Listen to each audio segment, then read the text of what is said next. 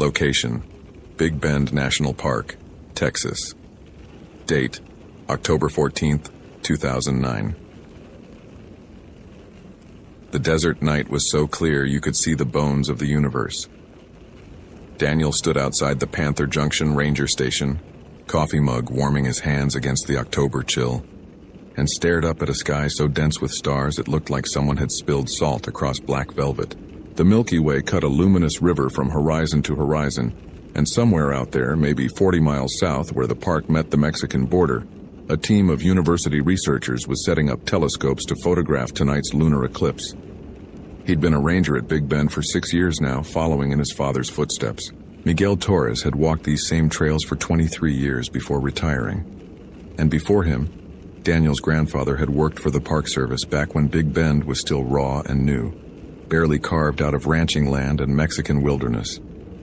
3 generations of Torres men keeping watch over 800,000 acres of Chihuahuan desert, knowing its moods, respecting its dangers, understanding that the desert kept secrets in ways that forests and mountains never could. The desert was honest in its hostility. It didn't hide what it was. A place where water was scarce, where the sun could kill you as surely as any predator, where the landscape itself seemed designed to remind humans of their insignificance. Daniel appreciated that honesty. He'd grown up in Alpine, close enough to Big Bend that the park had been his backyard, his playground, his education in humility. His radio crackled. "Unit 3, this is dispatch." Daniel keyed the handset. "Go ahead, Carla. Just confirming. You're still planning to check on the UT Austin astronomy group tonight?" "That's affirmative. They're set up at the old Mariscal mine overlook. I told Dr. Chen I'd swing by around 9, make sure they have everything they need." Eclipse starts at 10:47 p.m., peaks at 11:23. Should be quite a show. If you're into that sort of thing. Daniel smiled. He was, actually. There was something about celestial events in the desert that felt different than anywhere else. The sky was so big here, so overwhelming. During the day, the horizon stretched forever in every direction, mountains in the distance looking like paper cutouts against the pale sky. At night, the stars pressed down with such intensity, it felt like you could reach up and touch the ancient light. "Have a good patrol. Stay safe out there." "Always do." Daniel finished his coffee, rinsed the mug, and gathered his gear. Flashlight, first aid kit, water, always extra water, even for a short trip. Radio, GPS, his service pistol, which he wore more from regulation than any expectation of needing it. The dangers in Big Bend were sun exposure, dehydration, the occasional mountain lion or rattlesnake, not the kind of threats that required firearms. He climbed into his truck and headed south on the main park road, headlights cutting through darkness so complete it seemed to have texture. The desert at night was a different world. Sounds carried for miles. Temperature dropped 40 degrees from the daytime high, and animals emerged that you'd never see in daylight. Kit foxes, ringtails, nightjars, bats. The nocturnal residents of a place that was too harsh for most life during the day. The drive to Mariscal Mine overlook took 40 minutes, the last 10 on a rough dirt road that wound through Ocotillo and creosote bush. Daniel's headlights occasionally caught the reflection of eyes, probably javelinas, maybe a coyote. The road climbed gradually, rising toward one of the many mesa formations that dotted this section of the park. He'd always loved this area. The overlook sat on a limestone shelf that gave views across miles of desert to the Chisos Mountains in the west and the Sierra del Carmen Range in Mexico to the south. During the day, the landscape looked like Mars. Rust-red dirt, ancient volcanic formations, stone that had been here for hundreds of millions of years. At night, it became something else entirely. A place where you could feel the curve of the earth, the rotation through space, the thin membrane of atmosphere that was all that separated you from the infinite void above. His grandmother would have hated that thought. Mama Josefina had been full of warnings about the desert at night, stories passed down from her own grandmother who'd lived in a village near Boquillas before the park existed. Don't whistle after dark. It attracts things. Don't stare too long at the stars. Something might stare back. And never, never ignore the cry of La Lechuza, the owl witch. the bruja who took the form of a massive owl with a woman's face, who flew on silent wings and called out to people in the voices of their loved ones. If you heard La Lechuza crying, someone was going to die. If you heard it call your name, that someone was you. Daniel had listened to these stories as a child with the mixture of fascination and skepticism that all children felt. His father had dismissed them as superstition, folklore, the kind of tales that arose in isolated communities to explain the unexplainable. But Mama Josefina had been deadly serious. She'd made Daniel promise when he told her he was going to work at Big Bend that he would respect the old warnings, that he would remember some things in the desert were older than names, older than borders, older than the people who thought they understood this land. He'd promised, of course. You didn't argue with Mama Josefina, but he'd never quite believed. In 6 years of night patrols, he'd seen owls, great horned owls, barn owls, the occasional elf owl. Just birds. Beautiful, efficient predators, but just birds. The overlook came into view, and Daniel could see the astronomy team set up immediately. They'd brought serious equipment. 3 large telescopes on sturdy tripods, camera rigs with long exposure capabilities, laptops showing star charts, red-filtered flashlights to preserve night vision. 4 people moved around the equipment, making final adjustments. The group leader, Dr. Victoria Chen, waved as Daniel's truck approached. He parked at a respectful distance to avoid kicking up dust that might settle on their optics and walked over. Victoria met him halfway, pulling off gloves to shake hands. She was in her early 30s, Daniel guessed, with sharp eyes and the kind of focused energy that came from doing work you genuinely loved. Ranger Torres, right? Thanks for checking on us. Just Daniel is fine. How's the setup going? Perfect conditions. 0 cloud cover, minimal atmospheric distortion. This is exactly what we hoped for. She gestured at the telescopes. We're doing a comparative study of lunar eclipse photography across different atmospheric conditions. Big Bend gives us some of the darkest skies in the continental U.S. You picked a good night for it. Daniel looked up. The moon hung enormous and white in the eastern sky, not yet touched by Earth's shadow. Eclipse should start in about an hour and a half. We'll be ready. Victoria introduced him to her team. Mark, a graduate student with an impressive beard. Lisa, a postdoc who was already reviewing calibration data. And James, an undergraduate who looked simultaneously excited and nervous to be on his first real research trip. Daniel did a quick safety check with them. Yes, they had plenty of water. Yes, they knew the nearest bathroom facility was back at the ranger station. Yes, they had his radio frequency if they needed anything. Yes, they understood they needed to pack out all their trash and not disturb any of the archaeological sites. There were ancient pictographs in some of the rock overhangs around here, petroglyphs that predated the Apache and Comanche, left by people whose names were lost to time. We'll be here until about 2 a.m., Victoria said. The whole eclipse sequence, plus some post-totality imaging. Then we pack up and head back to our campsite at Cottonwood. I'll check back with you around midnight, make sure everything's going smoothly. Appreciate it. Daniel started back toward his truck, then paused. The desert was quiet. Too quiet. Usually at this time of night you'd hear things. The yip of coyotes, the buzz of insects, the rustle of small creatures moving through the brush. But tonight there was nothing. Just silence, vast and heavy as the darkness itself. He looked back at the astronomy team, busy with their equipment, oblivious. Then he looked up at the sky, at that overwhelming sprawl of stars, and for just a moment, less than a heartbeat, he felt something he couldn't name. Not fear, exactly. More like recognition. Like the feeling you get when you walk into a room and know someone's been there just before you, the air still disturbed by their passage. Daniel shook it off. He was being ridiculous. Too many of Mama Josefina's stories in his head. He climbed into his truck and headed back down the dirt road, planning to complete a circuit of the backcountry sites before returning to check on the astronomers.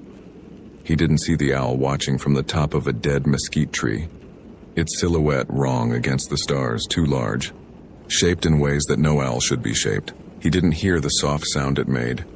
Not a hoot, not a screech, but something closer to a woman's voice humming a lullaby in Spanish. words so old even the language had changed around them. But Victoria heard it. She looked up from the telescope alignment, frowning. "Did you guys hear that?" Mark glanced over from where he was setting up the long exposure camera. "Hear what?" "I thought I heard..." Victoria trailed off. What had she heard? Singing. It was gone now, faded into the desert silence. Never mind. Probably just the wind. There is no wind, Lisa pointed out, her eyes on her laptop screen. Conditions are dead calm. That's why the seeing is so good tonight. Victoria returned her attention to the telescope. They were using a 12-inch Newtonian reflector for the primary imaging, with 2 smaller refractors set up for comparison shots. The equipment represented about $80,000 of university funding, and this was their 3rd night out of a planned 5-night survey. So far, everything had gone perfectly. Clear skies, good atmospheric transparency, equipment functioning flawlessly. But she couldn't shake the feeling of unease that had settled over her since Ranger Torres left.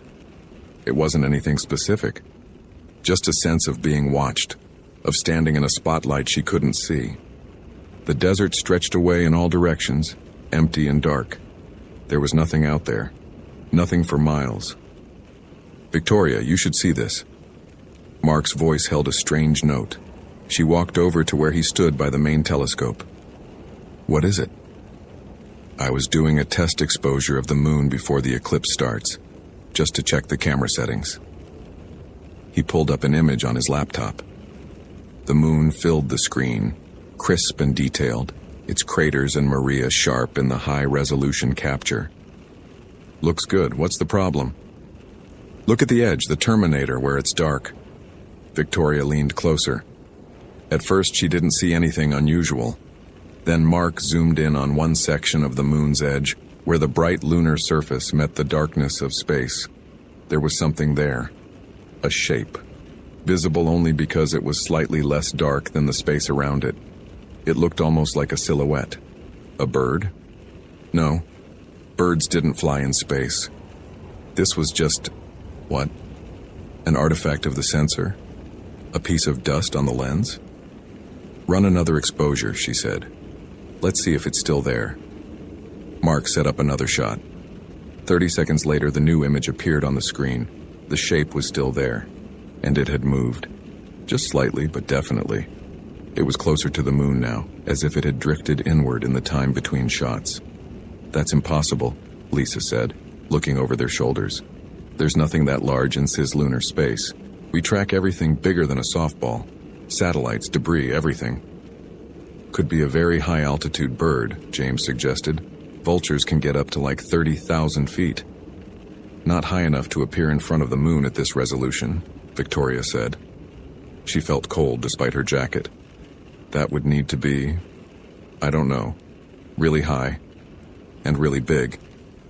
They stood there for a moment, staring at the image. The shape was definitely bird-like. Wings, a body, something that might be a head, but the proportions were wrong. The wings were too long, too angular, and there was something about the way it was oriented, the way it seemed to be positioned, that made Victoria's stomach clench with irrational dread. "Let's keep shooting," she said, keeping her voice level. "Document everything. This could be something really interesting. A new kind of atmospheric phenomenon, maybe. Or a satellite we don't have tracking data for." But she didn't believe either of those explanations, and judging by the looks on her team's faces, neither did they. Over the next hour, they took exposure after exposure. The shape remained visible in every shot, growing steadily larger. Not closer, larger.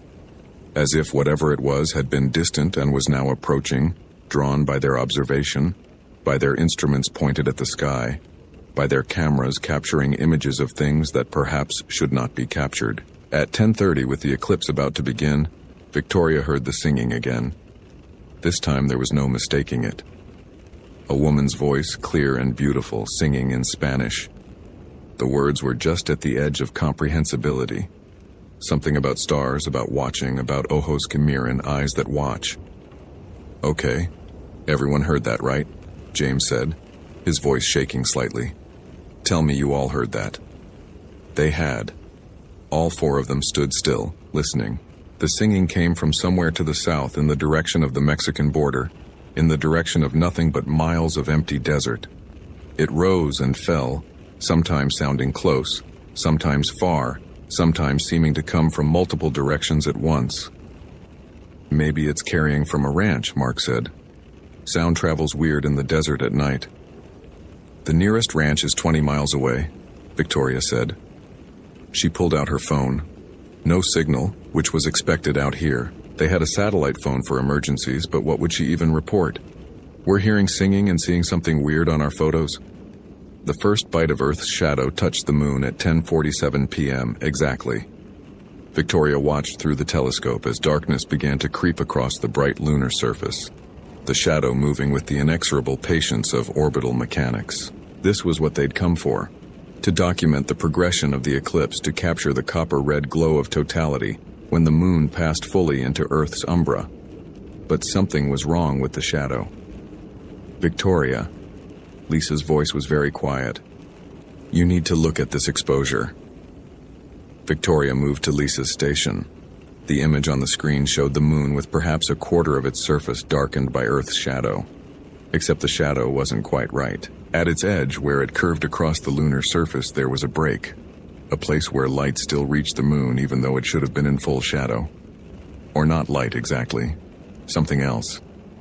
Something that looked almost like a reflection, like light bouncing off a surface that wasn't the Earth, wasn't the moon, wasn't anything that should be there in the vast emptiness between. Check the ephemeris data, Victoria said, her mouth dry. Make sure we have the right timing for the eclipse. Lisa pulled up the calculations. Timing's perfect. This is exactly when the shadow should be where it is. Then what's causing that reflection? No one had an answer. The singing grew louder. It was coming from multiple directions now, definitely and definitely closer. Victoria could make out more of the words. Ancient Spanish, the kind spoken centuries ago, mixed with something that might have been Nahuatl or Apache or something even older. The song spoke of the old gods, of things that lived in the sky before humans learned to name the stars, of watchers who remembered when the moon was young. I really don't like this, James said. He'd abandoned his station and was standing close to the others, safety in numbers. Maybe we should pack up. We're not leaving, Victoria said, more sharply than she intended. They'd spent months planning this expedition, thousands of dollars on equipment and permits and travel. They were scientists. They documented phenomena. They didn't run from them. We came here to observe an eclipse, and that's what we're going to do. But her hands shook as she returned to the main telescope. The moon was half-shadowed now, and the shape, that impossible bird shape that couldn't exist, was visible against its bright surface. No longer dark against space, now it showed as a silhouette against the moon itself, which meant it had moved, which meant it was between them and the moon, which meant it was enormous, larger than mountains, larger than cities. How is that possible? What could be that large and go unnoticed? How could something the size of a continent float in space without being seen, tracked, documented? Unless it didn't want to be seen. The thought came unbidden, and with it, a memory of her grandmother, her own mama, who'd grown up in Durango and never quite lost the old beliefs despite decades in Houston. She'd told Victoria stories about La Lechuza, the owl witch who served older things, things that lived in the spaces between. Victoria had dismissed them as folklore, as cultural stories meant to teach lessons about respecting the night, about not wandering where you shouldn't. But what if they weren't stories? What if they were warnings? It's looking at us, Mark whispered. He was staring through one of the smaller telescopes. Oh God, Victoria, it's looking at us. She pushed him aside, not gently, and looked through the eyepiece. The moon filled her vision, half dark, half bright, beautiful and terrible, and there, silhouetted against the brightness, the shape. She could see it clearly now through the magnification. Wings spread wide, each feather visible, each primary and secondary distinct. A body too elongated, proportions all wrong. And the head? The head was turned toward Earth, toward them.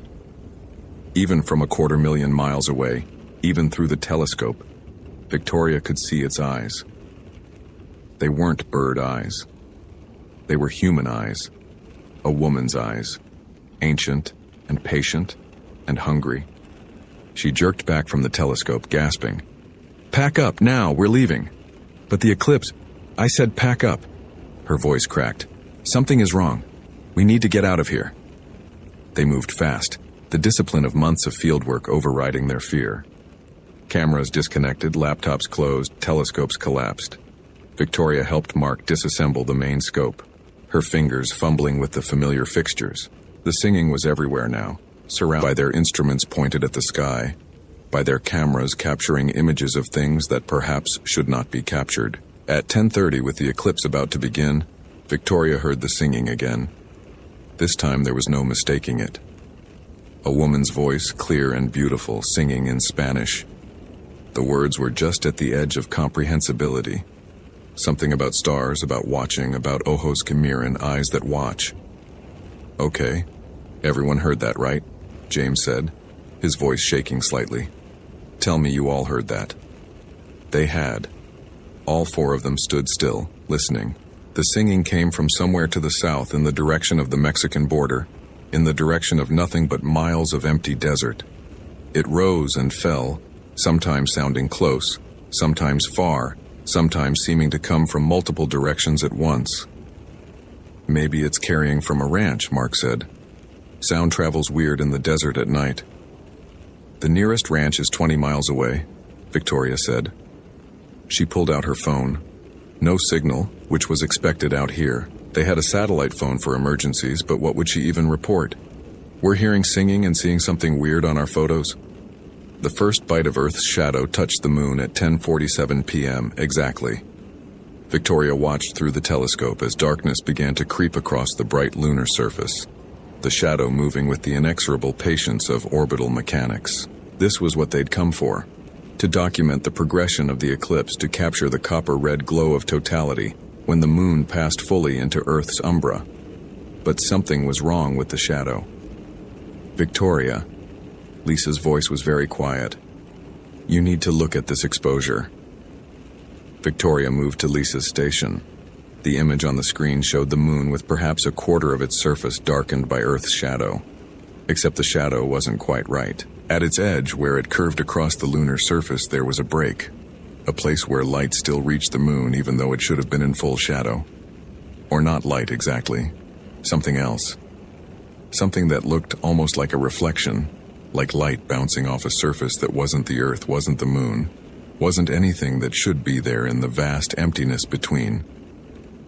"Check the ephemeris data," Victoria said, her mouth dry. "Make sure we have the right timing for the eclipse." Lisa pulled up the calculations. "Timing's perfect. This is exactly when the shadow should be where it is." "Then what's causing that reflection?" No one had an answer. The singing grew louder. It was coming from multiple directions now, definitely and definitely closer. Victoria could make out more of the words. Ancient Spanish, the kind spoken centuries ago, mixed with something that might have been Nahuatl or Apache or something even older. The song spoke of the old gods, of things that lived in the sky before humans learned to name the stars, of watchers who remembered when the moon was young. "I really don't like this," James said. He'd abandoned his station and was standing close to the others, safety in numbers. "Maybe we should pack up. We're not leaving," Victoria said, more sharply than she intended. They'd spent months planning this expedition, thousands of dollars on equipment and permits and travel. They were scientists.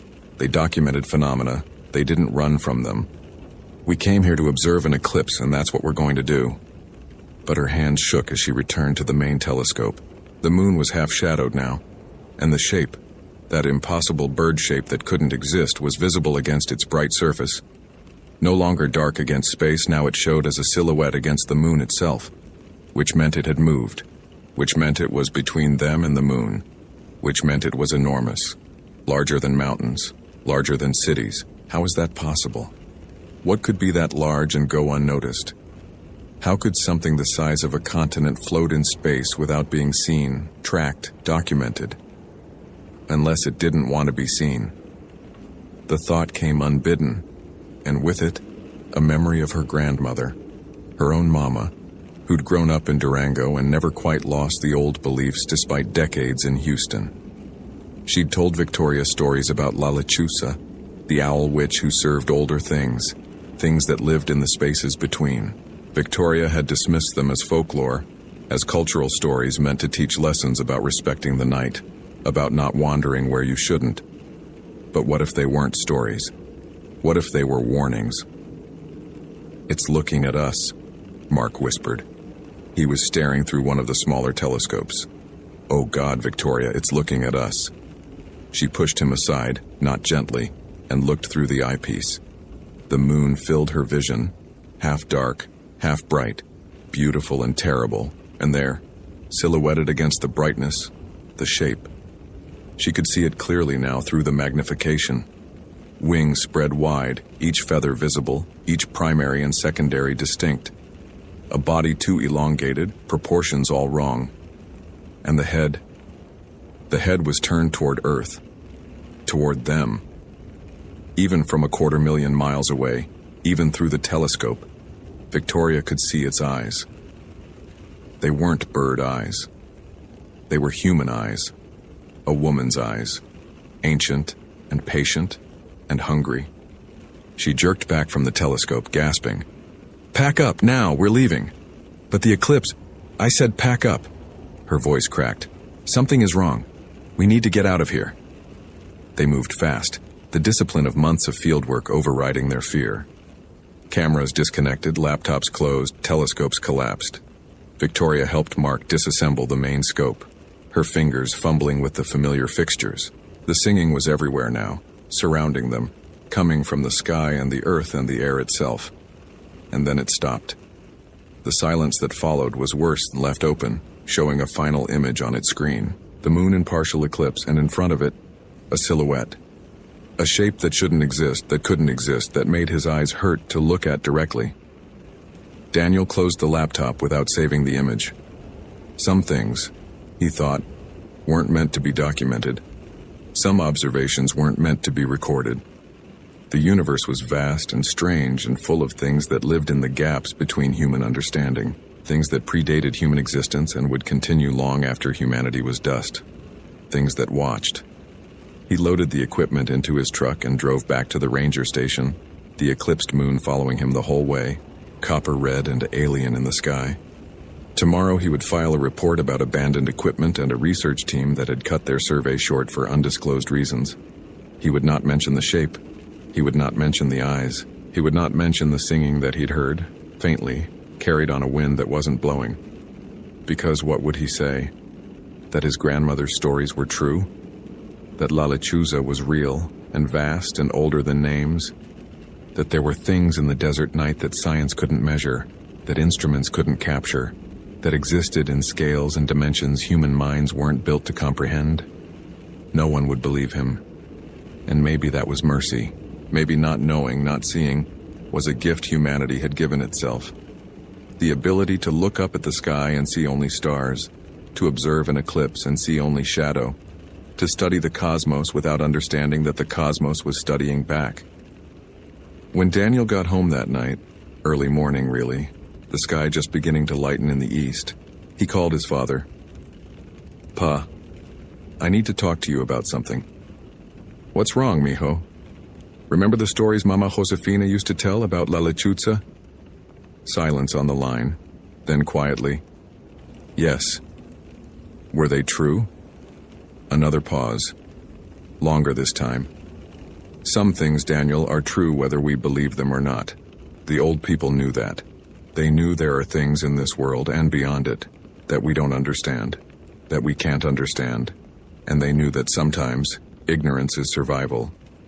I saw something tonight, Pa. I know, you wouldn't be calling if you hadn't." His father's voice was heavy with something that might have been sympathy, might have been recognition, might have been the weight of 3 generations of Torres men learning the same hard truth about the desert and the sky. Now you have to decide what you're going to do with that knowledge. What did you do when you saw? I kept working. I kept my head down.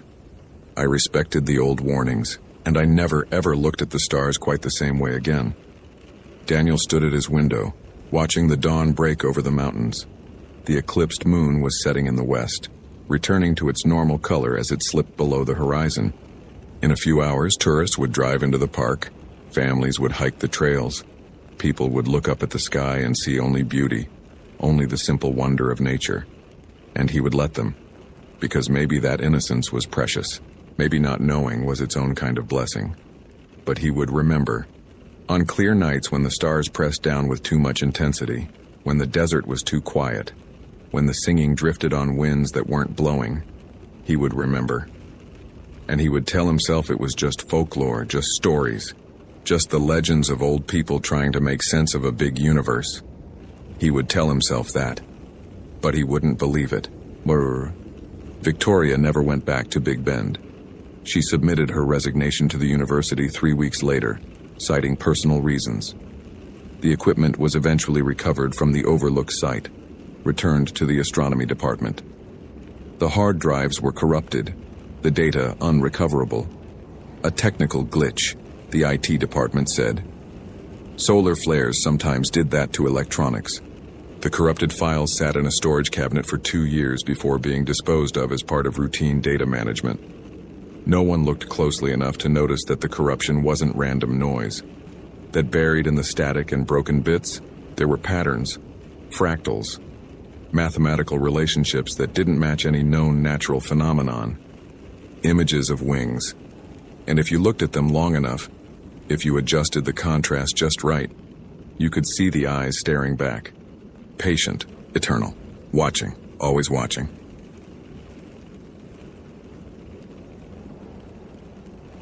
Location, North Cascades National Park, Washington. Date, March 12, 2011. The mountains wore their winter colors like a warning.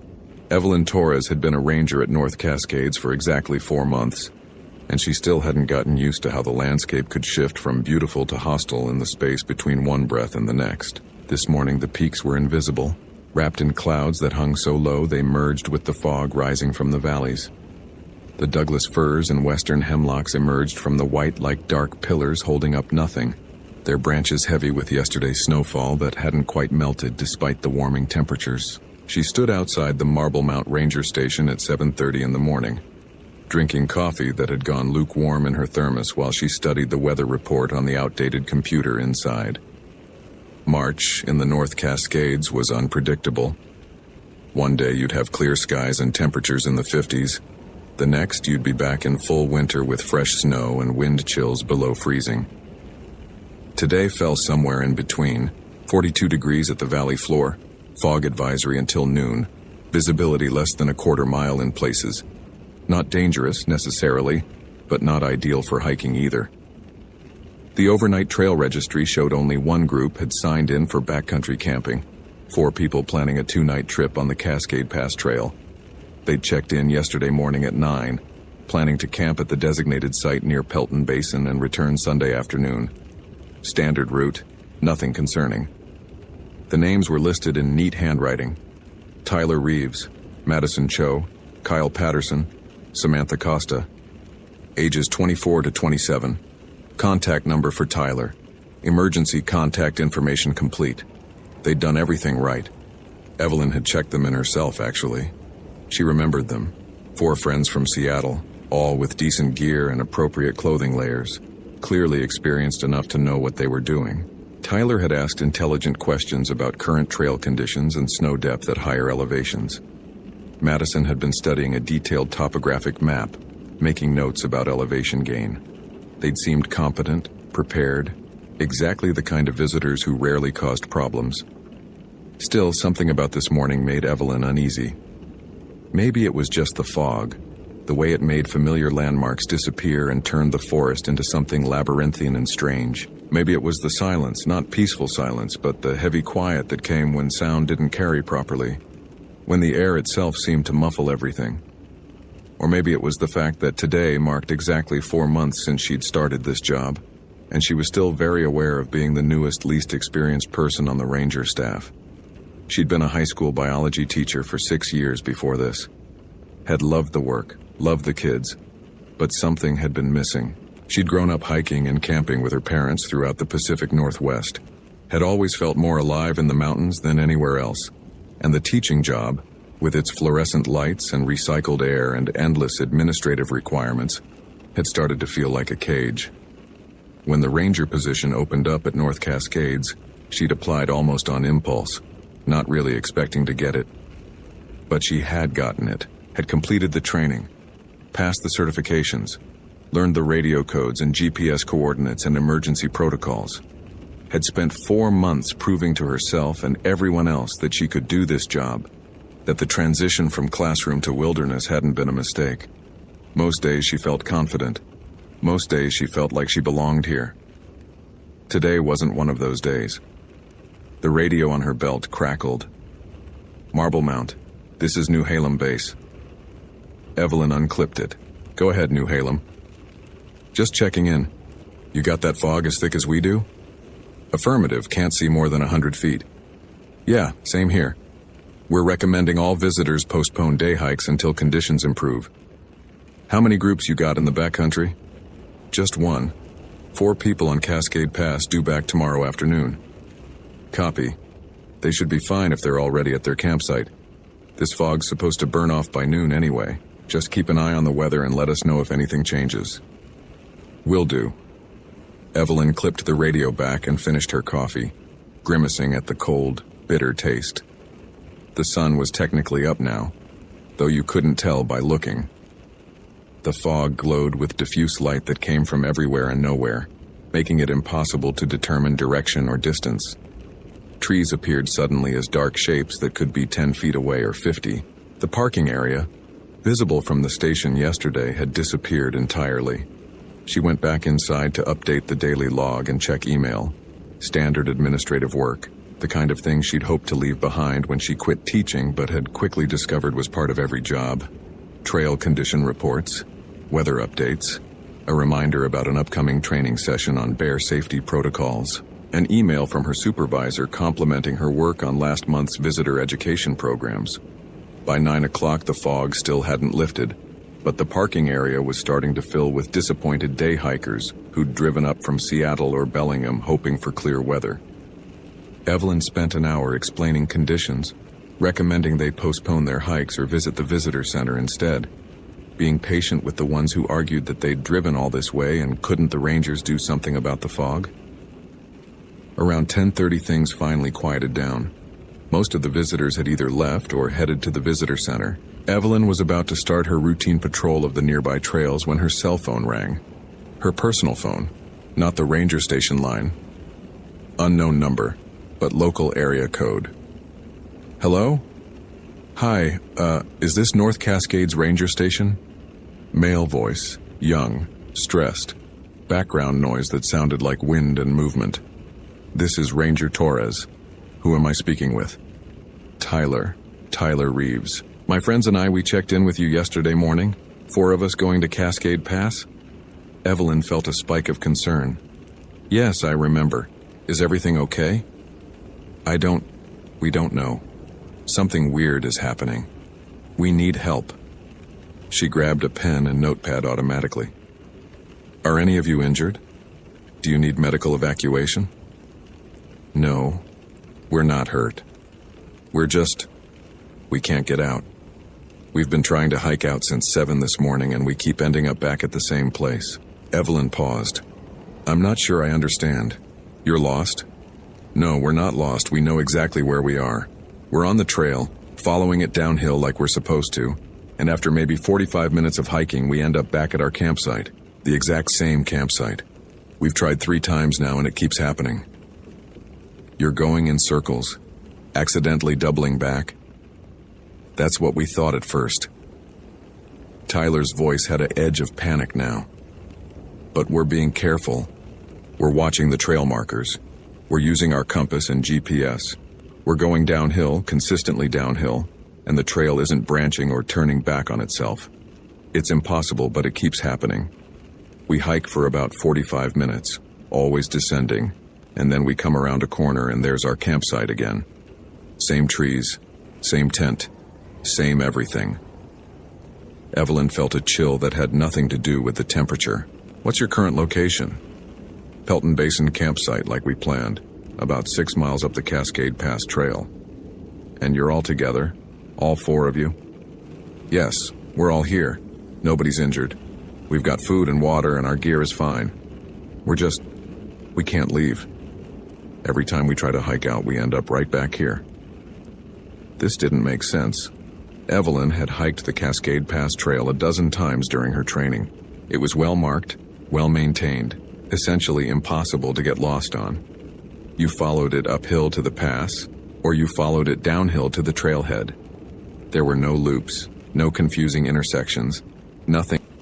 He loaded the equipment into his truck, moon following him the whole way, copper red and alien in the sky.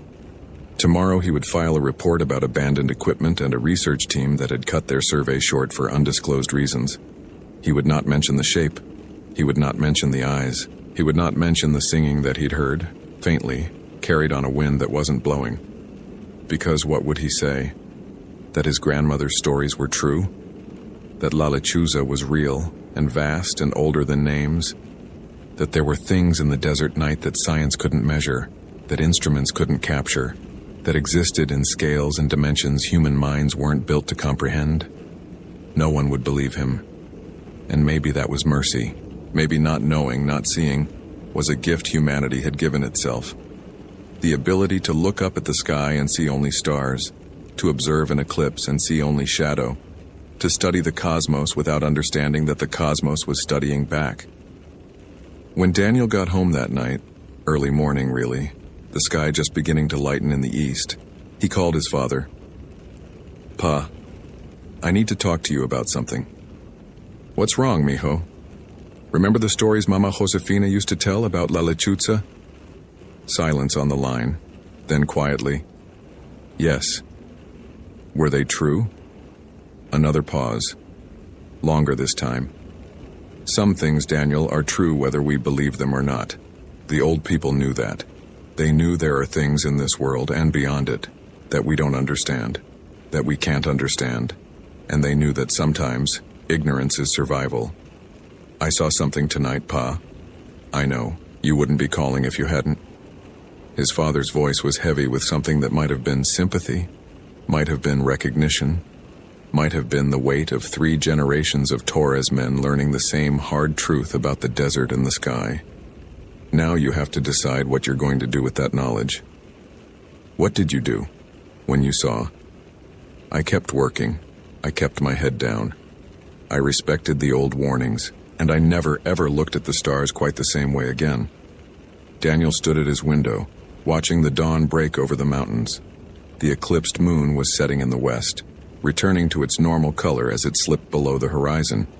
In a few hours, tourists would drive into the park, families would hike the trails, people would look up at the sky and see only beauty, only the simple wonder of nature.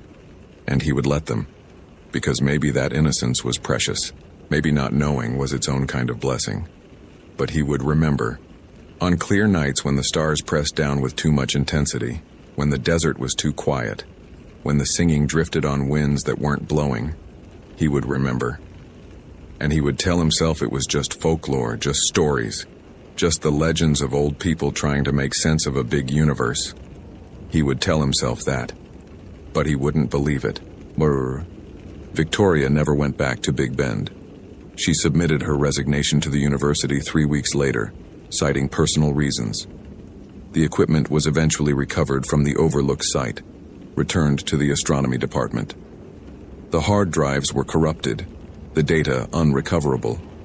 A technical glitch, the IT department said. Solar flares sometimes did that to electronics. The corrupted files sat in a storage cabinet for 2 years before being disposed of as part of routine data management. No one looked closely enough to notice that the corruption wasn't random noise. That buried in the static and broken bits, there were patterns, fractals, mathematical relationships that didn't match any known natural phenomenon. Images of wings. And if you looked at them long enough, if you adjusted the contrast just right, you could see the eyes staring back. Patient, eternal, watching, always around us, like tapping, like something tapping on the tree trunks in a pattern. It stops when we try to locate it, then starts up again somewhere else. The chill Evelyn had felt earlier intensified. Have you seen anything? Any wildlife? No, nothing. The forest feels empty except for that tapping sound. Stay together.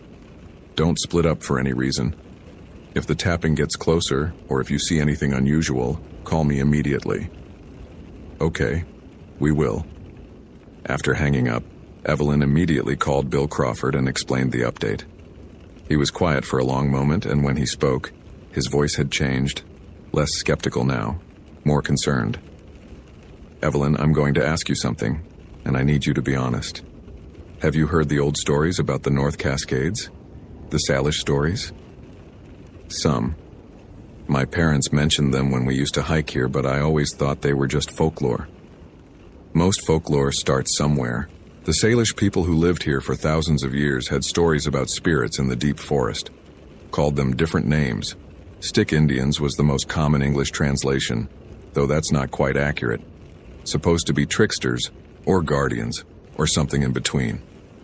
The stories said they could make trails turn back on themselves. Could trap people in loops of space that didn't follow normal rules. Could make hikers walk in circles without realizing it. Bill, are you seriously suggesting? I'm not suggesting anything. I'm telling you what the old stories say. And I'm telling you that in 23 years, I've heard 4 or 5 reports that sound similar to what you're describing. Always in the same general area, the basin between Cascade Pass and the lower trail. Always involving people who suddenly can't navigate out despite doing everything right. Usually resolves itself after a few hours, sometimes after a day. People eventually walk out confused but unharmed. Usually. There was one case in 1997 before you were here. 2 experienced hikers went missing in that area for 3 days. When they finally emerged, they claimed they'd only been hiking for about 6 hours. Couldn't account for the missing time. Their watches had stopped. Their GPS showed impossible readings. Search and rescue found them dehydrated and hypothermic, but they'd had plenty of food and water in their packs that they insisted they'd tried to use. Evelyn felt something cold settling in her stomach. What are you telling me to do? I'm telling you to take this seriously, even if it doesn't make rational sense. Get a team together, but be careful. Make sure everyone stays in visual contact. Don't let anyone wander off alone. And Evelyn, take tobacco. Tobacco? It's traditional, an offering. The old way of showing respect when you enter certain places. I know how that sounds, but trust me on this. Take a pouch of loose tobacco and leave it at the trailhead before you go in. Can't hurt, might help. Bill, I'll authorize the search and rescue operation officially. You'll take Dave Martinez with you. He's Salish. Grew up hearing these stories, he'll understand. Get another 2 people, minimum 4 on the team. Leave within the hour. And Evelyn, come back with everyone. I mean everyone. Don't leave anyone behind no matter what. The line went dead. Tyler Reeves had been working as a software engineer in Seattle for 3 years, and he'd gotten into the habit of treating everything like a logic problem. Input, process, output, cause and effect. When something didn't work, you debugged it. You found the error in the code and fixed it. But there was no debugging this. He sat on a log near the tent. His 3 best friends clustered around him and tried to make sense of something that didn't follow any logical rules. They'd hiked the Cascade Pass Trail before 2 years ago, and it had been straightforward. You went up or you went down. The trail was well marked. You couldn't get lost if you tried. And yet they'd been trapped here for over 4 hours now. Madison Cho sat next to him, her topographic map spread across her knees, running calculations on her phone. She was an architect, methodical and precise, someone who thought in 3 dimensions and understood space better than anyone Tyler knew. If anyone could figure out what was happening, it should be her. It doesn't work, she said finally, her voice tight with frustration. The elevation change is wrong. According to my GPS, we descended 430 feet in that first attempt. That should have taken us at least a third of the way back to the trailhead. But we ended up here, where we started, at the same elevation. The elevation change didn't persist. Kyle Patterson, who'd been Tyler's roommate in college and was now a physical therapist, looked up from where he'd been examining the chalk marks on nearby trees. I marked trees every 100 paces like you said. 23 marks total, which means we walked at least 2,300 paces. My stride is about 2.5 feet, so that's almost 5,700 feet of linear distance, over a mile. But we're sitting in a clearing that's maybe 50 yards across. Samantha Costa, Sam to everyone who knew her, was the quietest of the group normally, a graphic designer who spent most of her time listening rather than talking. But now she spoke up, her voice steady despite the fear Tyler could see in her eyes. We need to talk about what's really happening here. This isn't a navigation error. This isn't us being stupid or careless. Something is wrong with space itself in this area. That's impossible, Tyler said automatically, but the words felt hollow. Is it? Sam gestured around them. We've been measuring and documenting everything. We know exactly what we're doing. We know how to use a compass and a GPS and how to read trail markers. And yet we can't leave. What's the rational explanation for that? Tyler didn't have one. That was the problem. He'd been running through possibilities all morning. Equipment malfunction, group hallucination, some kind of gas leak causing shared delirium. And none of them fit the facts. They were all thinking clearly. Their equipment worked. They could see the trail, follow it precisely, and still end up back where they started. The ranger's coming, Madison said quietly. She'll figure it out. That's her job. What if she gets trapped too? Kyle asked. What if this whole area is some kind of, some kind of anomaly and everyone who comes in here gets stuck? Then eventually someone will notice and send help from outside. They'll figure out what's happening and fix it. Will they? Sam was looking at the trees surrounding their campsite, her expression distant. Tyler, do you remember what that old man at the trailhead said yesterday, when we were signing in? Tyler did remember. There'd been an elderly indigenous man sitting on a bench near the ranger station, watching them prepare for their hike. He'd approached as they were about to start, moving slowly, leaning on a carved walking stick. You kids heading up to Cascade Pass? He'd asked. They'd confirmed they were. Be careful up there. Stay on the trail. Don't listen to anything you hear off in the trees. And if you see anyone else up there, anyone at all, don't follow them, even if they look familiar. At the time, Tyler had assumed it was just the kind of vague warning old-timers like to give young hikers. Be safe, be prepared, watch out for dangers both real and imagined. He'd thanked the man politely, and they'd started hiking. Now the warning felt more specific, more urgent. What do you think he meant? Sam asked. About not following anyone even if they look familiar? Probably just talking about getting separated, Madison said, but she didn't sound convinced. Kyle stood up abruptly. Okay, this is getting too weird. I don't believe in ghosts or spirits or whatever, but something is definitely wrong here and I don't want to wait around to find out what. Let's try one more time. All four of us, staying within arm's reach of each other. We'll hike down and we won't stop for anything until we reach the trailhead. The ranger said to stay here, Tyler reminded him. The ranger doesn't understand what's happening. We're wasting time. Come on. Tyler wanted to argue, but part of him agreed. Sitting here waiting felt passive, helpless. They were young, healthy, experienced hikers. They should be able to walk out of their own campsite. Fine, he said, but we do this smart. Full packs, all supplies like we're not coming back, and we all stay together. Nobody gets more than 5 feet from anyone else. They broke camp quickly. They'd done it enough times that it was almost automatic. Tent collapsed and rolled, sleeping bags stuffed into compression sacks, food and water secured. Within 15 minutes they were ready, standing at the edge of the campsite where the trail continued downhill into the fog. The tapping sound started again. It came from somewhere to their left, in the dense forest off the trail. A rhythmic sound wood on wood like someone knocking on tree trunks in a deliberate pattern. Tap, tap, tap. Pause. Tap, tap. Pause. Tap, tap, tap. It moved as they listened, circling around them, always staying just out of sight. What is that? Madison whispered. Animal, probably, Tyler said, trying to sound confident. Woodpecker or something. Woodpeckers don't tap in patterns. The sound stopped. The forest went silent again. That heavy, muffled silence that felt wrong, that felt like the world was holding its breath. "Let's just go," Sam said. "Now, before it starts again." They began hiking downhill, staying close together as promised. Tyler led, followed by Madison, then Sam, with Kyle bringing up the rear. They moved at a steady pace, not hurrying but not dawdling either. The trail was clear, well maintained, descending steadily into the fog. 5 minutes passed. 10. 15. They were moving downhill consistently. Tyler could feel it in his knees, in the way his pack's weight shifted forward.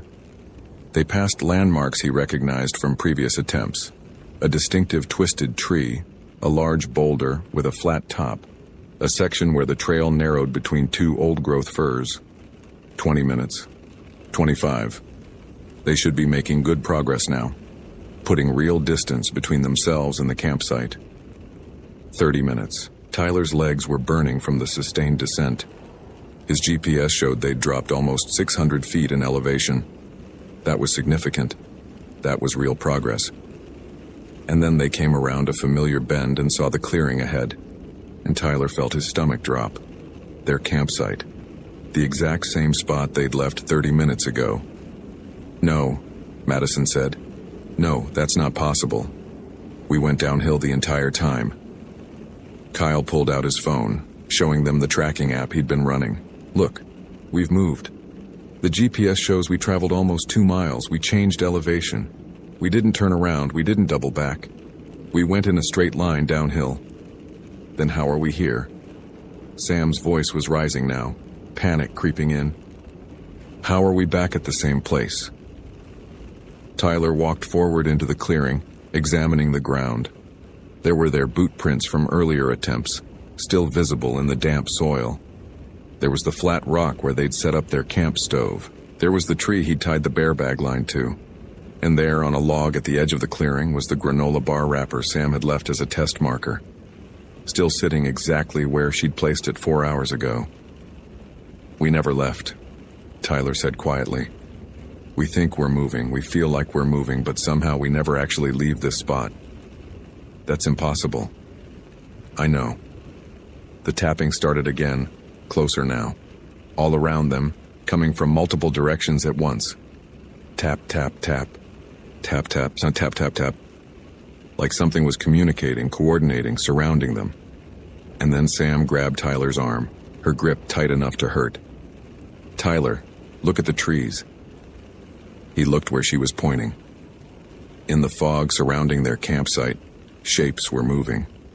Not animal shapes. Not human shapes either, exactly. They were tall and thin, moving with a strange, jerky gait that didn't look natural.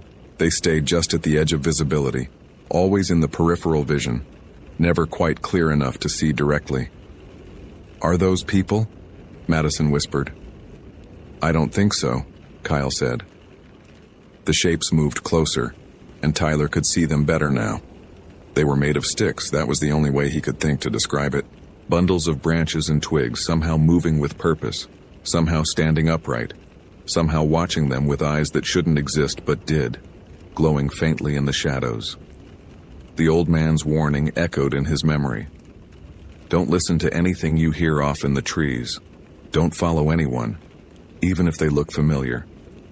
"Back to back," Tyler said, keeping his voice low and steady despite the terror rising in his throat. "Form a circle. Don't look directly at them. Don't respond to anything they do." The 4 friends pressed together, each facing outward, covering all directions. The stick figures circled them slowly, never getting too close but never backing away either. The tapping continued, and Tyler realized it was coming from them. They were striking the trees as they moved, marking their territory, announcing their presence. His phone rang, the sound impossibly loud in the quiet. He fumbled for it, nearly dropping it, and saw Ranger Torres's name on the screen. "We're in trouble," he said as soon as he answered.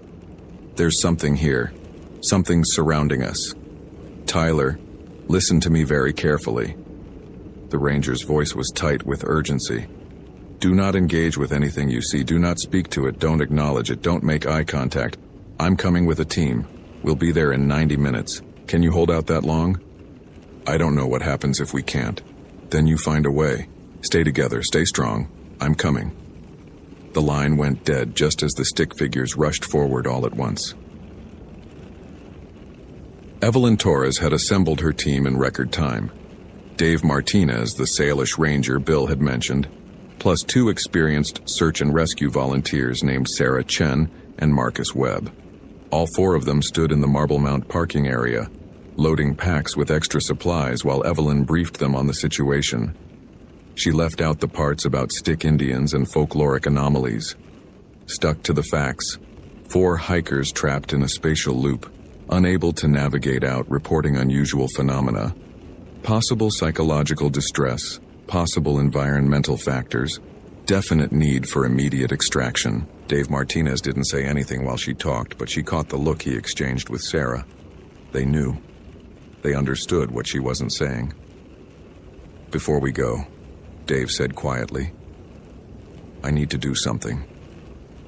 He pulled a small leather pouch from his pack and walked to the trailhead marker. Evelyn watched as he opened the pouch, revealing loose tobacco, and scattered a pinch on the ground at the base of the marker. He spoke in a language she didn't understand. Lushootseed, she guessed, the language of the Coast Salish peoples. His voice was respectful, measured, asking for something or offering something or both. When he finished, he turned back to the team. Okay, we can go now. They started up the trail at a quick pace, faster than normal but sustainable.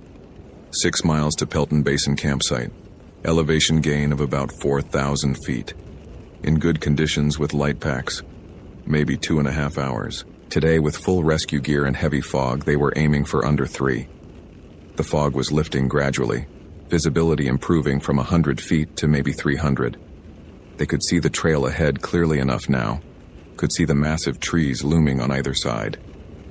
Douglas firs 6 feet in diameter, western red cedars that had been growing since before the first Europeans arrived in this region. The forest here was old, ancient, timeless in a way that made human concerns feel temporary and small. Evelyn found herself hiking next to Dave as the trail steepened. Can I ask you something? Go ahead. The stories Bill mentioned, the stick Indians, are they real? Dave was quiet for several strides. Real is a complicated word. Are they physical beings you can touch and photograph? Probably not. Are they forces that exist in certain places that can affect people who enter those places? Yeah, I'd say so. How does that work? I'm not sure it's about how. Different peoples have different names for them. We call them Sinulkai and Lushootseed. Roughly translates to stick people or tree people. Other tribes have other names. But the basic idea is consistent. There are beings in the deep forest that don't follow human rules. They're tricksters sometimes, teachers other times, dangerous if disrespected. They can change how space works, make trails loop back on themselves, make time move differently. But that's not scientifically possible.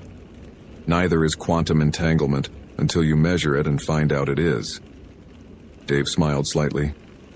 I'm not asking you to believe in magic, Ranger Torres. I'm just asking you to keep an open mind about what's possible. These mountains were here long before we named them parks, long before we drew maps and established trails. There are old places in the world where old things still live, and sometimes they remind us that we're visitors here, not owners. They hiked in silence after that, climbing steadily. An hour passed, then 90 minutes. The fog had lifted enough that they could see the peaks above them now, snow-covered and jagged against the gray sky. Beautiful and hostile at the same time, the way mountains always were. At 2 hours and 20 minutes, they reached Pelton Basin. The campsite was exactly where it should be, exactly as described. A small clearing, flat area for tents, ring of stones for a fire. But no tent, no gear, no people. Tyler, Evelyn called. Madison, Kyle, Samantha. Her voice echoed strangely in the basin, bouncing off the surrounding ridges in a way that made it sound like multiple people calling at once. No response. They should be here, Sarah said, checking her GPS. This is the registered campsite. Fan out, Evelyn ordered. Search pattern 20-yard radius. Stay in visual contact. They spread out, examining the area carefully. And within minutes, Dave called out, "Over here, I found something." Evelyn joined him at the edge of the clearing. He was crouching near a tree, pointing at marks on the trunk. Fresh marks, carved or scratched into the bark. Not random, deliberate, patterned. A series of lines and symbols that looked almost like writing, but in no alphabet Evelyn recognized. "These are warnings," Dave said. "Old style, the kind my grandfather taught me about. They mark territory. They say, this place is claimed, this place is occupied. Proceed with respect or not at all." Who made them? Not who. What? Sarah's radio crackled. "Evelyn, you need to see this." They found her on the opposite side of the clearing, standing next to a pile of equipment. 4 backpacks arranged neatly. 4 sleeping bags rolled and stacked. A tent still in its stuff sack. All the gear from the missing hikers, organized and abandoned. "They wouldn't leave this," Marcus said. "Not voluntarily. Not in March in the mountains." Evelyn keyed her radio. "New Hallam Base, this is Unit 7. We've reached Pelton Basin campsite. The hikers are not present, but we've found their equipment. Requesting additional support and possible helicopter evac if weather permits. Static. Then more static." She adjusted the frequency and tried again. "New Hallam Base, do you copy?" Nothing. Just the empty hiss of dead air. "That's not right," Marcus said. "We should have clear contact from here." Dave was need to leave. Now. "We can't leave without the hikers. We can't help them if we get trapped too." He pointed into the forest. "Look. Really look." Evelyn looked where he indicated and felt her breath catch. In the trees surrounding the clearing, shapes were moving. Tall, thin shapes that seemed to be made of branches and shadow, moving with a stilted gait that wasn't quite right. They stayed just at the edge of visibility, always in peripheral vision, never quite clear enough to focus on directly. And they were coming closer. "What are those?" Sarah whispered. "Sinulkai," Dave said. "The stick people. We're in their territory now, and they're not happy about it." The shapes circled the clearing slowly, and Evelyn could hear it now. The tapping sound Tyler had described. Wood on wood, rhythmic and deliberate, coming from all directions at once. Tap, tap, tap. Tap, tap. Tap, tap, tap. "Options?" Evelyn asked, trying to keep her voice steady. "We leave the way we came, quickly and respectfully. Or we try to negotiate, which I don't recommend because I don't speak their language well enough, and I'm not sure they're in a negotiating mood. We can't leave without the hikers." "The hikers are gone, Ranger Torres. They're in the loop now, in the space between spaces. We can't reach them from here." "Then how do we get them back?" Dave looked at her, and his expression was sympathetic but firm. "We don't. They have to find their own way out. That's how it works. The Sinulkai take people into their territory, into the folded space they control. Time moves differently there. Space doesn't follow our rules. The hikers might be gone for an hour or a day or a week from our perspective, but from theirs it could be minutes or months. When the Sinulkai decide to release them, if they decide to release them, they'll walk out like nothing happened. That's not acceptable. It's not about acceptable, it's about what is." The shapes were getting closer now, close enough that Evelyn could see details. They weren't made of sticks exactly. They were sticks, somehow animated, somehow given form and purpose, bundles of branches woven together in roughly humanoid shapes, with eyes that glowed faintly in the shadows and mouths that shouldn't exist but did, opening and closing soundlessly. "We need to go," Marcus said urgently. "Right now." Evelyn made a decision she knew she'd second-guess for the rest of her career. "Everybody back to the trail. Move quickly. Don't run. Don't look directly at them." They started walking, and the stick figures followed, maintaining their distance but clearly herding them, guiding them back toward the trail. The tapping intensified, surrounding them, creating a rhythm that felt almost like language. They were almost to the trail when Sarah stopped suddenly. Wait, do you hear that? Evelyn listened. Underneath the tapping, she could hear voices, human voices, calling for help. That's Tyler. Sarah started toward the sound. No. Dave grabbed her arm. That's not Tyler. That's them, mimicking human voices. It's a trap. But what if it's really him? It's not. Trust me. The voices got louder, more desperate. Help us, please. We're stuck. We can't get out.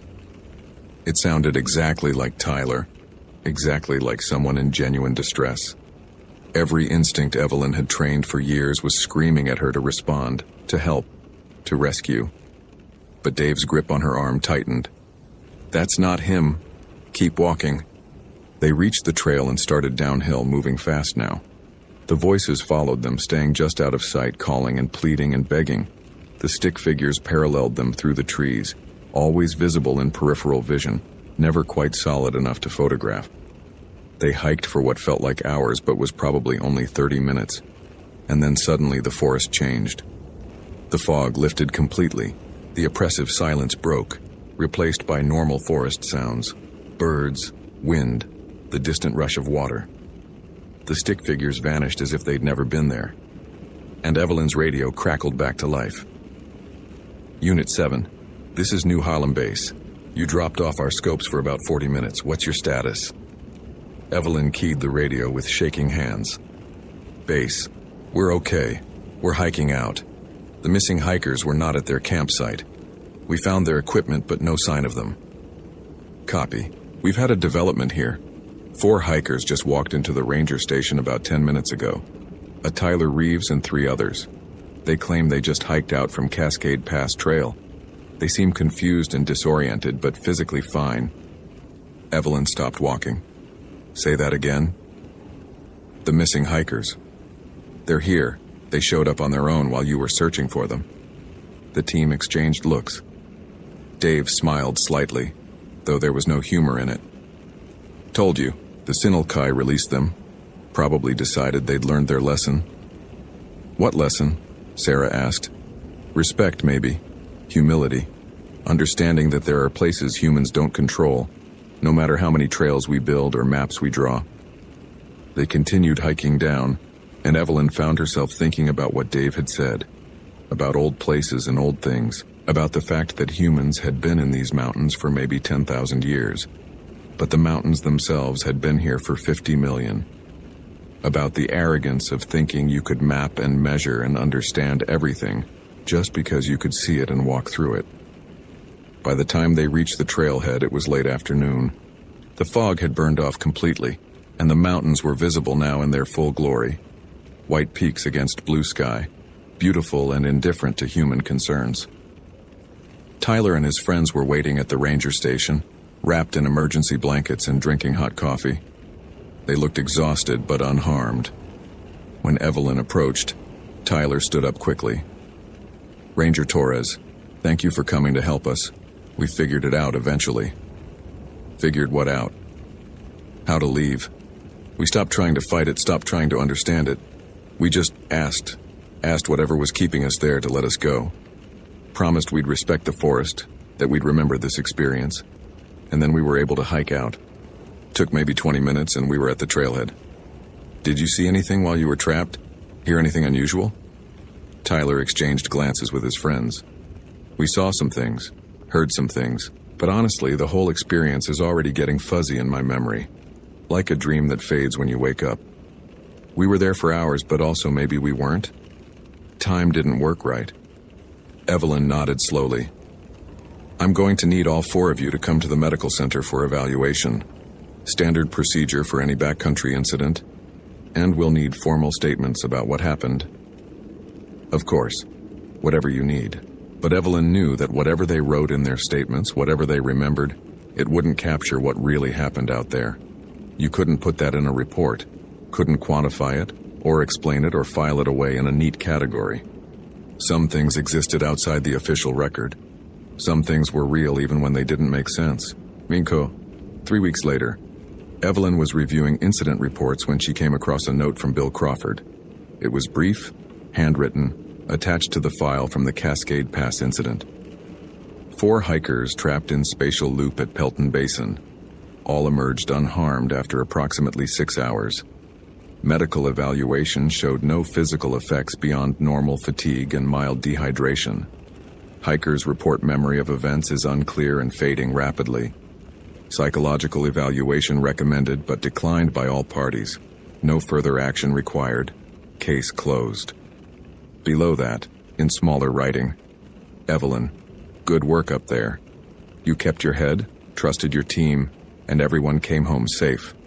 That's what matters. The mountains keep their secrets. We just try to help people navigate around them. Bill. Evelyn filed the report and went back to her regular duties. But she found herself thinking about that day often. About the stick figures in the fog. About the tapping sounds in the looping trail. About Dave's words regarding old places and old things. She'd been a ranger for 4 months when the Cascade Pass incident happened. It had taught her something they didn't cover in training. Something she suspected most rangers never learned no matter how many years they served. The wilderness wasn't empty. It wasn't just trees and rocks and animals waiting for humans to arrive and give them meaning.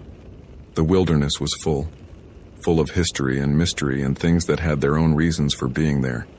Reasons that had nothing to do with humans and our trails and our maps and our desperate need to understand everything. Sometimes the best thing you could do was recognize your limits, show respect, ask permission, and when something made it clear you weren't welcome, have the wisdom to leave. That was the real lesson of the North Cascades. Not that the wilderness was dangerous, everyone knew that, but that the wilderness was sovereign, ancient, and patient. It had been here before humans arrived. It would be here long after humans were gone. And in certain places, at certain times, it reminded you of that fact in ways you couldn't ignore. Evelyn never hiked the Cascade Pass Trail again, though she continued working at North Cascades for 3 more years. When visitors asked about that trail, she recommended it readily. It was beautiful, well-maintained, safe for experienced hikers. But she always added one note of caution, delivered lightly enough that most people didn't think too much about it. Stay on the marked trail. Don't follow anything you hear or see in the trees. And if you feel like you're going in circles, stop and ask permission to leave. You'd be surprised how often that works. Most visitors laughed or nodded politely, assuming she was being metaphorical or poetic. A few understood. Those were the ones who'd spent enough time in deep wilderness to know that the world was stranger and older than maps could capture. Those were the ones who came back from their hikes with stories they weren't quite sure how to tell, about experiences that didn't quite fit into normal categories. Those were the ones who listened when the mountains spoke, and who had the wisdom to speak back. Tyler Reeves returned to his software engineering job in Seattle and tried to forget about what happened at Cascade Pass. For the first few weeks, he was largely successful. The memory faded exactly as he'd told Ranger Torres it would, like a dream losing definition upon waking, until only fragments remained. But sometimes late at night when he couldn't sleep, he'd remember the sensation of walking downhill for hours and ending up exactly where he started. He'd remember the tapping sounds in the forest, rhythmic and purposeful. He'd remember the shapes made of sticks and shadow circling closer. And he'd remember the moment when they'd finally stopped fighting, when Madison had said, "Maybe we should ask," and they'd all thought she was crazy, but tried it anyway. When they'd stood in that clearing and spoken out loud to something they couldn't see, asking respectfully to be released, promising to remember. The way the forest had suddenly felt different after that. The way the oppressive weight had lifted. The way the trail had simply been there, straightforward and clear, leading them out. He never told anyone outside his close friend group about that part. It sounded too ridiculous, too much like something from a fantasy novel. But he remembered it clearly, more clearly than anything else from that day. 3 months after the incident, Tyler received a package in the mail. No return address, just his name and address written in careful handwriting. Inside was a small wooden carving, a figure made from twisted branches about 6 inches tall, roughly humanoid but clearly not human. And a note, written on plain paper. Remember your promise. Respect the old places. They remember you too. Tyler put the carving on his bookshelf, where it sat among his fantasy novels and hiking guidebooks. Visitors occasionally asked about it, and he'd say it was a souvenir from a hiking trip, which was true in its way. But late at night, when he looked at it in the dim light from his bedroom, he could swear it moved sometimes, just slightly, just enough to remind him that some promises weren't metaphorical. Some promises were real, and breaking them had consequences. Tyler kept his promise. He never went back to the North Cascades, and when he hiked in other wilderness areas, which he continued to do, because the mountains were still beautiful and still worth visiting, he always paused at trailheads, always showed respect, always asked permission, even if just silently in his own mind, and always stayed on the marked trail. Because he'd learned what the rangers had learned, what the indigenous peoples had known for thousands of years. The wilderness had rules. Not human rules, not rules you could write down in a guidebook, but rules nonetheless. Follow them, and the mountains would let you pass through safely, would share their beauty and their peace. Break them, and the mountains would teach you lessons you'd never forget. Tyler had learned his lesson. He carried it with him every day, in every choice he made about where to go and how to behave when he got there. The wilderness was sovereign. The wilderness was patient, and the wilderness never forgot. Neither would he.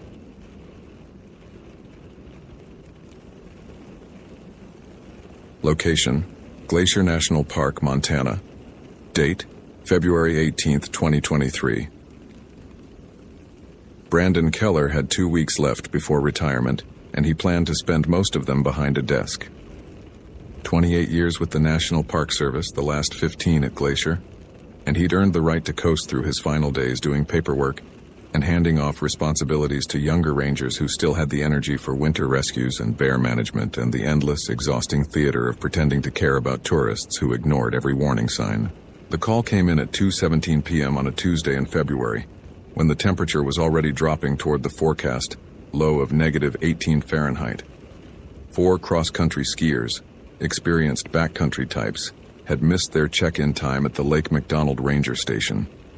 They'd filed a backcountry permit for a 3-day traverse from Logan Pass to Apgar, a route that was technically open year-round, but only attempted by people who knew what they were doing. Or thought they did. The group's emergency contact, a wife in Kalispell, had called the main office when her husband didn't answer his satellite phone. That wasn't unusual. Satellite phones were temperamental in the mountains, and the forecast called for heavy cloud cover. But protocol was protocol. Someone had to go check. Brandon looked at the weather radar on his computer screen. A storm system moving in from the northwest, predicted to arrive by nightfall. Heavy snow, high winds, visibility near zero. The kind of storm that made search and rescue a suicide mission. If they were going to find these skiers, it had to be now. "I'll take it," he told Sarah, the district ranger. She was half his age and had been trying to mother him ever since he'd announced his retirement. "Solo?" "Jenkins is out with the flu. Morrison's on the east side dealing with a snowmobile accident. Everyone else is rookies." Brandon pulled on his parka. "I've done this route 100 times. I'll snowshoe in, find their camp, confirm they're okay, and be back before the storm hits." "Brandon, if you're not back by 1900 hours, I'm sending someone after you." "Fair enough." He loaded his pack with the usual winter rescue gear: GPS, radio, first aid kit, emergency bivvy, water, high-calorie food, headlamp with extra batteries, fire starter, his personal additions, a flask of whiskey that Sarah didn't know about, and a .44 Magnum revolver that she did. Grizzlies were hibernating, but mountain lions weren't, and wounded moose could be more dangerous than any predator. Brandon had learned a long time ago that the wilderness wasn't spiritual or mystical or any of the other things tourists like to project onto it. It was a collection of physical systems, weather, geology, biology, that followed predictable rules. Respect those rules, prepare for contingencies, and you'd be fine. Ignore them and the mountain would kill you with the same indifference it showed to everything else. He'd never lost anyone on his watch, not in 28 years. He intended to keep that record intact for 2 more weeks. The drive to the Logan Pass trailhead took 40 minutes on snow-packed roads. Brandon parked beside a white Subaru Outback with Colorado plates, The skier's vehicle, according to the permit.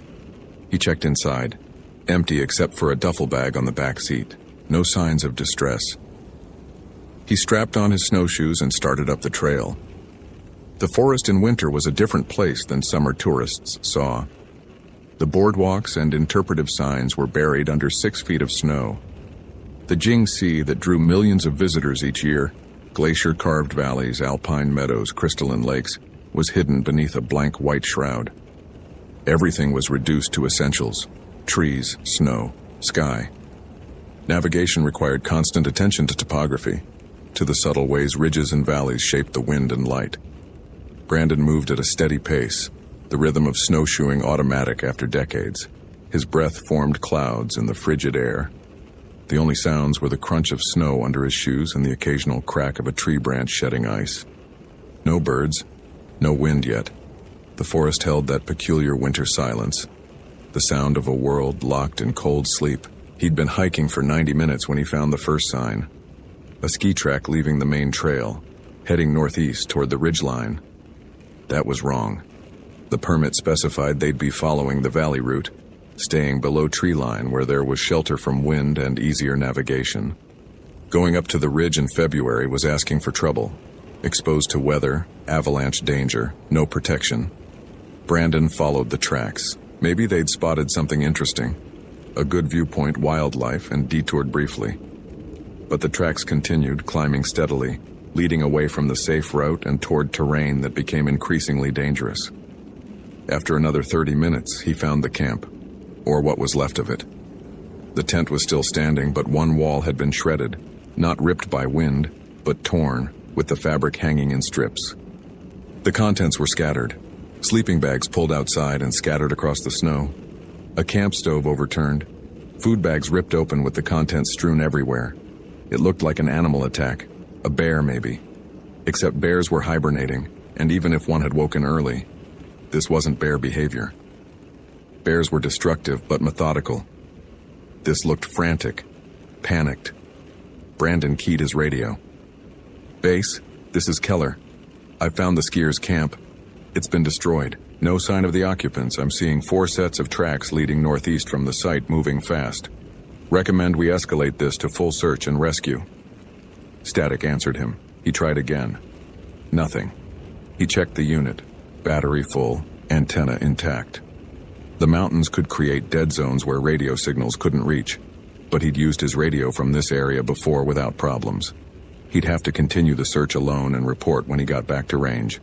Brandon examined the tracks leaving the camp. 4 sets, as the permit indicated. 2 men, 2 women based on boot sizes. But the spacing was wrong. These weren't the measured strides of experienced skiers. These were running strides, the distance between prints suggesting panic, fleeing something, and overlaying those tracks. Something else.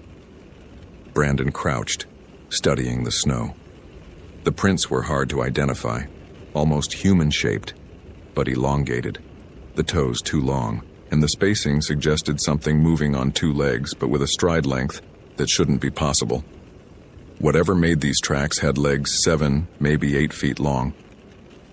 He stood slowly, feeling the weight of the revolver on his hip. 28 years in wilderness service, and Brandon had seen a lot. Grizzly tracks, wolf tracks, mountain lion tracks. He'd once found the remains of an elk that had been taken down by a pack of wolves, the snow painted red in a 30-foot radius. Nature was brutal, but it followed rules. Predators killed for food, for territory, for survival. Not for sport, not for malice. These tracks felt wrong in a way he couldn't articulate. Brandon checked his watch. 4:47 p.m. Sunset was at 5:32. The storm was forecast to arrive around 7. He had maybe 2 hours before conditions became lethal. He followed the tracks.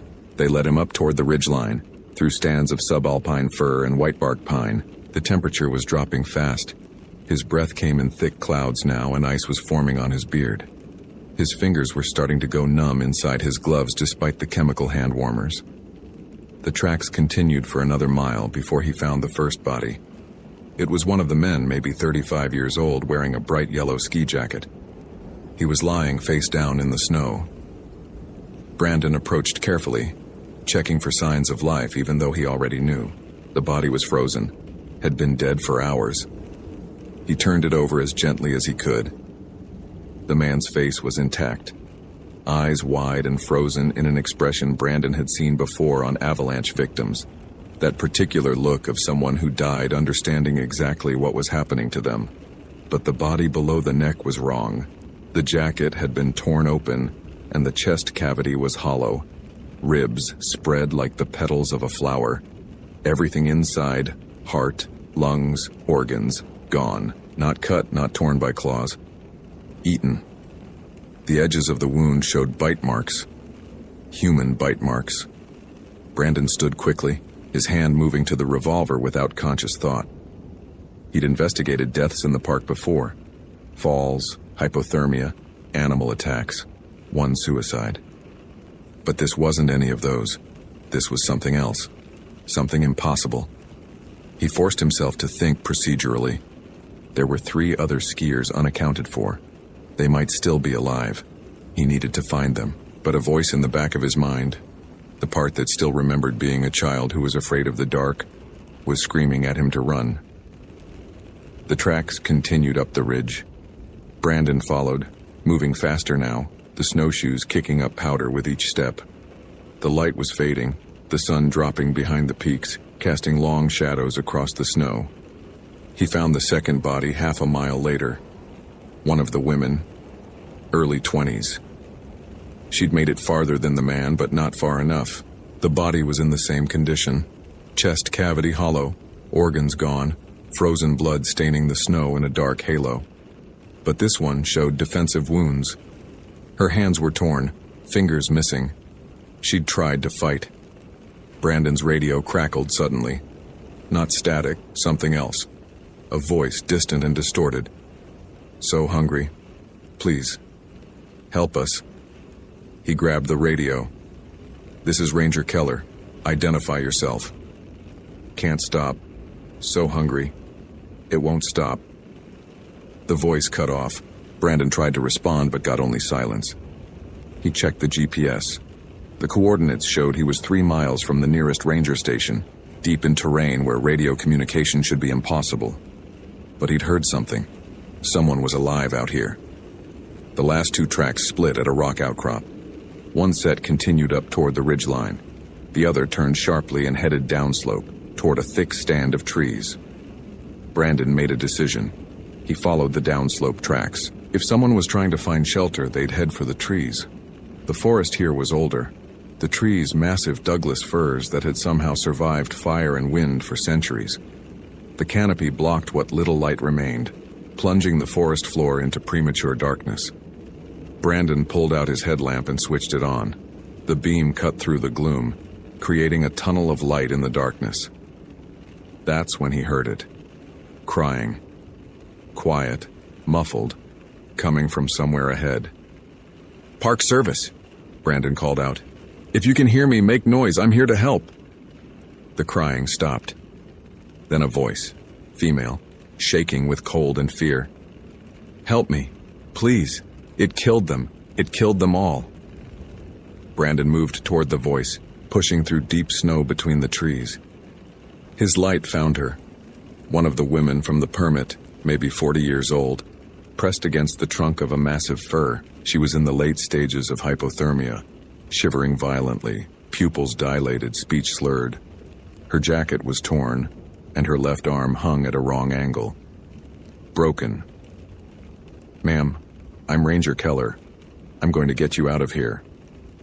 He unslung his pack, pulled out the emergency bivvy, a reflective sleeping bag designed to retain heat.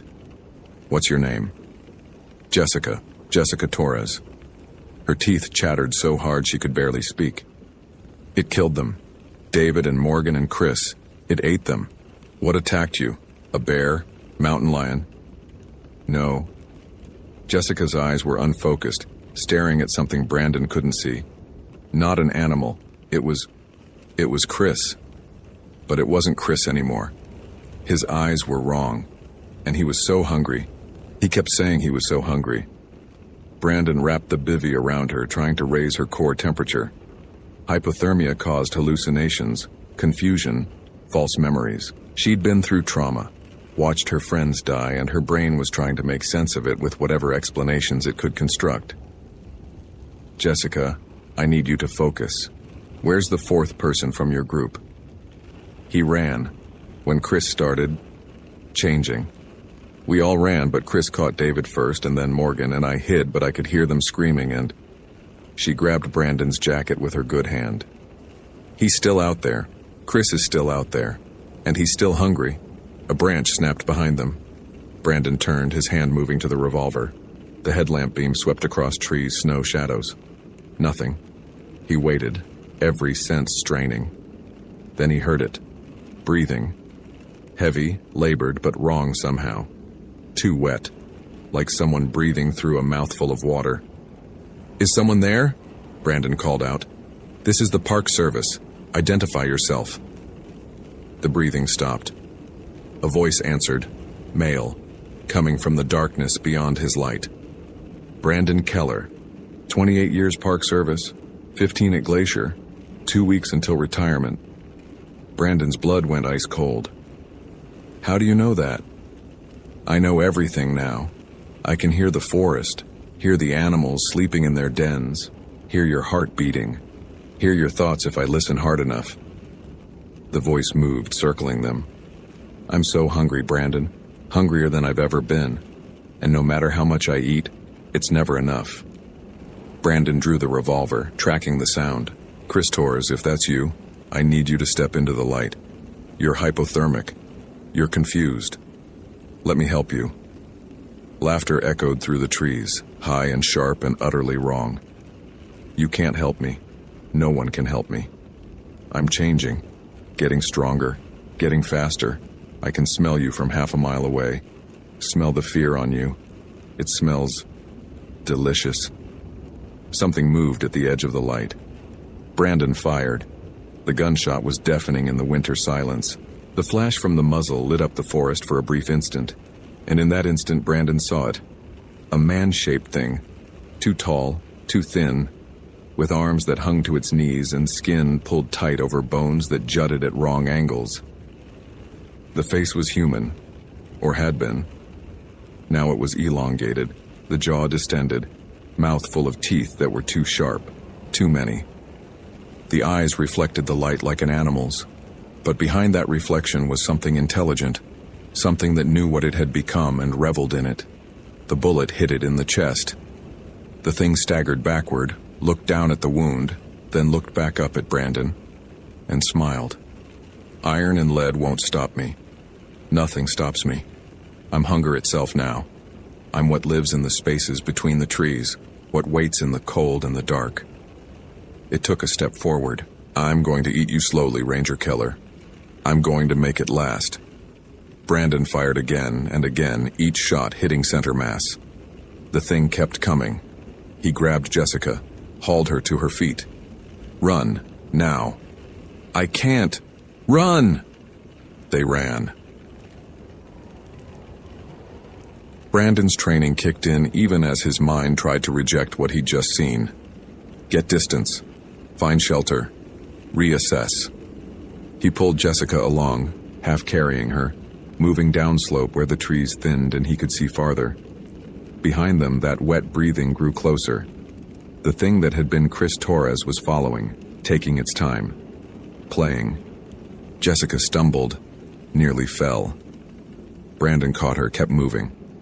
Stay with me. We're going to make it out of this. You don't understand. Jessica's voice was flat, emotionless. The detachment of severe hypothermia setting in.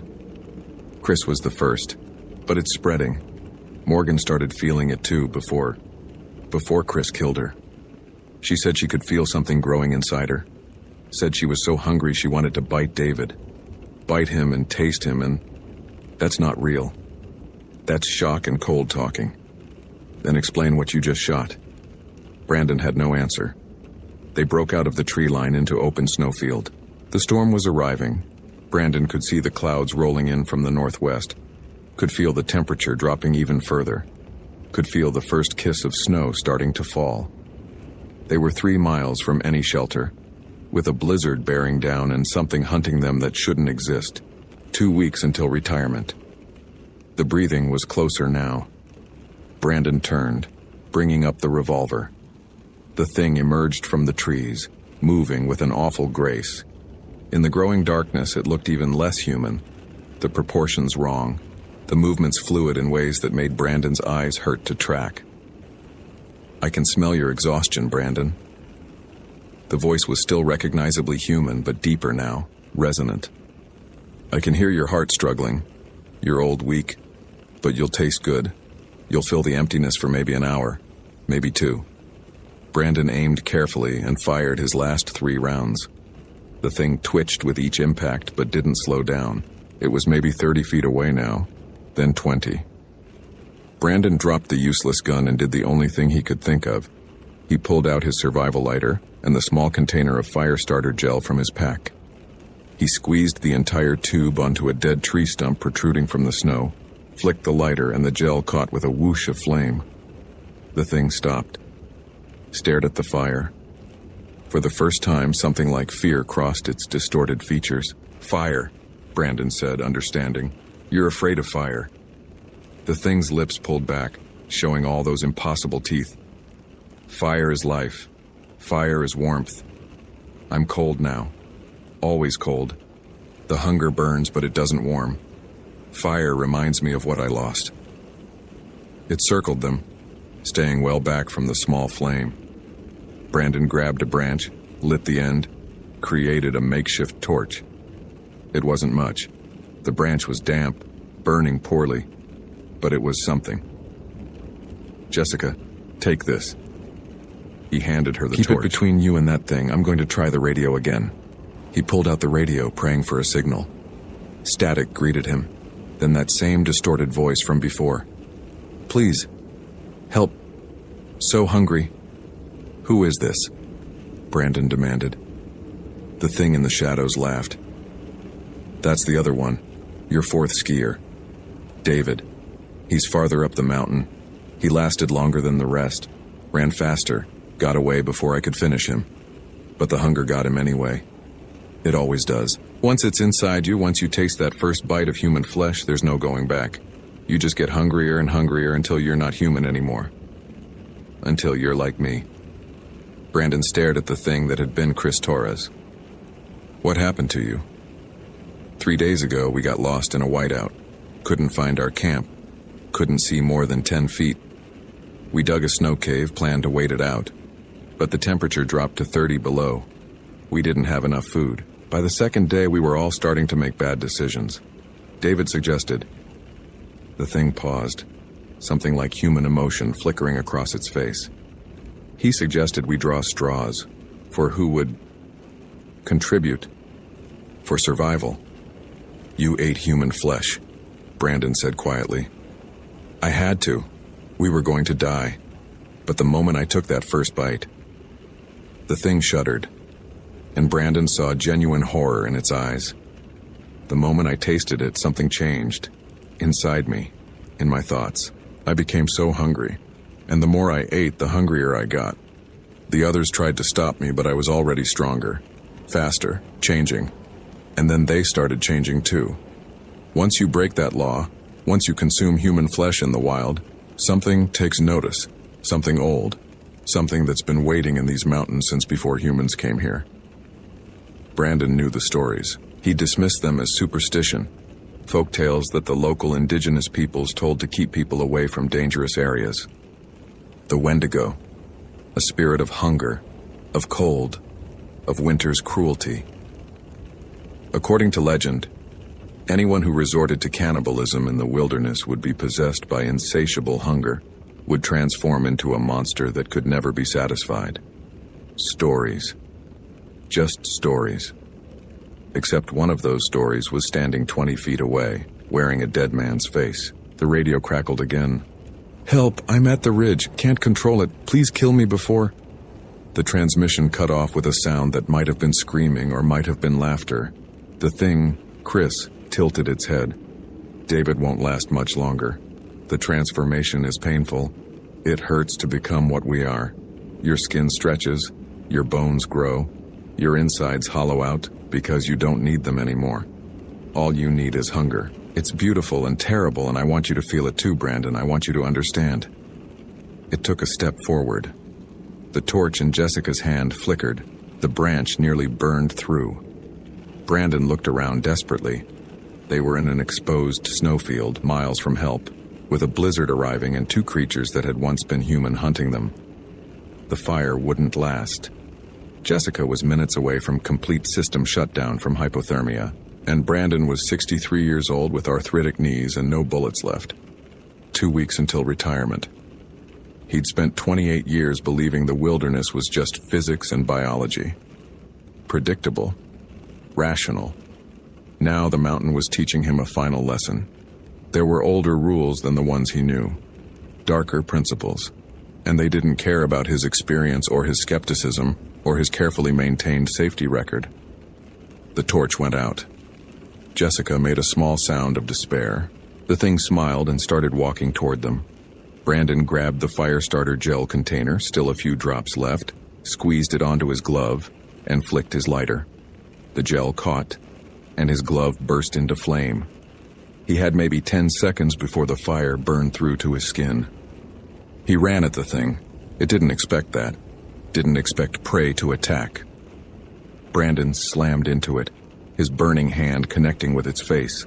The thing shrieked, a sound that was part human scream and part something else entirely, and staggered backward, clawing at its face where the gel burned.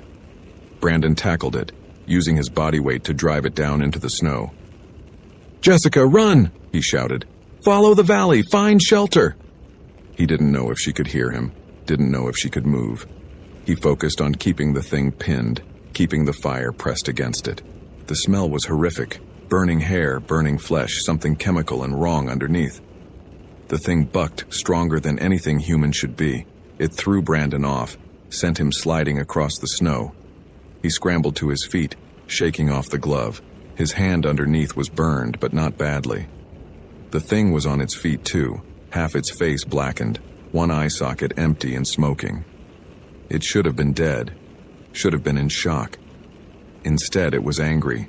"You're going to suffer for that," it hissed. "I'm going to keep you alive for hours while I eat you piece by piece." Brandon ran. Not toward the valley where he'd sent Jessica. Not downslope toward safety. He ran upslope, toward the ridge. Toward where the 4th skier, David, was presumably transforming into another one of these things. It was suicidal. Irrational. But Brandon had figured something out in that moment of burning the creature. Chris Torres had said the transformation hurt. That becoming what they were was painful, which meant they weren't invincible. They could feel pain, could be hurt, could be killed, maybe, if Brandon could figure out how. The slope was steep, the snow deep. Brandon's lungs burned in the frigid air. Behind him, he could hear the thing pursuing faster than he was, closing the distance. He didn't look back, just climbed. The radio crackled one more time. "Ridge, hurry, can't, much longer." Brandon crested the ridge and found David. The man was on his knees in the snow, illuminated by the last rays of sunset breaking through the storm clouds. He was partway through the transformation. Bones protruding at strange angles through his skin, his jaw distended, hands elongated into claws. But his eyes were still human, still aware. "Please," David gasped, "before I lose myself completely, before I become like Chris, please." Brandon approached slowly. "What do you need me to do?" "Fire. It's the only thing. We tried to stop the hunger with cold. With starvation, but it only made it worse. Fire burns it out, kills the spirit before it completes the possession. But you have to do it while there's still something human left. Once the transformation is complete, nothing can stop us." Behind Brandon, the sound of Chris climbing the slope grew louder. "I don't have any way to start a large enough fire," Brandon said. David laughed, a wet and broken sound. "Yes, you do. The storm. It's carrying lightning. I've been watching the clouds. If you can get Chris up here on this exposed ridge when the storm hits, Understanding dawned. You want me to use him as a lightning rod? We're taller than human now, highly conductive. The spirit inside us. It's made of hunger, and hunger is empty, and emptiness conducts electricity like nothing else. If the lightning hits him, it'll kill the Wendigo spirit. Kill it, and the body dies. The hunger dies. Chris crested the ridge, moving in that awful fluid way. He looked between Brandon and David, his burned face twisted into something like betrayal. "Brother," he said to David, "are you helping the prey? I'm not your brother anymore. I'm just what's left." David stood on shaking legs, his elongated arms hanging almost to his knees. "And I'm tired of being hungry." He ran at Chris. The two things collided with an impact that sent up a spray of snow. They grappled, rolling across the ridge, inhuman and terrible. Brandon backed away, watching the sky. The storm clouds were directly overhead now, dark and massive, pregnant with electricity. He could feel the static in the air, making his hair stand up. The creatures fought with savage intensity. Chris stronger, but David more desperate. They were evenly matched, each trying to get jaws around the other's throat. The first lightning strike hit 50 yards away, a blinding flash and deafening crack. The second hit 30 yards away. The storm was directly over them. Brandon pulled out his radio. He had one last idea. He extended the antenna as far as it would go and held it up, creating a better lightning target. Then he ran toward the fighting creatures and threw the radio between them. "Chris," he shouted. "You wanted to eat me? Come get me." The thing that had been Chris Torres looked up, saw Brandon, and smiled. It threw David aside and started walking toward Brandon, moving to all fours now, stalking like a wolf. Brandon backed toward the radio, keeping the creature's attention focused on him. 5 feet, 4 feet, 3. The lightning struck. The bolt hit the radio antenna and coursed through the device with millions of volts. The charge found the nearest conductor, Chris Torres's elongated body, and the thing lit up like a light bulb. Brandon was thrown backward by the concussion, landing hard in the snow, temporarily blinded. When his vision cleared, Chris was lying motionless. The body was smoking, the skin blackened, but it looked more human now. Smaller. The bones had somehow contracted back to normal proportions. The thing was dead, and with it, the Wendigo spirit. David crawled over to his friend's body, touched it gently. "Thank you," he whispered. "Thank you for ending it." "You're still infected," Brandon said, standing on shaky legs. "I need to..." "I know." David looked at him, and Brandon saw tears on his distorted face. "Will you tell my wife what happened? The truth? No one will believe it. Tell her anyway. Tell her I loved her. Tell her I'm sorry. Tell her the mountain takes what it takes. And sometimes what it takes is everything." Before Brandon could respond, David stood and walked to the highest point of the ridge. He spread his arms wide, offering himself to the storm. The second strike hit 30 seconds later. When it was over, Brandon stood alone on the ridge with two bodies that were quickly being buried by the falling snow. He looked at them for a long moment, then started the long walk back down the mountain. Jessica Torres survived. Brandon found her at the tree line, barely conscious but alive. He got her into his emergency bivvy, started a small fire with the last of his gel starter, and kept her warm until the storm passed and a helicopter could extract them at dawn. The official report listed the deaths as exposure and hypothermia, complicated by trauma and disorientation. 3 bodies recovered, causes of death consistent with environmental exposure in extreme winter conditions. The physical evidence supported this conclusion. The cold had done its work, had erased the teeth marks and the impossible wounds. By the time the recovery team reached the site, there was nothing to suggest anything but a tragic accident. Brandon wrote the report himself. He knew no one would believe the truth. Hell, if he hadn't seen it himself, he wouldn't have believed it. The wilderness was supposed to follow predictable rules, but there were older rules, he'd learned. Rules that predated science, that existed in the spaces between what humans understood and what they feared. Jessica remembered nothing after Brandon found her. Hypothermia-induced amnesia, the doctors said. A blessing, really. She'd lost her husband and 3 friends to the mountain.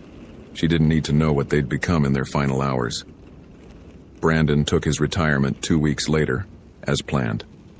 He moved to Florida, as far from winter and mountains and the hungry dark as he could get. He didn't go camping anymore, didn't go hiking, stayed in places where civilization was thick and the walls were strong and nothing could come scratching at his door in the night. But sometimes he still heard it. That wet, labored breathing. That voice saying, "I'm so hungry." Usually in dreams, but occasionally in the space between sleep and waking. In that moment when the mind is most vulnerable to things that live in the dark. And Brandon would turn on every light in his house and wait for dawn, remembering a lesson learned too late. The wilderness wasn't just physics and biology. It was also hunger. It was also cold. It was also the terrible price of survival when all other options are exhausted. The mountain keeps its secrets, except for the ones it teaches you, and those you carry forever. Sabir. Epilogue. Park Service Incident Report Addendum. Filed 2024. Recovered from Ranger Brandon Keller's personal effects following his death, aged 64, in his home in Tallahassee, Florida. Cause of death: natural causes, cardiac arrest. Found in a locked filing cabinet with instructions to be forwarded to Glacier National Park following his death. To whoever reads this. I'm writing this 1 year after the Torres incident, and I've had time to do research. Real research, not just the folklore I dismissed for 28 years. The Wendigo legend isn't unique to one tribe or one region. It appears across all the Algonquian peoples, Ojibwe, Cree, Innu, Naskapi, with consistent details. A spirit of hunger that possesses those who consume human flesh in the wild. Makes them into monsters that can never be satisfied. But here's what the anthropologists miss. It's not just a cautionary tale. It's a warning about a real phenomenon. Indigenous peoples observed something real, something that happened to people who broke that ultimate taboo of survival, and they encoded the knowledge of how to fight it into stories. Fire. That's the answer. The Wendigo spirit is cold, hollow, empty. Fire fills the emptiness, burns out the possession before it completes, but only while there's still something human left to save. I'm writing this because it will happen again. People will get lost. People will get desperate. And some of them will make that terrible choice to survive, not knowing the price. When it happens, and it will, you need to know. Bullets don't work. Running doesn't work. The only thing that stops a Wendigo is fire, lightning, or destroying the body so completely there's nothing left for the spirit to inhabit. I spent 28 years not believing in things I couldn't measure or predict. The mountain taught me different. There are rules older than the ones we wrote down. Forces that don't care about our understanding. Respect them. Fear them. And for God's sake, if someone reports seeing things that match this description, don't dismiss it as hysteria or delusion. Some old stories are old because they're true. Brandon Keller, former park ranger, Glacier National Park, March 15th, 2024.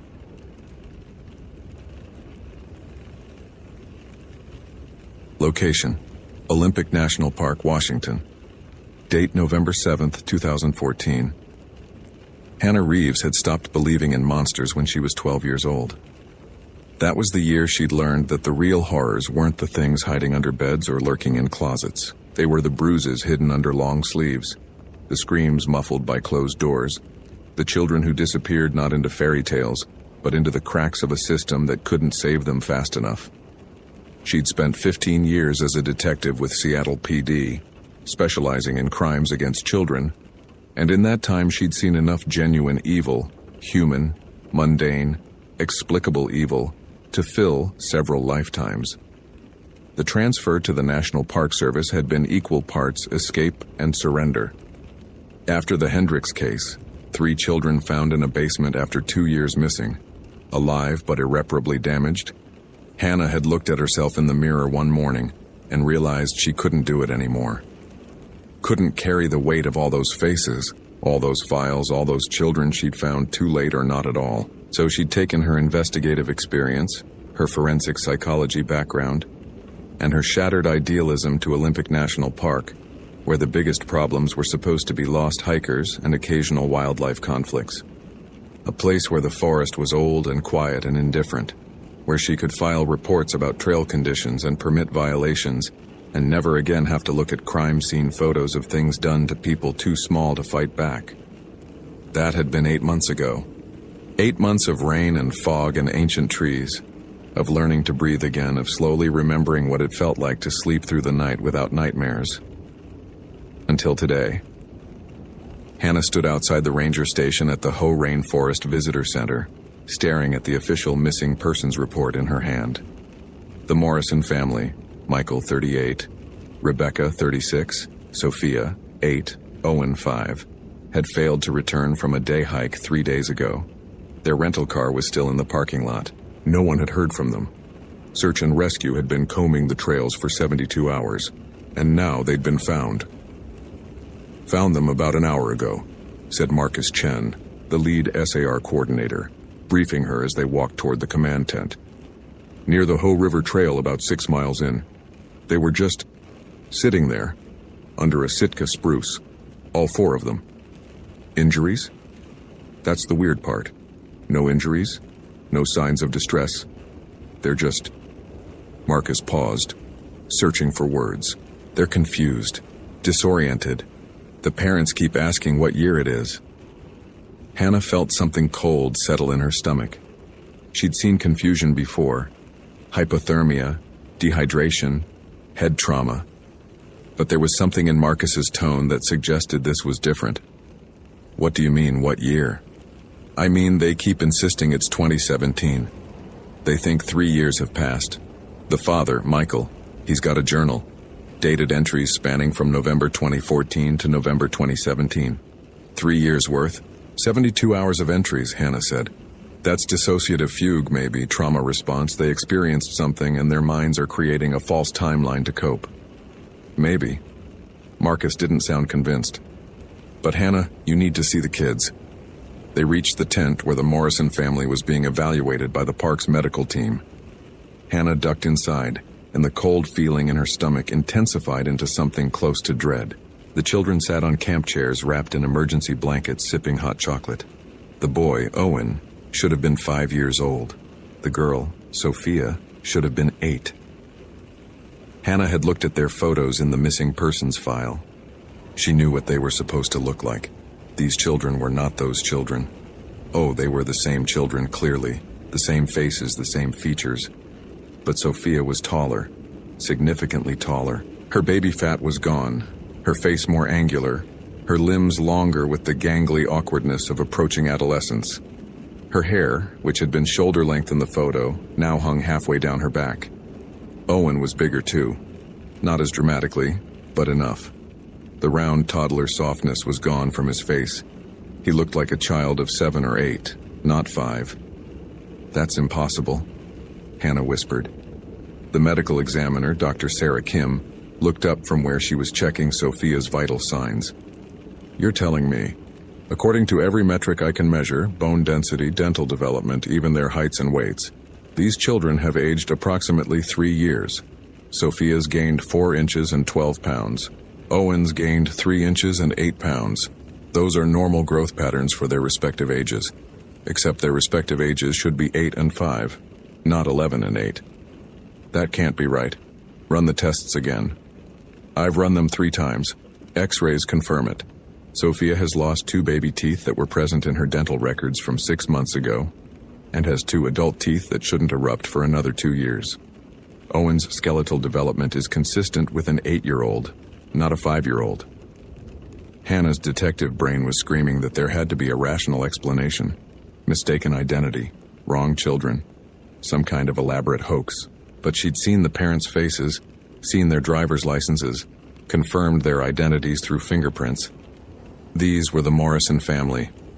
These were the right children, who had somehow aged 3 years and 3 days.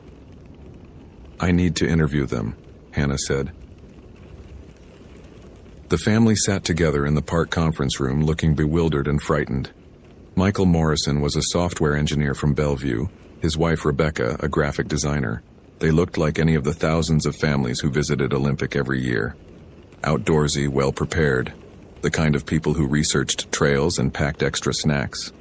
They also looked exhausted, not the exhaustion of 3 days lost in the woods, the exhaustion of 3 years of accumulated stress and fear and survival.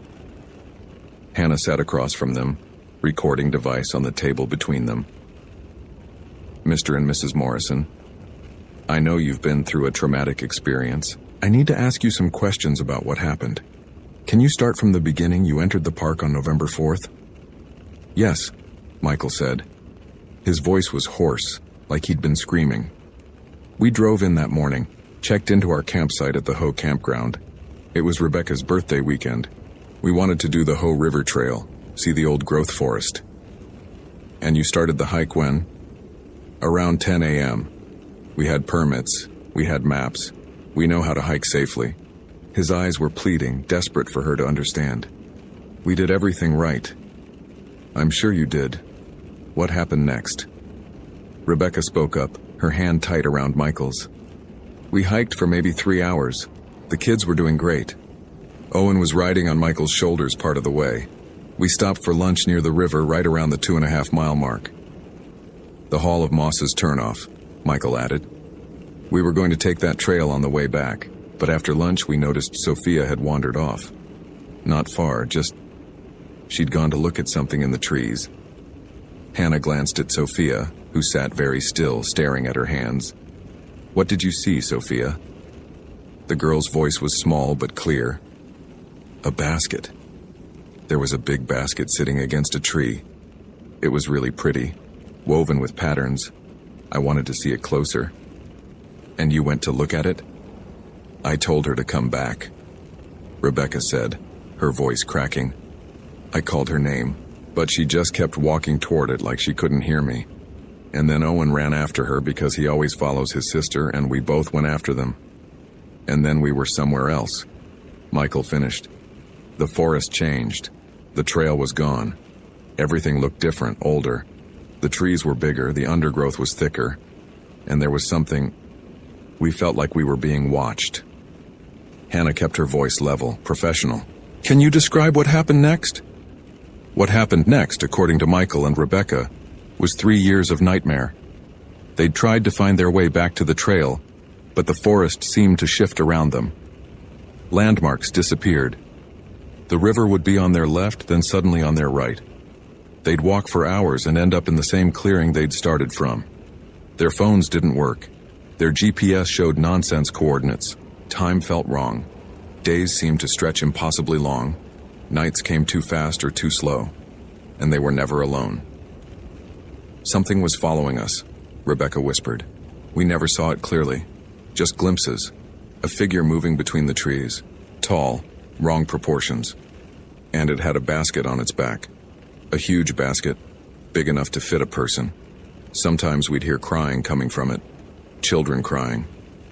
The kids heard it too, Michael said. They had nightmares. Sophia would wake up screaming about the basket lady. Owen would cry that he didn't want to go in the basket. Hannah looked at the children. Sophia met her eyes, and Hannah saw something there that made her stomach turn. Not the confusion of a traumatized 8-year-old, the haunted awareness of someone older. Someone who'd seen things no child should see.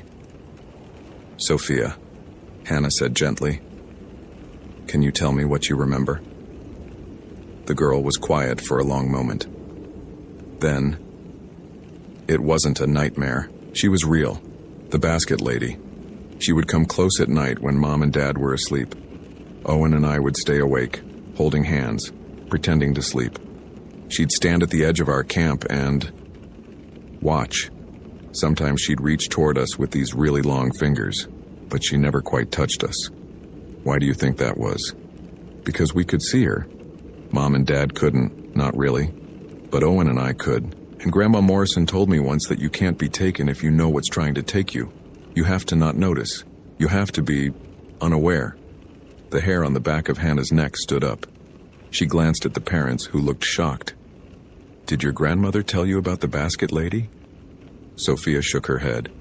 No, but she told me stories about things in the forest. Coast Salish stories from her tribe, about women who carry baskets and steal children. She said they were warnings, that some warnings are really true.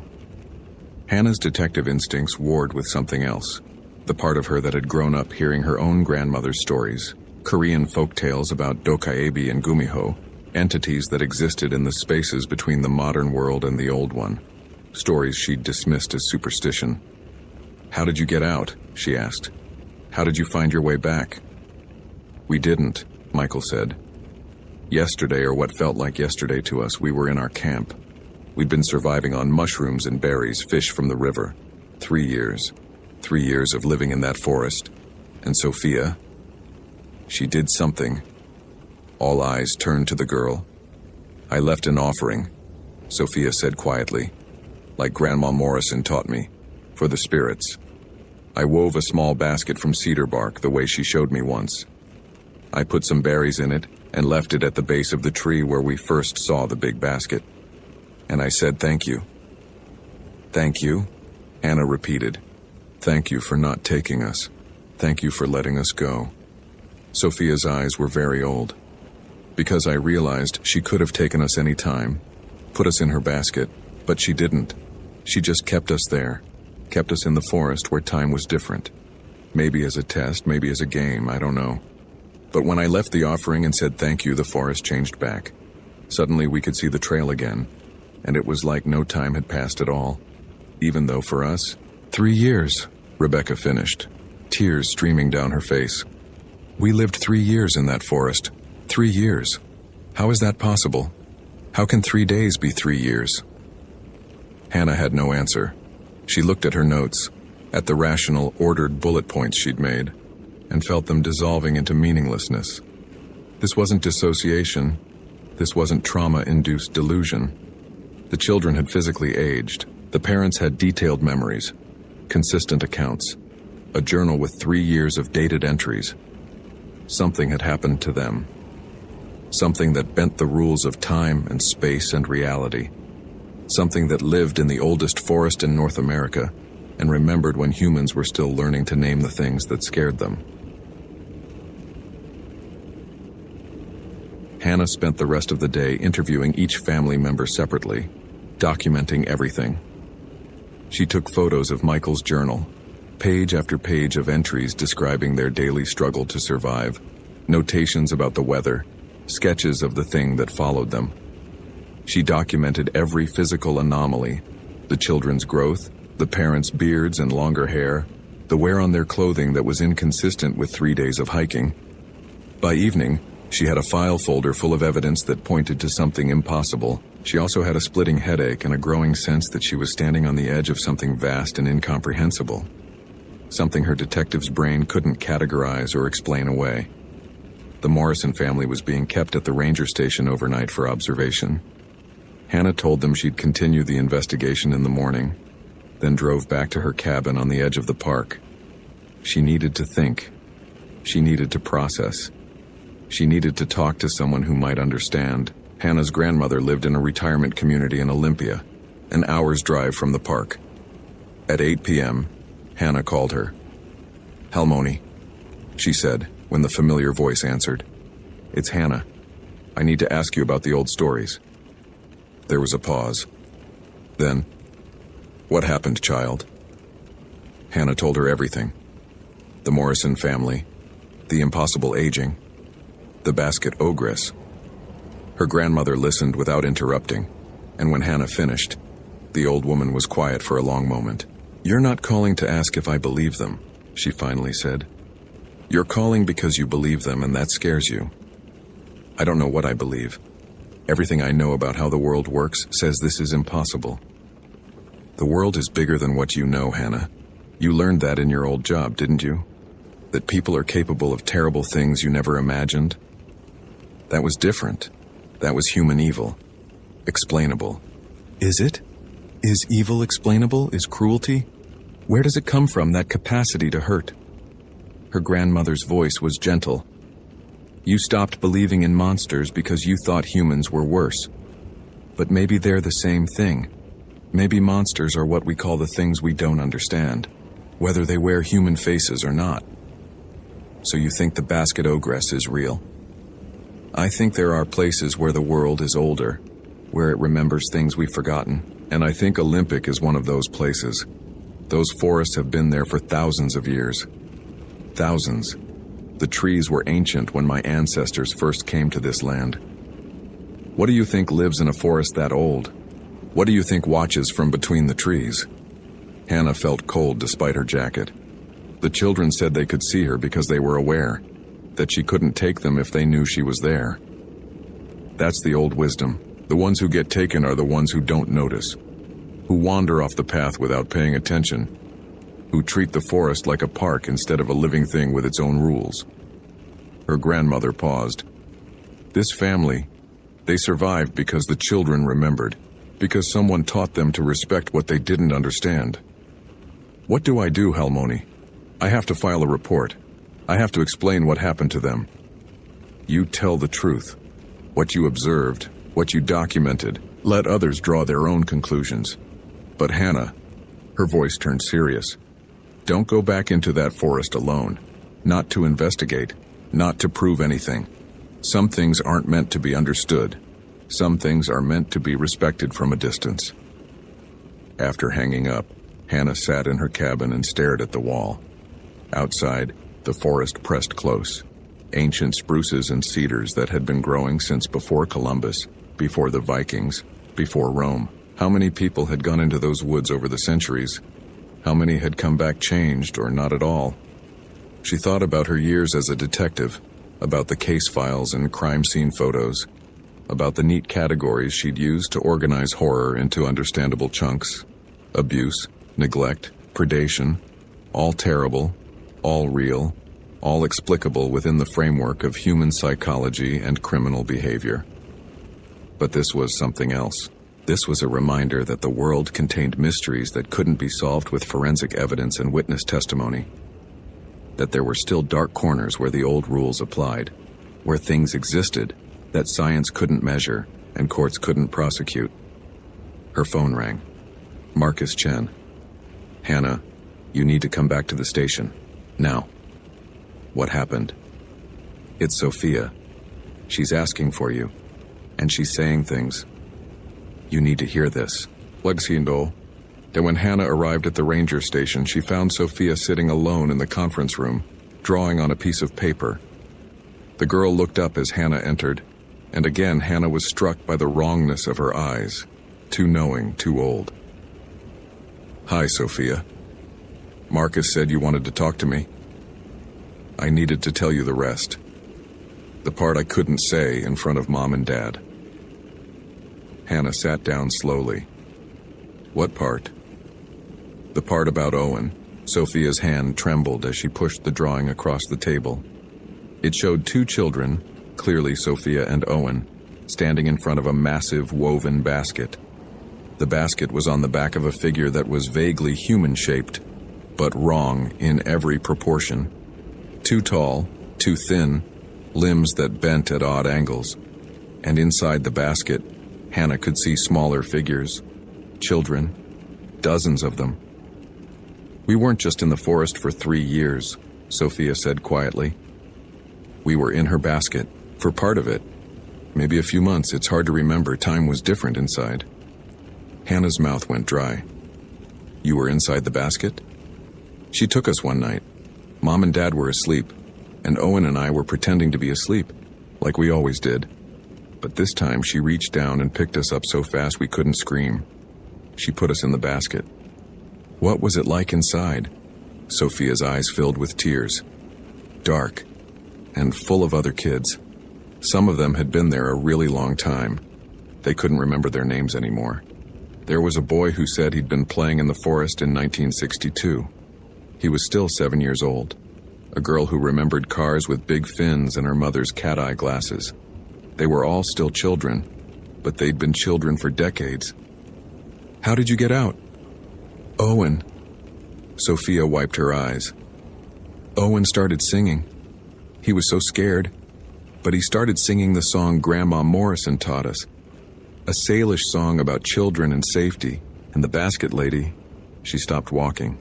She opened the basket and looked at him. Really looked at him. and she put us out. Just us, not the other kids, just Owen and me. Because he sang the song. Because he remembered. Because someone had taught him the old words, the ones that meant something to her. She respected that. Sophia looked at her drawing. But the other kids are still in there. Hannah. Dozens of them, maybe hundreds. She's been collecting them for so long. Hannah stared at the drawing, at the small faces visible in the woven basket.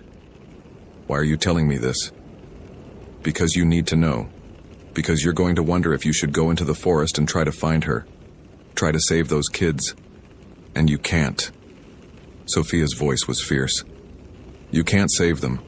They're already gone. They're hers now. All you can do is make sure no other kids get taken. Make sure people know to teach their children the old ways, the warnings, the songs that keep you safe.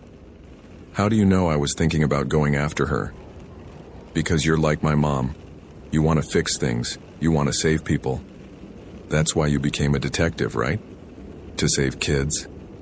Sophia's two old eyes met hers. But you can't save these ones. The best thing you can do is make sure no one else needs saving. Hannah sat back in her chair, feeling the weight of those words. Sophia was right. She had been thinking about organizing a search, about going into the forest to find the basket ogress, about somehow rescuing the children trapped in that impossible basket. But how do you rescue someone from a place where time doesn't work? How do you fight something that exists outside the rules of reality? How do you save children who might have been taken 50 years ago, but are still 7 years old? What happens to you now? Hannah asked. You and Owen? You've aged 3 years. Your parents have 3 years of memories.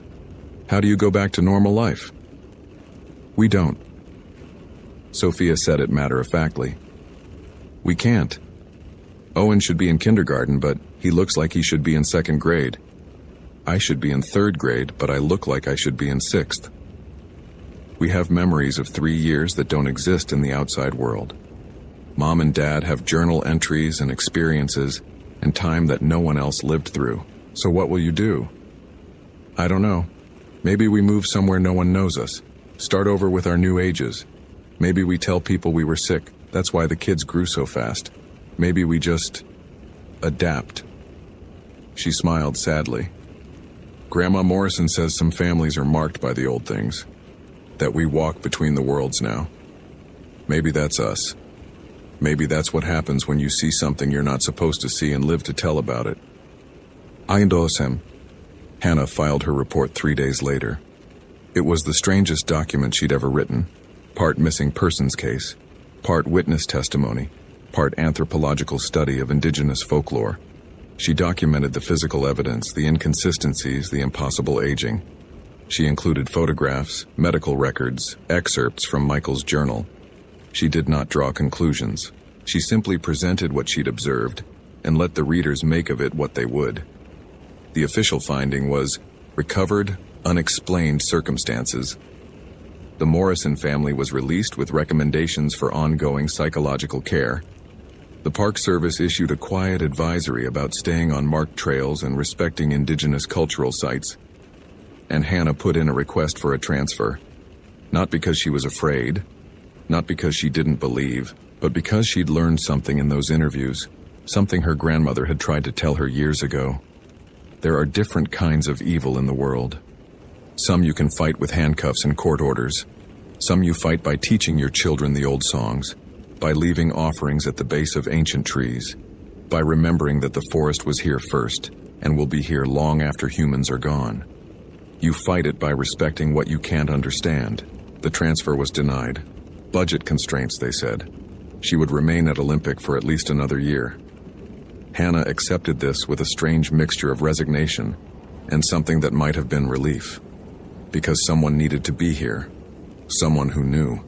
Someone who would take the reports of missing hikers seriously.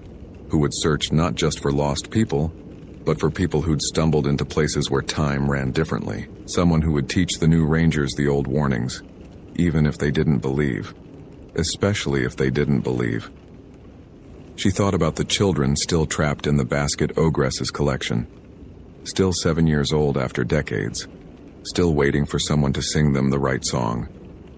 She thought about Sophia Morrison, aged 3 years and 3 days, marked forever by something the modern world had no name for. And she thought about her own grandmother's words, "The world is bigger than what you know." On November 14th, exactly 1 week after the Morrison family was found, Hannah hiked the Hoh River Trail. She went alone, against her grandmother's advice, against her own better judgment.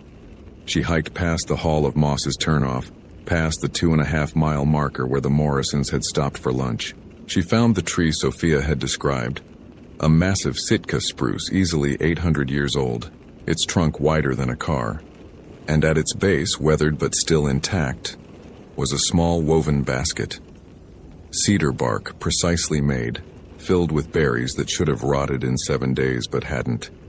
Hannah knelt beside it.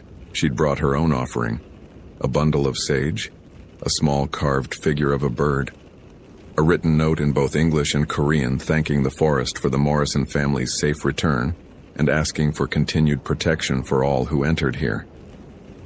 She placed these items carefully beside Sophia's basket. Then she stood and looked into the forest, into the shadows between the ancient trees where moss hung like curtains and ferns grew taller than a man. "I see you," she said quietly. "I know you're there, and I respect you. Just, please, let them find their way home when they lose the path. Let the children be children. Let time run the way it's supposed to." The forest was silent.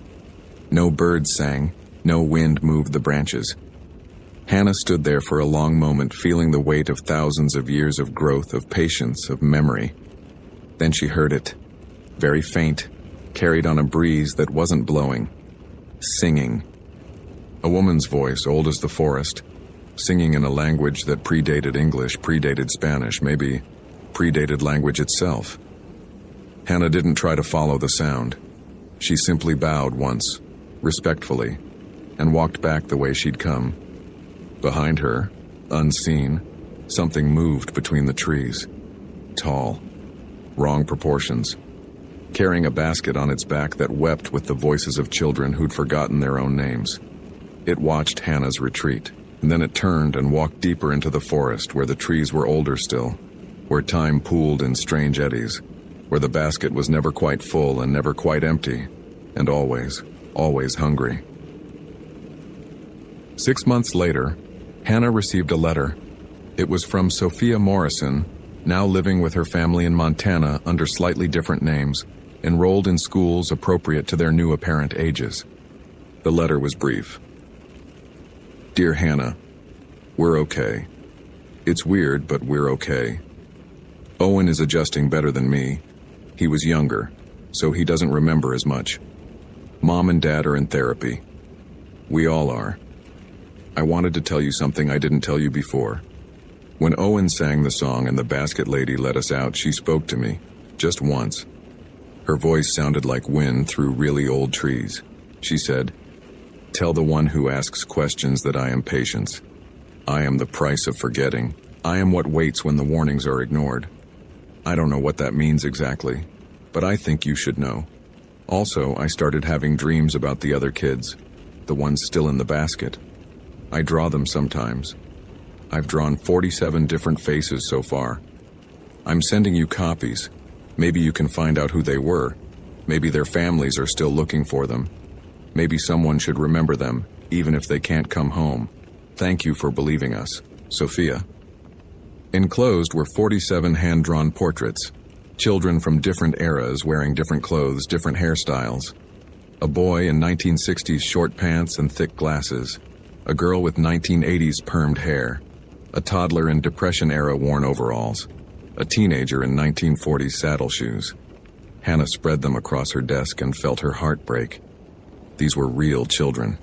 Children who'd vanished into the forest decades ago, maybe centuries ago. Children whose families had searched and grieved and eventually moved on, never knowing their sons and daughters were still there, still young, still trapped in a basket that existed outside of time.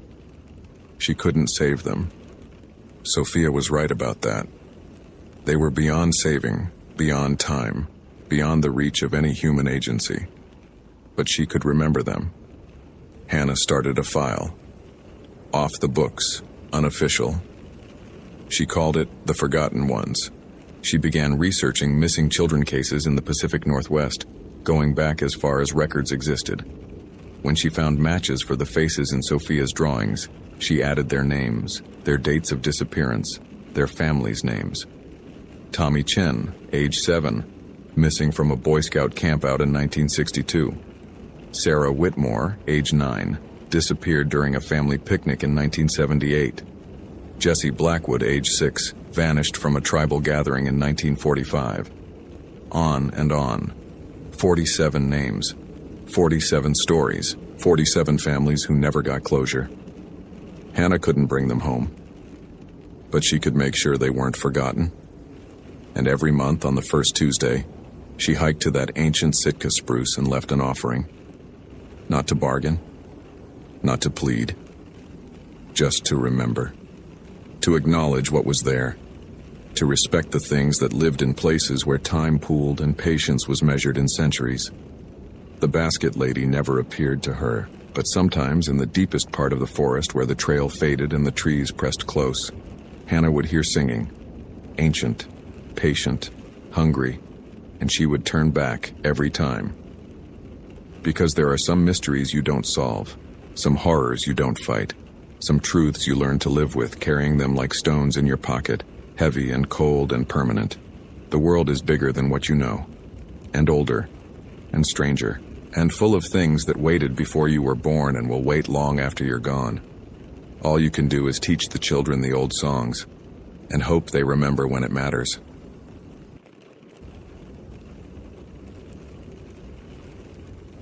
Location: Voyageurs National Park, Minnesota. Date: October 27, 2009. The fog came off Kabetogama Lake like something breathing, slow and deliberate, curling between the black spruce and paper birch that crowded the shoreline. Nathan Erickson stood on the dock behind the Ash River Visitor Center, coffee thermos warming his hands, watching the mist erase the world in layers. First, the far shore vanished, then the small islands, then the water itself, until he could see nothing beyond 20 feet of gray wooden planking and the vague suggestion of his patrol boat rocking gently in the unseen current. The air smelled of decomposing leaves, cold water, and something else. That particular mineral sharpness that meant temperatures would drop hard tonight. He'd worked Voyageurs for 6 years now, and his body had learned to read the land the way some people read expressions. This morning, the land was holding its breath. October in the park meant solitude. The summer crowds were 3 months gone. The fall-color tourists had packed up 2 weeks ago, and now the skeleton crew remained. Himself, District Ranger Patricia Holm, at the Rainy Lake Station 40 miles north, and old Frank Beaulieu, who ran the Namakan outpost near the Canadian border. 3 rangers for 18,000 acres of water and wilderness. The park wouldn't officially close until November 15th, but they might see 2 or 3 visitors between now and then. Maybe none. Nathan finished his coffee and headed back inside to complete the morning equipment check. The visitor center was a modest building, all honey-colored pine and large windows that looked out on nothing but fog this morning. He verified the emergency medical kit was stocked, tested both handheld radios and found them clear, checked the satellite phone battery, and logged everything in the daily operations journal. His handwriting was neat, precise, a habit from his army days that had never faded. ERO 715 hours. Fog advisory. Visibility 100 feet.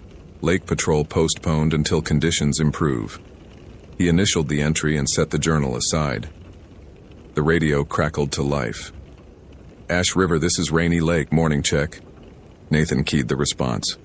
Rainy Lake, Ash River copies, all quiet here. Fog's thick as soup, I'm grounded until it lifts. Patricia's voice came back warm with static. Same up here. Supposed to clear by noon, then we've got that cold front coming through tonight. You winterized the boat yet? Doing it this week. Don't wait too long. Ice comes fast up here. Rainy Lake out. The radio went silent, and the fog pressed against the windows like something wanting in. By mid-morning, the fog had thinned enough that Nathan could see the parking lot from his office window. That's when he noticed the car, a silver Honda Civic with Wisconsin plates, parked in the far corner near the trailhead. He hadn't heard it arrive.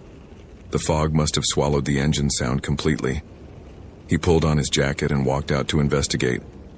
The car was cold to the touch, which meant it had been there at least an hour, probably longer. Through the window he could see a day pack on the passenger seat, a water bottle in the cup holder, and a folded map with yellow highlighter marks tracing the Blind Ash Bay Trail. On the dashboard, a handwritten note. Starting at 6 a.m., should be back by noon. Don't worry. A. Nathan checked the trailhead registry. The last entry was timed at 5:47 a.m. Allison Marsh, age 28, Madison, WI, solo hiker. Intended destination, Blind Ash Bay Overlook, 4.2-mile loop. Expected return, 12 Oz p.m. He checked his watch. 10:23 a.m. Still within her window. But something about the empty car bothered him, some instinct he couldn't name. The fog was lifting, yes, but it was lifting wrong. Usually it burned off evenly as the sun warmed the water. Today it seemed to be pulling back in patches, retreating into the trees rather than dissolving, leaving pockets of opacity scattered through the forest like held breath. Nathan told himself he was being paranoid. 6 years in the backcountry teaches you to trust your gut, but it also teaches you that your gut is wrong 9 times out of 10. He went back inside, made a second pot of coffee, and decided he'd check the trailhead again at noon. If she wasn't back by then, he'd hike in after her. At 11:15 a.m., the fog was gone from the lake but still thick in the forest. Nathan could see it from the dock, a wall of gray beginning exactly where the trees began, as if the mist had decided that was its territory and the water was his. He'd never seen fog behave quite like that. Probably just a temperature differential between the lake surface and the forest floor. Probably. The birds had stopped singing. He noticed it suddenly, the way you notice a sound only when it stops. No chickadees, no woodpeckers, no ravens. The silence was so complete he could hear his own heartbeat. Unit 7, Ash River radio check. His voice sounded strange in the quiet, too loud, an intrusion, static. Then Patricia's voice, faint. River, copy, breaking up. Rainy Lake, I'm getting interference. Can you boost your signal? Hear you. Signals, something with the transmission dissolved into white noise. Nathan adjusted frequencies, tried the backup channel, got nothing but static that sounded almost like breathing. A slow rhythmic hiss that rose and fell with an organic cadence. He checked his watch. 11:47 a.m. Allison Marsh should be walking out of those woods in 13 minutes. Nathan stared at the trailhead, at the fog that refused to leave the trees, and made a decision. He grabbed his pack, his radio, his flashlight, and headed for the trail. 3 hours earlier, Allison had watched the sunrise from the Blind Ash Bay Overlook and thought she'd never seen anything so beautiful. The fog lay below her like a silver ocean, the tops of pine trees poking through like dark islands, and above it all the sky burned orange and pink with the coming dawn. She'd driven 11 hours from Madison for this moment, for this silence, this solitude, this feeling of being the only person alive in a world made new. She was an experienced hiker, 3 years of solo trips through the Northwoods, proper gear, proper training, a spot beacon in her pack that could summon rescue anywhere on Earth. She'd done her research on voyageurs, knew the trails, knew the risks. The overlook was exactly where the map said it would be. The trail had been well marked and easy to follow, so she couldn't explain why, on the way back down, she found herself standing in a section of forest she didn't recognize. The trail was there. She was sure of that. She could see the brown wooden posts with the yellow blazes stretching ahead through the birch trees exactly as they should. But the trees themselves were wrong. Too dense. Too uniform. And the fog, which should have been burning off by now, was thicker here than it had been at dawn, pressing close around her like walls slowly contracting. Allison stopped, consulted her map. According to the trail markers, she was exactly where she should be, about 3 miles from the trailhead, 45 minutes from her car. But she'd been walking for over an hour since leaving the overlook, and the overlook was only 2.1 miles from the start. The math didn't work. "Okay," she said aloud, because the silence was starting to bother her. "You got turned around somewhere. It happens. Just keep following the blazes." She walked. The fog walked with her, maintaining its distance, never closer than 10 feet, never farther than 20. A gray perimeter that moved as she moved, stopped as she stopped. The trail markers continued to appear at regular intervals, but Allison began to notice something wrong with them. The blazes were the right color, the right shape, painted on the right kind of wooden post. But the posts were too new. No weathering, no lichen, no evidence they'd stood through even one Minnesota winter. And they were placed at wrong angles, not facing the direction of travel, but facing inward, toward her, as if they weren't marking a trail at all, but watching her pass. The spot beacon was in her pack. One button press and rescue services would have her GPS coordinates within minutes. But she wasn't lost, not really. She was on the trail. She could see the markers. She just needed to keep walking, and eventually she'd reach the parking lot, and she'd laugh about this over beers back in Madison. The time I got spooked in the fog and almost hit the panic button like an idiot. That's when she heard the voice. "Allison." She froze. The voice had come from somewhere ahead, in the fog. A man's voice, calm and ordinary, as if calling to a friend across a parking lot. "Hello?" Her own voice sounded thin. "Who's there?" Silence. The fog shifted, and for a moment Allison thought she saw a shape. Tall, thin, standing motionless between two birch trees about 30 yards ahead. Then the fog closed again and there was nothing. "Allison." The same voice, same tone, but this time it came from behind her. She spun. The trail stretched back into gray emptiness. No one there, but the trail posts were closer now, she was certain of it. They'd been 10 feet apart before. Now they were maybe 6. And they were all facing her, every single one, their yellow blazes like eyes in the mist. The spot beacon. She needed the spot beacon. Her hands shook as she unzipped her pack, dug through the contents, found the familiar weight of the device. She pressed the emergency button. The confirmation light blinked once, twice, 3 times. Signal sent. Help would come. All she had to do was wait. Allison. The voice was closer now, coming from everywhere and nowhere, and it wasn't quite right anymore. The cadence was wrong.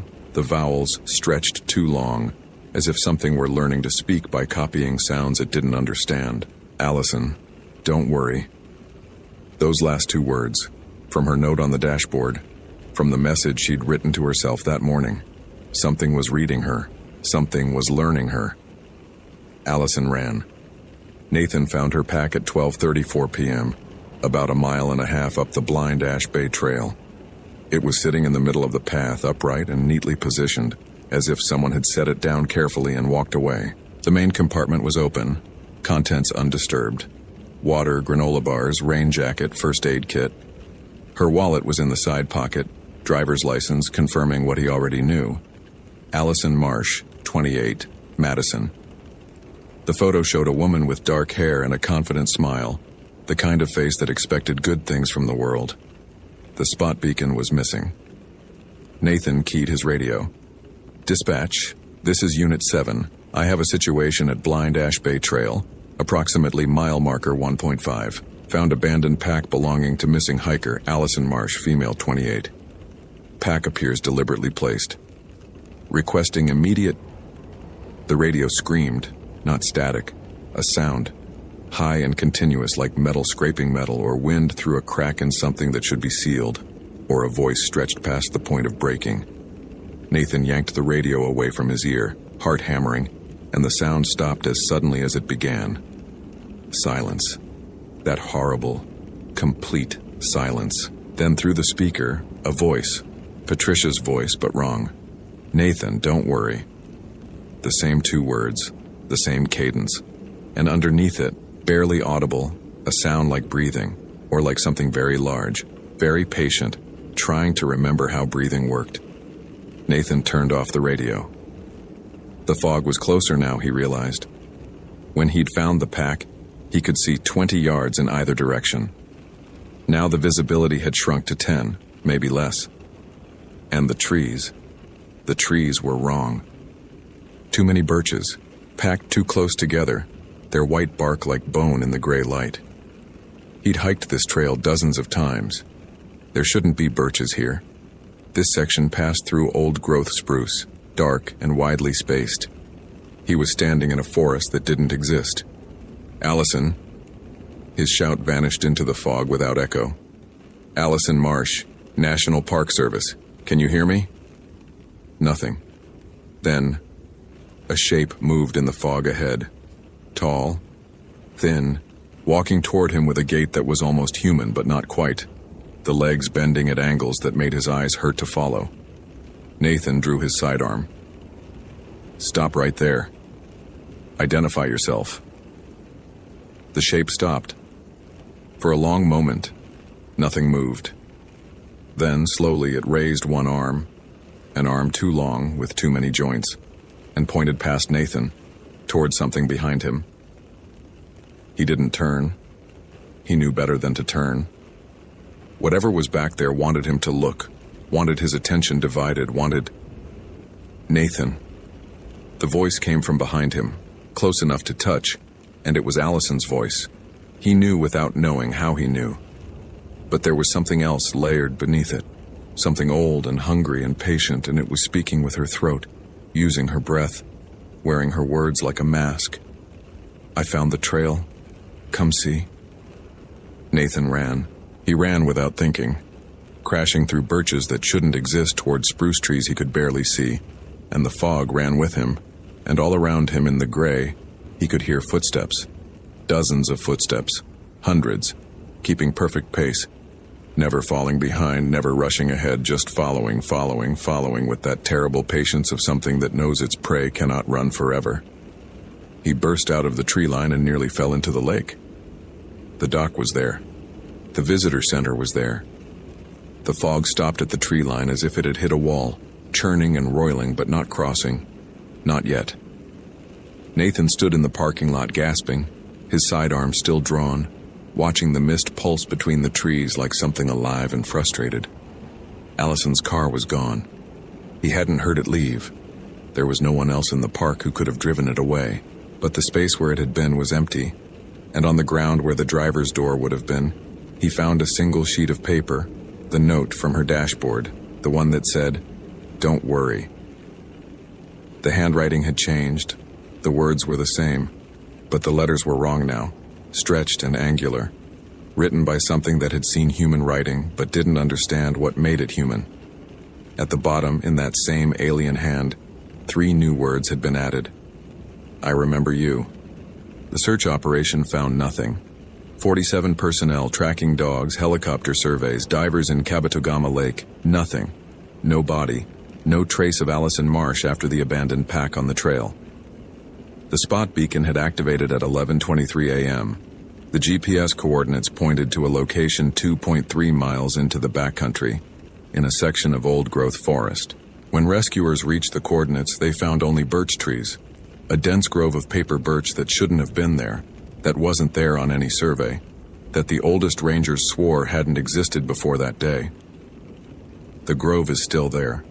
It's grown every year since. Nathan Erickson requested a transfer 3 weeks after the incident. He was denied. Budget cuts, staffing shortages, the usual bureaucratic indifference. He still works at Voyageurs, still runs patrols, still watches the fog come off the lake in the early mornings and wonders what's watching back. He doesn't hike the blind Ash Bay Trail anymore. No one does. Not since a volunteer from the Minnesota Conservation Corps came back from a maintenance survey pale and shaking, refusing to say what he'd seen except that there were too many trail markers. There were too many.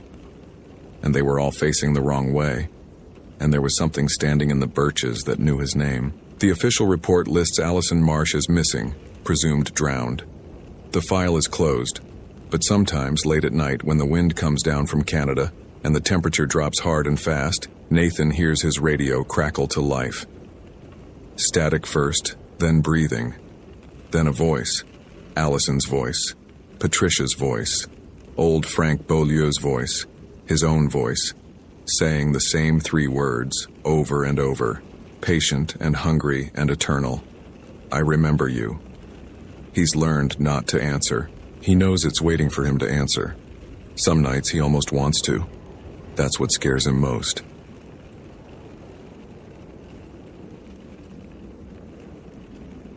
Location, Voyageurs, National Park, Minnesota. Date, November 19th, 2017. The first snow of the season arrived without ceremony, falling in thick curtains across the black mirror surface of Kabetogama Lake. Nathan Cole stood at the window of the Ash River Visitor Center, watching the flakes dissolve into the water while steam rose from the coffee mug warming his hands. 6 years with the National Park Service, 4 of them here at Voyageurs, and he still found himself pausing at moments like this, when the world went quiet and white, and the forest seemed to hold its breath. The station radio crackled with the morning weather report out of International Falls. Temperatures dropping through the 20s. Wind chill advisory in effect by nightfall. Accumulation of 8 to 12 inches expected. Nothing unusual for mid-November in northern Minnesota, but enough to close most of the backcountry access points and send the last of the seasonal staff home for the winter. Nathan was one of 3 rangers remaining until spring, a skeleton crew to monitor the frozen landscape, check on the occasional ice fisherman, and wait out the long months of darkness. He finished his coffee and began his morning equipment check, a ritual so ingrained it required no conscious thought. Flashlight batteries full, GPS unit, charged and calibrated, emergency beacon, functional, radio, clear on all frequencies. He tested the channel to dispatch, received confirmation from Eileen's familiar voice, and noted the time in his logbook. The routine was a kind of prayer, he sometimes thought, small acts of preparation against the vast indifference of the wilderness. Outside, the temperature had already dropped 3 degrees since dawn. Nathan pulled on his insulated parka and stepped onto the wooden deck, his boots leaving the first prints in the accumulating snow. The air carried that particular scent of northern winter, pine resin sharpened by cold, the metallic promise of more snow to come, the faint organic undertone of the lake preparing to freeze. Familiar sounds filled the morning despite the snowfall. The distant honking of the last Canada geese heading south, the creak of cold-stressed branches, the soft percussion of snow landing on snow. He walked the perimeter of the visitor center, checking the building's winterization, ensuring no wildlife had found its way into the storage sheds. A set of wolf tracks crossed the parking lot. 5 animals, maybe 6, heading northeast toward the Kabetogama Peninsula. He photographed them for the wildlife monitoring database, noting their size and spacing. Healthy pack, well-fed before the lean months. He knew these wolves, or at least knew of them. The Moose Bay Pack, they called them, though wolves respected no human boundaries or names. Back inside, he reviewed the trail registry from the previous day. Only one entry. Grace Holloway, solo hiker, signed in at 7:43 a.m. for the Cruiser Lake Trail. Signed out, blank. Nathan checked his watch. 8:15 a.m. She would have had to leave before dark yesterday to reach her car, and the parking lot had been empty when he arrived at 7. He felt the first small needle of concern, the professional instinct that preceded conscious worry. He keyed his radio. Dispatch, this is Ash River, over. Go ahead, Ash River. I've got an unsigned trail registry from yesterday. Solo hiker, Cruiser Lake Trail. Can you run the vehicle registration for the lot? Should be the only car there. A pause. Checking now. Static, then. Registration comes back to Grace Holloway, age 34, address in Duluth. Emergency contact listed as Margaret Holloway, mother, same address. Copy that. I'm going to take a drive up to the trailhead, verify the vehicle's still there. Understood. Check in at 30-minute intervals, weather's coming in fast. Nathan grabbed his pack, already loaded with emergency supplies, a habit bordering on compulsion, and headed for his truck. The snow was falling harder now, beginning to erase the world's edges.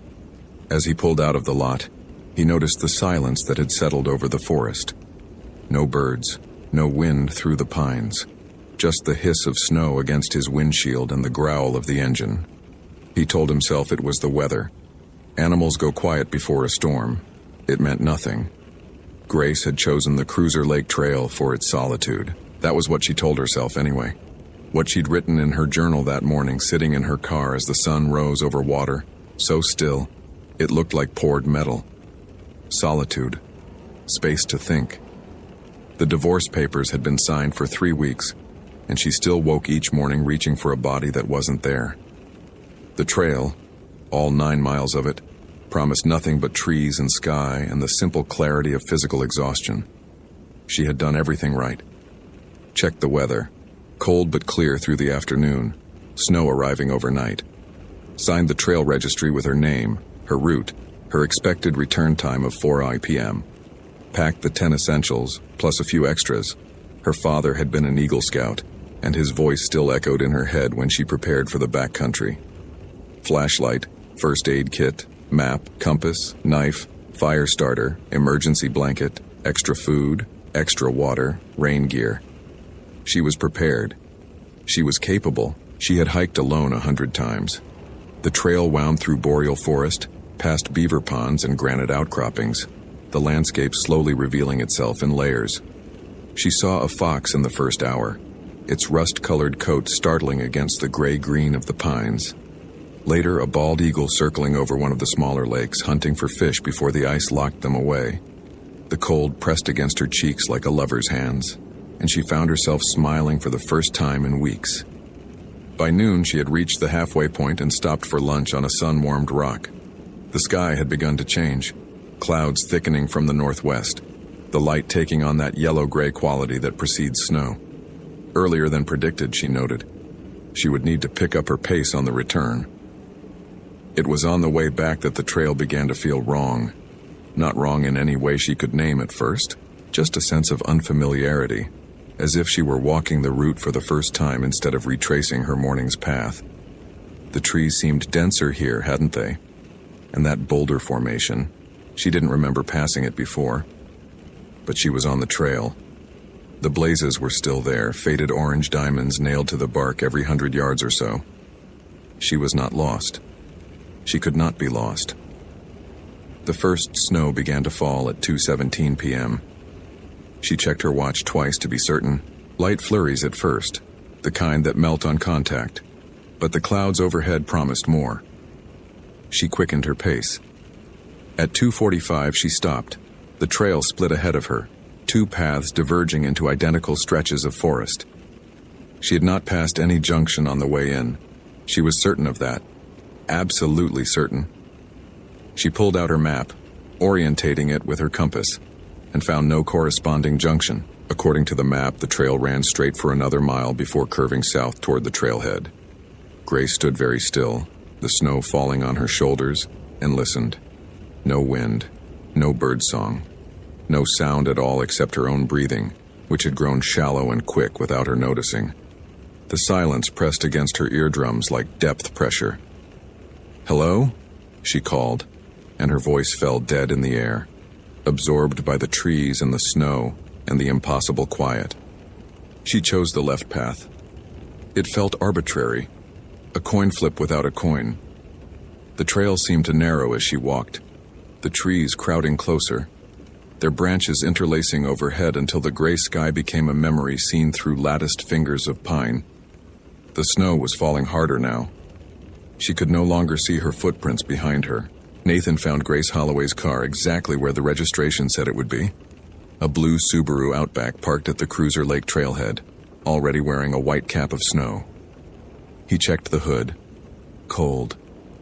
It hadn't been started in hours, probably since yesterday morning. He tried the doors. Locked.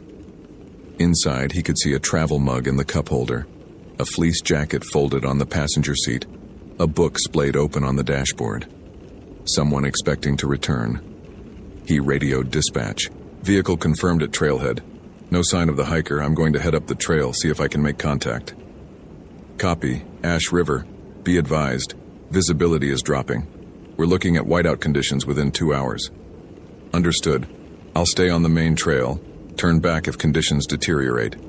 He shouldered his pack and started up the trail, following the orange blazes that appeared at regular intervals like a trail of breadcrumbs leading into the white unknown. The snow had already accumulated 2 inches, enough to obscure any tracks from the previous day. If Grace Holloway had come this way, the evidence was gone. The forest closed around him as he walked, the familiar landscape transformed by weather into something older and stranger. He knew these trails, had walked them dozens of times in every season, but the snow had a way of rewriting the world, erasing landmarks, making the known unknown. He moved carefully, checking his GPS every few minutes, confirming his position against the map in his head. 30 minutes in, he found the first anomaly. A set of tracks crossed the trail ahead of him. Human tracks. Boot prints pressed deep into the snow. Fresh, no more than an hour old based on the accumulation in the impressions. They came from the east, crossed the trail at a perpendicular angle, and continued west into untracked forest. No blazed trail ran east-west here. Nathan checked his map again. Nothing. He photographed the tracks, noted the coordinates, and continued north. The prints had been heading away from the trailhead, deeper into the backcountry, away from safety. Another 15 minutes passed. The snow intensified, cutting visibility to perhaps 50 yards.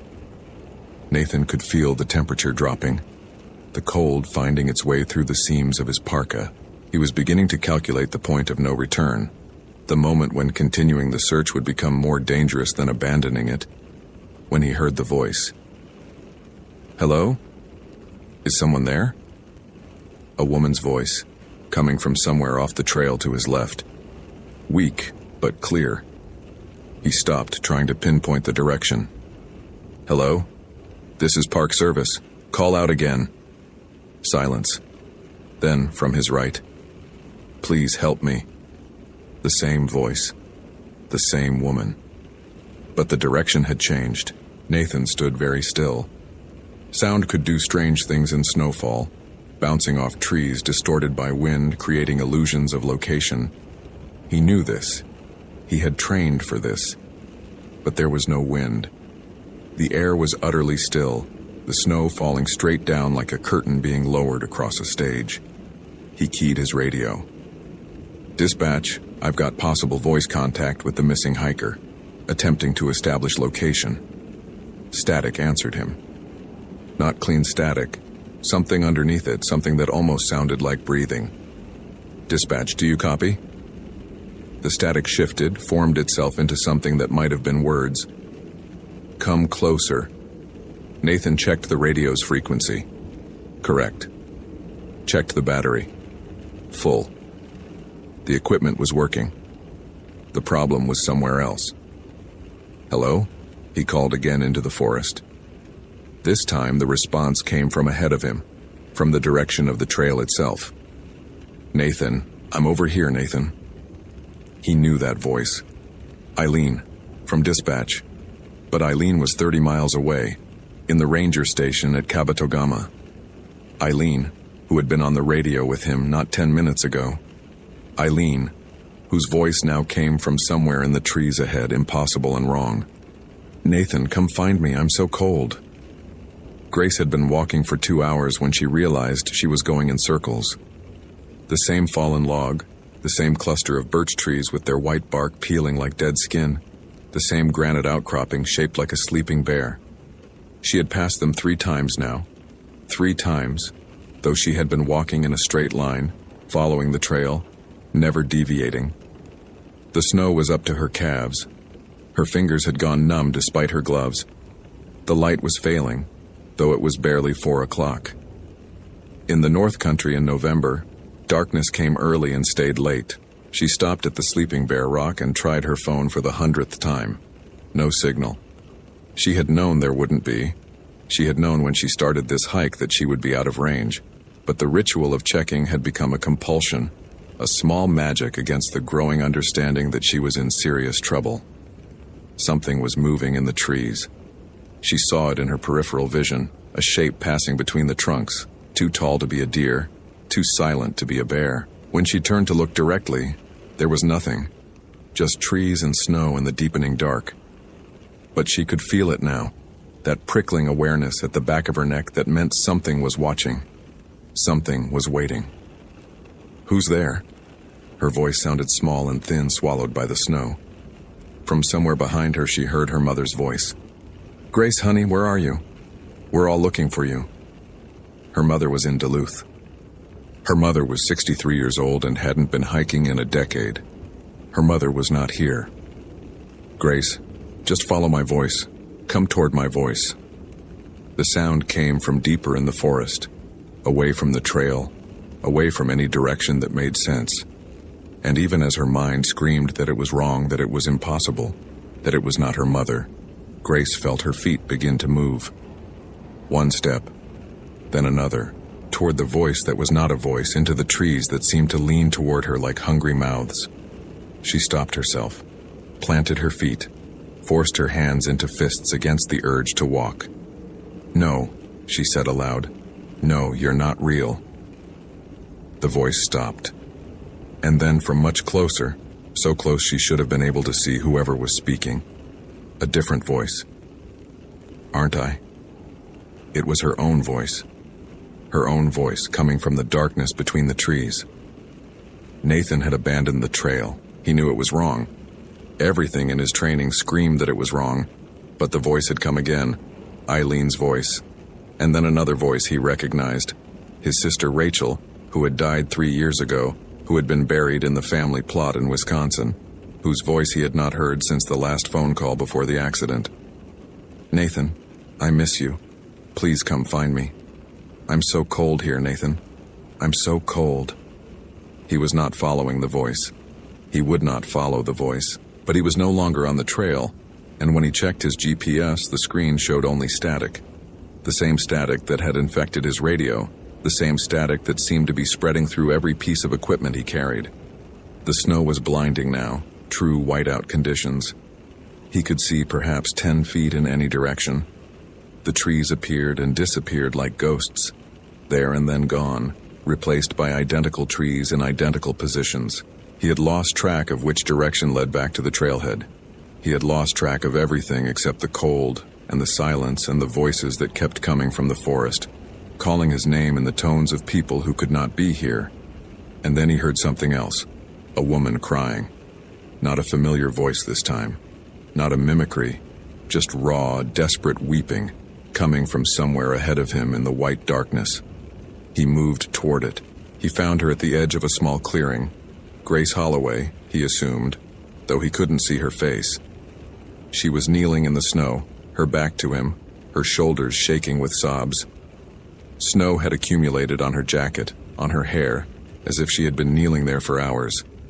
"Ma'am, are you Grace Holloway? I'm with the Park Service. I'm here to help you." She didn't respond, didn't move, just kept crying. That terrible, broken sound. Nathan approached slowly, one hand on the radio that no longer worked, the other extended toward her shoulder. "Ma'am, can you hear me? We need to get you out of here. There's a storm coming in." He touched her shoulder. She was cold. Not cold the way a living person gets cold. Not the chill of exposed skin, the shivering of a body fighting hypothermia. She was cold the way stone is cold, the way water is cold, the way the endless Minnesota winter is cold. Cold that had nothing to do with temperature and everything to do with absence. He pulled his hand back. His fingers had gone numb where they touched her. Slowly, she turned to face him. Grace Holloway's eyes were gone.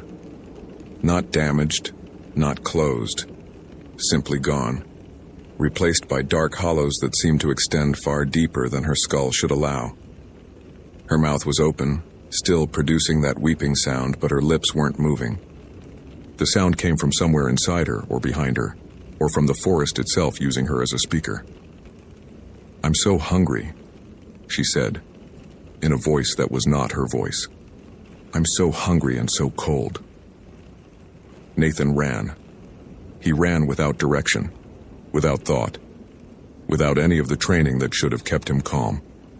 Trees loomed out of the whiteness and he dodged them, or he didn't. Branches tearing at his face, his coat, his hands. He could hear something behind him. Footsteps in the snow, keeping pace, never falling back. And ahead of him, somehow ahead of him, that weeping, that endless weeping, coming from everywhere and nowhere. His foot caught a root hidden beneath the snow. He went down hard, the impact driving the breath from his lungs. For a moment he lay there, gasping, staring up at the white sky as the snow fell on his face. The footsteps stopped. Silence. Complete and absolute silence. Nathan sat up slowly. The forest around him was empty. No figure pursuing him, no shape in the trees, no sign that anything had ever been there. Just snow and silence and the distant suggestion of trees fading into white. He checked his GPS. It was working again, showing his position clearly. He was half a mile from the trail, a mile and a half from the trailhead. His radio crackled and Eileen's voice, the real Eileen, he knew it was the real Eileen, came through. "Ash River, what's your status? You missed your check-in." He keyed the radio with shaking hands. "I'm here, I'm coming back." The hiker... He stopped. What could he say? "The hiker is gone. Visibility's 0. I'm aborting the search."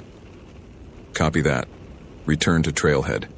We'll reassess in the morning." Nathan stood. His body ached. His face was bleeding from a dozen small cuts. His hands had gone numb inside his gloves. He began to walk, following the GPS coordinates, not looking back. Behind him, very faintly, he heard someone call his name. They found Grace Holloway's body 4 days later, after the storm passed and the search teams could finally access the backcountry. She was located 2 miles north of the Cruiser Lake Trail, in a section of forest that showed no evidence of human passage, no broken branches, no disturbed snow, no tracks of any kind. The medical examiner ruled the cause of death as hypothermia, complicated by apparent cardiac arrest. The report noted several unusual findings: severe frostbite inconsistent with the time of exposure, unexplained abrasions around the mouth and throat, and a facial expression that one of the search team members, in an unguarded moment, described as, like she died screaming, but there wasn't any sound. Nathan Cole submitted his incident report with the minimum required detail. Lost contact with dispatch due to equipment malfunction. Failed to locate the missing hiker due to weather conditions. Returned to trailhead at approximately 5:30 p.m. He did not mention the voices. He did not mention what he found in the clearing. He did not mention the cold that had seeped into his fingers when he touched her, the cold that had never quite gone away. He put in for a transfer the following week. Arizona maybe, or New Mexico. Somewhere with deserts and open sky, somewhere without forests, without the dark spaces between trees where things could hide and wait and call your name in voices that should not exist. The transfer was denied. Budget cuts, they told him. Insufficient staffing. He would need to remain at Voyageurs through the winter. At night, in his cabin at the edge of the park, Nathan lies awake and listens to the wind moving through the pines. Sometimes, when the wind dies down, he hears something else. Footsteps in the snow outside his window, circling slowly, patiently, as if someone were waiting for an invitation. And sometimes, very faintly, he hears a voice that sounds almost like his own, asking him to come outside, asking him to follow, promising that it won't hurt, promising that the cold only lasts a moment. He never opens the door, but some nights in that space between waking and sleep, he finds himself standing at the window with his hand on the latch, and he cannot remember getting out of bed. The hunger is patient. The hunger can wait. Outside, the snow keeps falling, and the forest keeps its secrets. And somewhere in the frozen dark, something that used to be Grace Holloway walks the trails that exist on no map, calling for help in a voice that almost sounds human, waiting for someone to answer.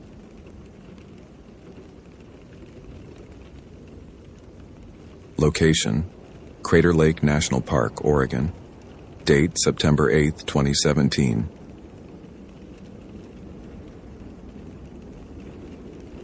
The morning briefing at the Crater Lake Ranger Station began like every other morning in early September, with coffee that was stronger than it needed to be and weather forecasts that were increasingly unreliable. Daniel Morrison had been stationed at Crater Lake for 6 years, long enough to understand that the park existed in a state of permanent contradiction. It was one of the most visited national parks in the Pacific Northwest, yet it possessed vast areas of terrain that saw human visitation perhaps 2 or 3 times per year. It was a place of extraordinary natural beauty, the deepest lake in the United States, surrounded by ancient volcanic peaks and dense forest, and simultaneously a place where that beauty concealed genuine danger. Altitude sickness claimed victims regularly.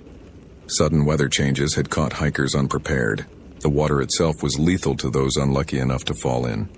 Not just cold, though at 38 degrees Fahrenheit it was cold enough, but cold in a way that suggested something older than normal winter temperature, something that seemed to penetrate the body from the inside outward.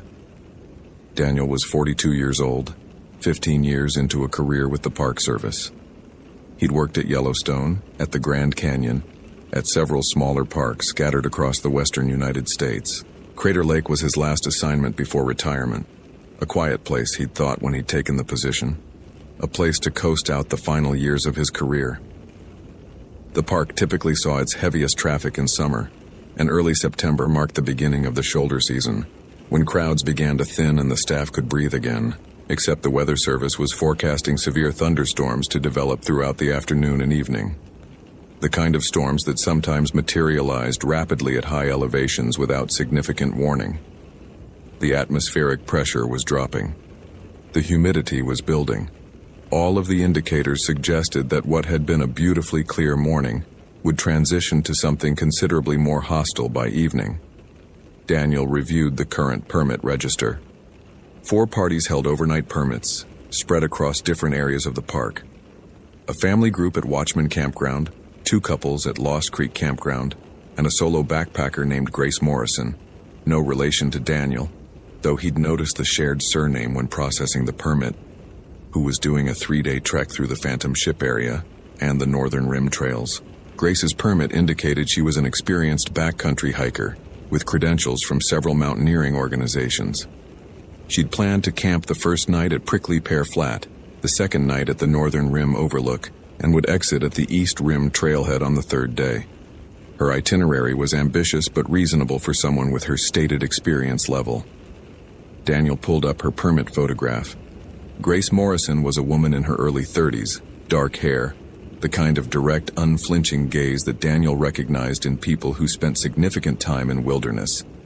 She carried the credentials she claimed: mountaineering certifications, wilderness first aid, rescue training.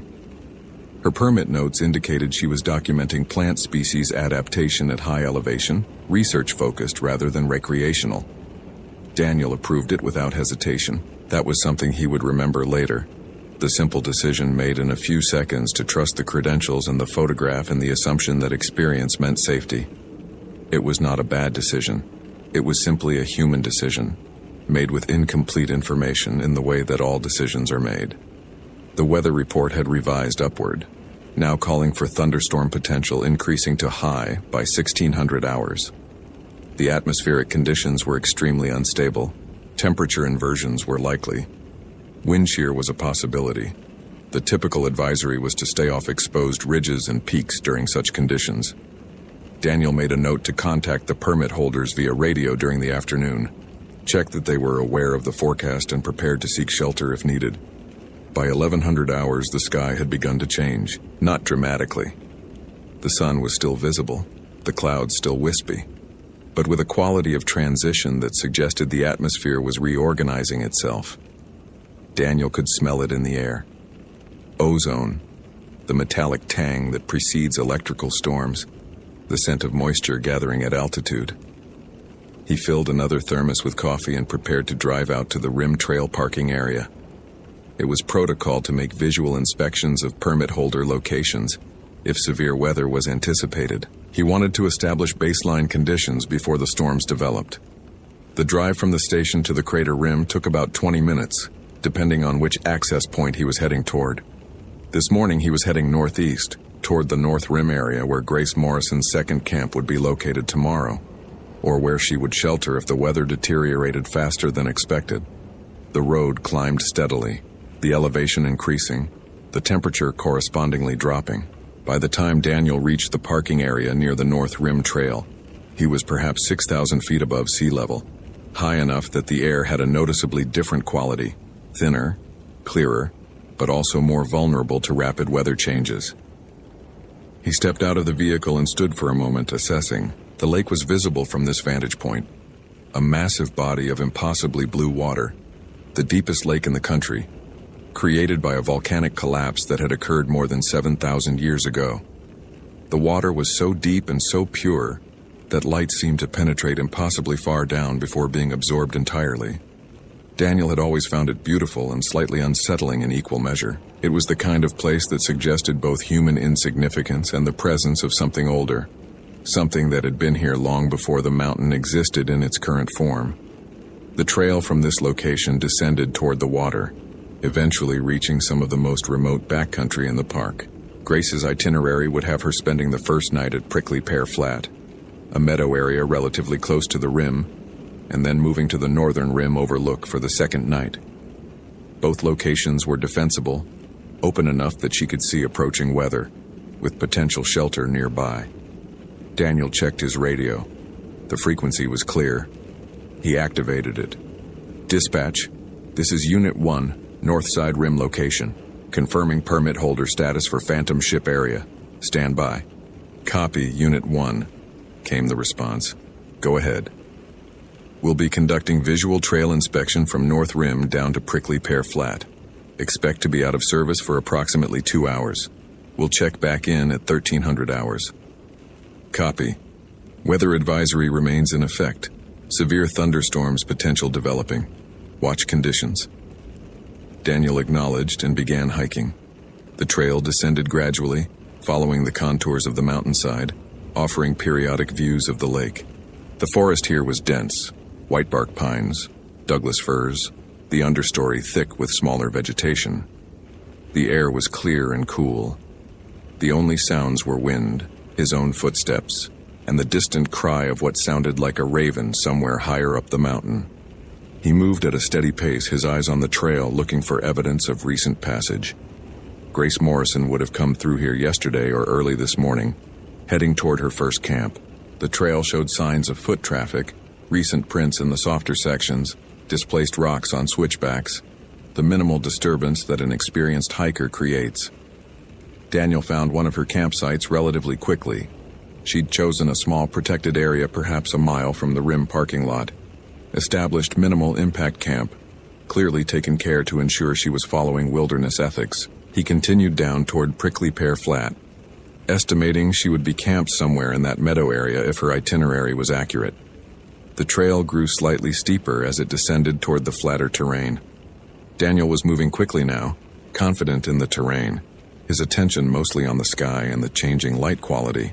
The clouds were building more noticeably now, towering cumulus formations developing to the south and west, the kind of cloud development that suggested rapid intensification. He checked his watch. 12:45 hours. He would establish contact with Grace in another 30 minutes, confirm her status, brief her on the weather situation, and head back toward the rim. The storm would likely develop between 1500 and 1700 hours, based on the current conditions. She would have time to secure her camp and prepare for weather. At 13:05 hours, Daniel reached the edge of Prickly Pear Flat, where the forest opened into a meadow. The meadow was beautiful, a wide, open space at relatively high elevation, surrounded by the dark walls of forest dominated by a massive lightning rod of a peak that rose from the center of the flat. Daniel had always understood, on an intellectual level, that peaks attracted lightning. Seeing a peak that obvious, that dramatically isolated, that clearly designated by topography as the thing that will get struck during a thunderstorm, created a visceral understanding of why you didn't camp directly beneath such formations. Grace Morrison's camp was positioned intelligently, not in the meadow itself, which would be exposed if storms developed, but in the transitional zone between forest and meadow, where she had adequate warning of approaching weather but some shelter from the forest canopy. She had established a small tent, created a fire pit, arranged her equipment efficiently. Daniel could see no sign of Grace herself. He approached the camp and called out, "Grace? Hello? Park Service Ranger checking on permit holders. No response. He waited 30 seconds. A minute. Grace Morrison? Still nothing. Daniel approached the camp more directly. The tent was zipped closed. The equipment was arranged but showed no sign of imminent occupation. The fire pit contained no ashes, suggesting she hadn't made camp here yet, which contradicted the permit itinerary, which specified she should have been here already. Daniel activated his radio. Dispatch Unit 1, I'm at the Prickly Pear Flat Camp location. Permit holder is not present. Equipment is staged but no indication of occupation. Recommend we attempt radio contact and clarify status. Copy, Unit 1. Attempting radio contact on permit frequency. There was a delay. Then, Unit 1, no response from permit holder. What's your assessment? Daniel looked at the camp. The equipment was there. The tent was there. But Grace was not. Several possibilities. She'd decided to hike further than planned, reaching the northern rim location today and planning to camp there instead. She'd become injured or disoriented and was somewhere on the trail. She'd decided to abandon the permit and exit the park entirely. None of these scenarios were immediately alarming, but the combination of approaching severe weather and a missing permit holder created an elevated status. Dispatch, I'm going to hike to the northern rim location and see if she's established camp there. Stand by. Daniel marked the current location on his GPS and began hiking toward the rim. The trail climbed steadily now, the elevation gain noticeable, the air getting progressively thinner and cooler. The clouds were building more dramatically now. The southern sky had darkened considerably, and Daniel could see the characteristic dark wall of a storm system beginning to take shape. He checked his watch. 1340 hours. If Grace was at the rim location, he could briefly confirm her status, radio dispatch, and begin heading back before the weather deteriorated further. If she wasn't there, he would need to begin a more systematic search and would probably need to call in additional resources. The trail became steeper as he approached the rim area. The forest thinned. The landscape became more dramatic. Exposed rock, harsh winds channeling down the mountainside. Daniel was moving carefully now, aware that exposed ridges during severe weather were genuinely dangerous. The wind was already picking up, gusts that periodically staggered him, that made it difficult to maintain balance on the narrower sections of trail. He crested the ridge at 14:05 hours and looked across the rim overlook. The view was spectacular and terrifying in equal measure. The lake sprawled below him, impossibly blue, impossibly deep. The opposite rim was visible, the crater walls dropping sharply to the water level.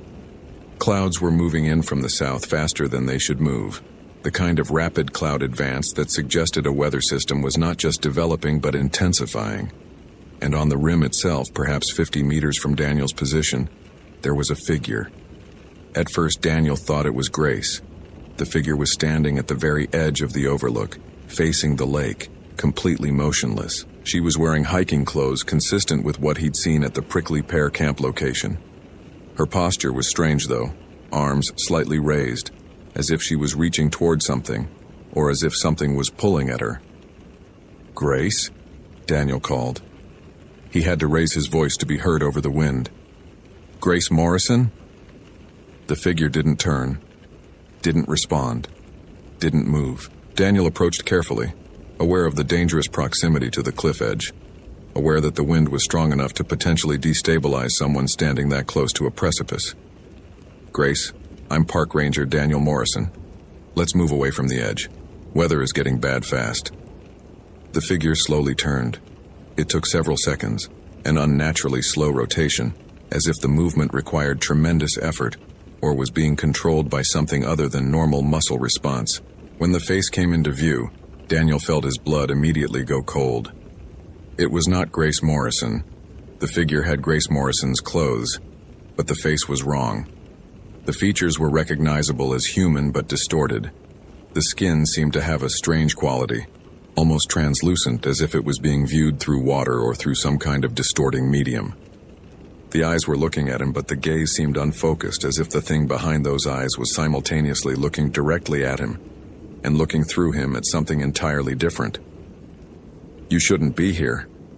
the figure said. Its voice was Grace Morrison's voice, but layered underneath it was something else. A harmonic undertone, as if multiple voices were speaking simultaneously. The mountain is calling. Can't you hear it? Can't you feel it? It's been so long since something answered. Daniel stepped back. His instinct was to reach for his radio, but he was frozen, processing what he was seeing. "Where is Grace Morrison?" he said. "Where is the permit holder?" The thing wearing Grace's face smiled. The smile was not entirely wrong, but it was wrong enough to register as deeply disturbing. The angles weren't quite right. The teeth seemed to be in slightly different positions than they should be.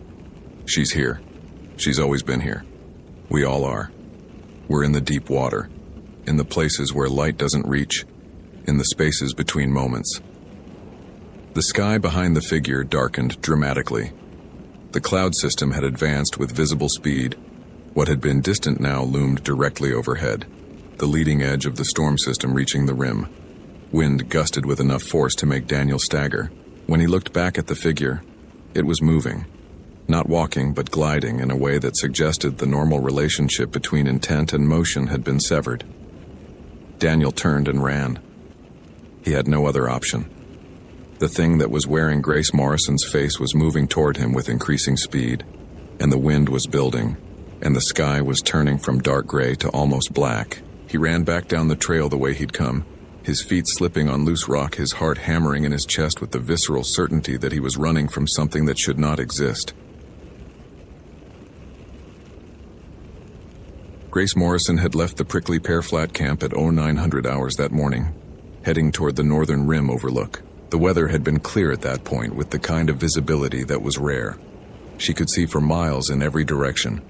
The landscape spread out below her like a map, every detail crystal clear. She'd been hiking well, maintaining good pace, enjoying the solitude and the natural beauty of the high country. By noon, she'd reached the rim trail junction and had decided to explore a side route that wasn't on her official permit, a narrow trail that led to a spectacular overlook that wasn't marked on many maps. She knew it existed from her research into the park. She'd found references to it in old hiking guides, and she wanted to photograph the view for her documentation project. The trail had been narrow, barely more than a footpath, but well-defined. She'd hiked it carefully, aware that she was moving away from her planned route and away from the major trails. By 1300 hours, she'd reached the overlook and had begun setting up her camera equipment, wanting to capture the view while the sun was still clear and the light was optimal. That was when she'd heard the sound. It had been subtle at first, so subtle she'd almost missed it. A sound like wind, but with a quality to it that suggested intent, like something breathing, like something very large moving through the air above her. She'd looked up and had seen nothing except clear sky, blue overhead, the darker clouds building on the distant horizon to the south.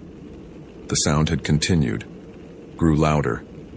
She realized, with a clarity that had arrived not as fear but as simple recognition of fact, that something in the sky was moving directly above her, obscured by, what? Clouds that hadn't been there before? Light refraction? The natural impossibility of her own perception? She'd heard the voice before she'd seen anything. It had been a voice like thunder, not a sound created by a creature, but the sound itself given intelligence and presence. It had spoken in Klamath, a language Grace didn't understand, but the meaning had come through anyway. Not through her ears, but through some other perception, some part of her consciousness that existed outside normal sensory channels. The message was simple. You are here. That is enough. Come deeper. Come where the light doesn't go. Come where we are waiting. Grace had tried to resist.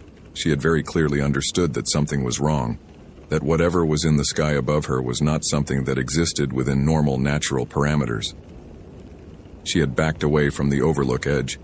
She had tried to activate her satellite communicator, but her hands had not obeyed. Her feet had not obeyed. Something had taken control of her nervous system, overriding the normal relationship between thought and action. She had found herself walking, not toward the trail she'd come from, but toward the rim edge. She had found herself moving as if she was being guided or piloted, or controlled by something that knew exactly where it wanted her to be.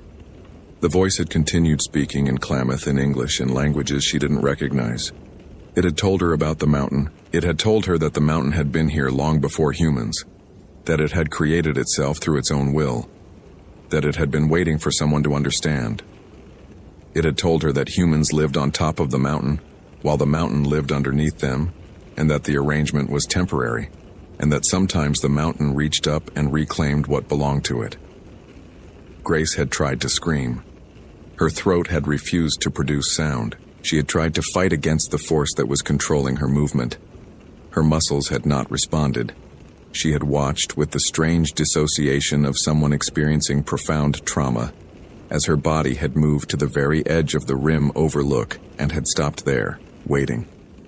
When the ranger had appeared, Grace's consciousness had recognized him as a potential rescuer. She'd tried to call out to him, but the control that had taken over her body had been absolute. She'd heard herself speaking, but the words were not hers. She'd watched her face move, but the expressions were wrong. She'd existed as a passenger in her own body, watching from behind her own eyes as something else used her voice and her face to communicate with the ranger.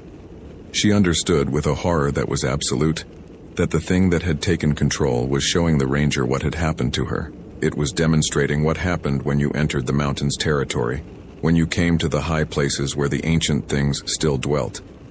And then the ranger had run, and something had changed. The control had released slightly, not fully, but enough that Grace could perceive multiple realities at once. She was standing on the rim. She was falling through the air. She was already in the water below, the impossibly cold water. The water that was not quite water, but something else. Something that had been there before the lake. Something that dwelt in the deepest places and had been waiting for the sky thing to guide prey down to it. Daniel made it back to the rim parking area at 14:45 hours, soaked in sweat despite the dropping temperature, his heart still racing at dangerous levels. He reached his vehicle and immediately activated his radio on the emergency channel. "Dispatch, this is Unit 1. I have a critical situation at the North Rim area. Permit holder Grace Morrison is missing, presumed in distress. Location is North Rim Overlook. I encountered something unusual at that location. Requesting immediate backup and emergency services. I'm declaring a full search and rescue activation." There was a pause. Then, "Unit 1, clarify your situation. Are you injured? Do you require medical assistance?" "Negative," Daniel said. He was taking deep breaths, trying to calm his racing heart rate, trying to process what he'd seen. "I'm uninjured. But there is a permit holder in danger. I need backup at the North Rim Overlook. The weather is deteriorating rapidly." "Copy, Unit 1. We're mobilizing rescue volunteers. ETA approximately 30 minutes. Please remain at your location and provide updates." Daniel sat in his vehicle with the engine running, the heater warming him, watching the sky darken outside the windshield. The storm front was now directly overhead. The wind was reaching near gale force. The rain was beginning. First scattered drops that quickly became a downpour. Lightning flickered in the distance and the rumble of thunder followed seconds later. He tried to process what he'd seen. A hallucination, brought on by stress and rapid altitude change. A person in extreme psychological distress, moving and speaking in ways that his brain had misinterpreted. An elaborate prank by someone who knew he was coming. None of these explanations fit the reality of what he'd experienced, but they were the only explanations that existed within the normal parameters of what was possible. The radio crackled.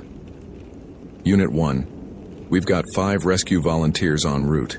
They'll be at your location in approximately 20 minutes. Dispatch is also attempting radio contact with the permit holder. No response on satellite frequency."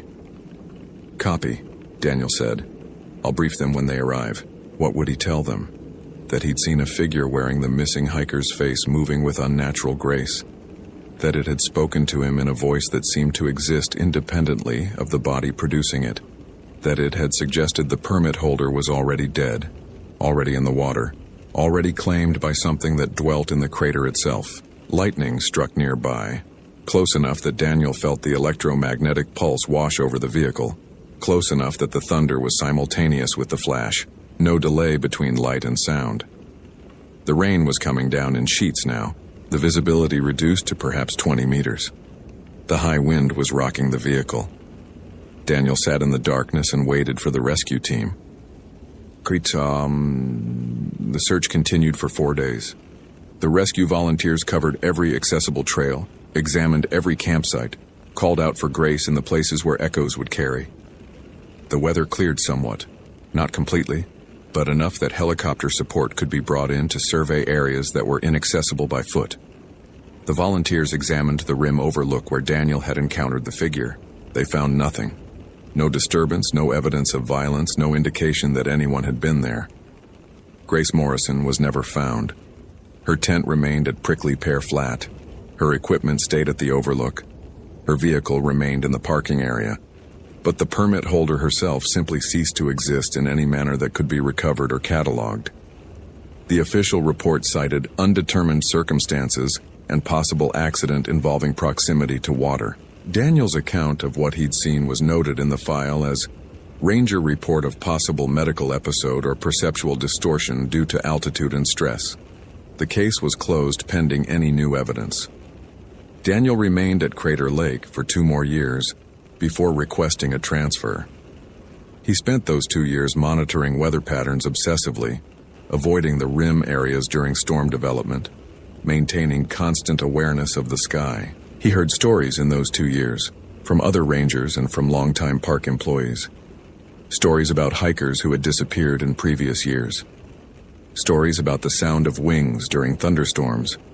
Wings that seemed too large to belong to any natural bird. Stories about the way the lake seemed to behave differently during severe weather.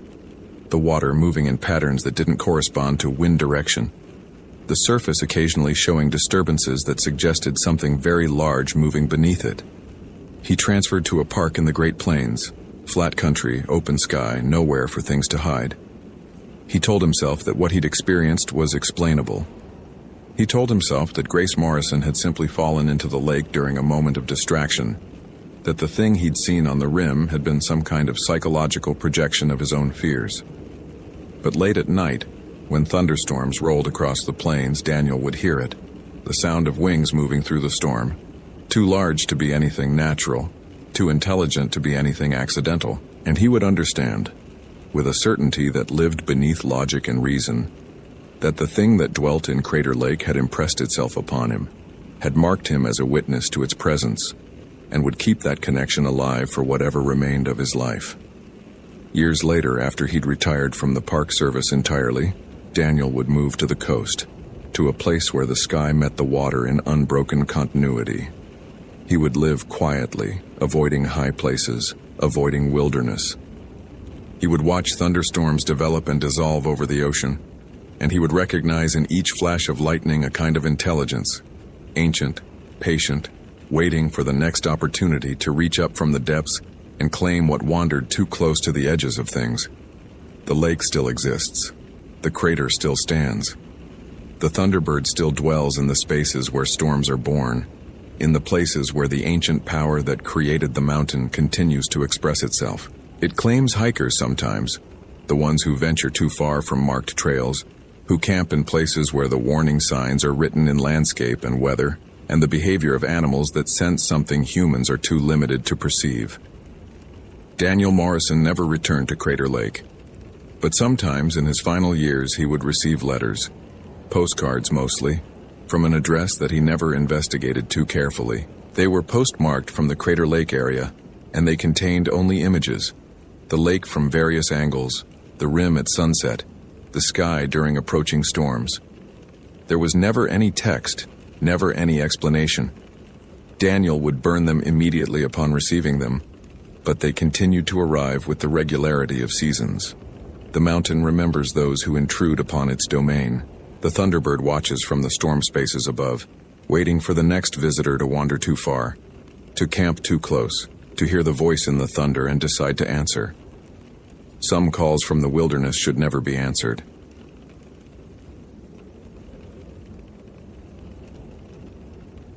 The coffee had gone cold in Nathan's thermos by the time he noticed. He'd been standing at the window of the Kabetogama ranger station for nearly 10 minutes, watching the gray sky press down on the water like a hand slowly closing.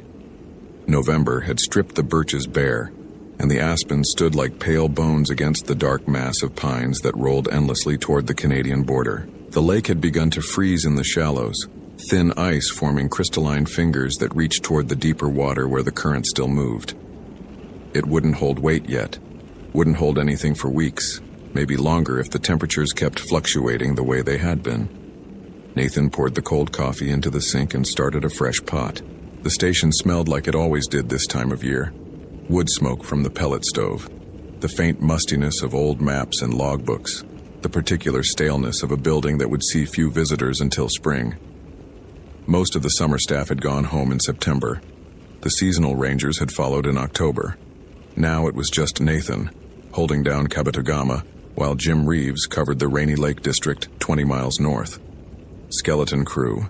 The Park Service called it winter operations, but Nathan had always thought of it as caretaking, watching over something vast and sleeping, waiting for it to wake again. He checked the weather radio while the coffee brewed. The mechanical voice recited what he already knew. A system moving down from Manitoba. Temperatures dropping into the teens by nightfall. 6 to 8 inches of snow expected before morning. Nothing unusual for mid-November in northern Minnesota. He'd seen worse. The park had seen worse. Voyageurs had weathered centuries of winters before the government drew lines on maps and called it protected land. The Ojibwe had lived here for generations before that, and before them, others whose names were forgotten. The land remembered, even if the people didn't. His morning patrol route took him along the Locator Lake Trail, a 4-mile loop through mixed forest that connected to the longer chain of lakes portage. In summer, the trail saw steady traffic, canoeists, kayakers, families with children who complained about the mosquitoes. Now it was empty. Nathan's boots crunched on frozen mud as he walked, the sound obscenely loud in the morning stillness. He noted the condition of the trail markers, checked the small footbridge over Locator Creek for ice damage, and paused at the junction with the Portage Trail to examine a fallen birch that would need clearing before spring. The forest held its breath around him. He'd grown used to this particular quality of silence in his 4 years at Voyageurs. Not the absence of sound exactly, but a muffling, as if the trees absorbed noise the way they absorbed light. In summer, birdsong filled the gaps. Now there were only the small sounds. The creak of branches, the distant knock of a woodpecker, the whisper of wind through needles. Nathan knew each of these sounds intimately. He could tell the difference between a red squirrel's chatter and a pine marten's warning call. He knew how snow sounded falling through spruce boughs versus bare maple limbs. This knowledge was his armor, the proof of his competence, his right to be here. He was halfway back to the station when the radio crackled. Kabetogama, this is Rainy Lake. You copy? Nathan unclipped the handset from his belt. Rainy Lake, Kabetogama. Go ahead, Jim. Got a vehicle in the Ash River lot. Silver Honda Accord, Minnesota plates. Been there since yesterday afternoon according to the timestamp on the permit. Single occupant registered, female, age 26, planned overnight on the Cruiser Lake Trail. She was supposed to be back by 1600 yesterday. Nathan felt the familiar tightening in his chest that came with every overdue report. Most of the time, it was nothing. Hikers misjudged distances, decided to extend their trips, forgot to check out at the trailhead, but sometimes it wasn't nothing. Any contact attempts? Negative. No cell coverage out there, and she didn't take a satellite phone. I've got her registration info. Name's Brooke Ellison. Address in Duluth. Emergency contact is a sister in Minneapolis. Haven't notified yet. Weather's coming in, Nathan said. If she's still out there, I know. I'm tied up with a downed tree blocking the Rainy Lake access road. Can you check the Ash River lot? See if the vehicle's still there? If it is, we'll need to start a search grid. Copy that. I'll head over now and report back. He clipped the radio to his belt and turned east, toward the Ash River access point. The Cruiser Lake Trail was 8 miles round trip through some of the most remote terrain in the park. Old-growth forest, boggy lowlands, and a series of small lakes that froze unpredictably. Good hiking in summer, dangerous in late fall. Nathan tried not to think about what a night in the open would do to someone unprepared for temperatures in the teens. The silver Accord was exactly where Jim had said it would be, alone in the gravel lot at the end of Ash River Road. Nathan parked beside it and got out, his breath fogging in the cold air. The car was locked, windows frosted over. He wiped a circle clean with his glove and peered inside. A sketchbook lay open on the passenger seat, pencil drawings of trees, water, rocks. The kind of careful observation that suggested someone who really looked at the world. A half-empty water bottle in the cup holder, a fleece jacket draped over the back seat. Small details that assembled themselves into a person, a life, a story that might be ending badly. On the dashboard, tucked under the windshield wiper, was a note in neat handwriting. Back Wednesday evening. Don't worry. B. Today was Wednesday. The note had been meant for someone who would come looking. Someone who was already worried. Nathan radioed Jim with his findings, then retrieved his pack from the truck and started up the Cruiser Lake Trail. The temperature had dropped noticeably since morning. The sky had darkened to the color of old iron, and he could smell snow coming. That particular metallic cleanness that preceded a storm. If Brooke Ellison was still out there, she didn't have much time.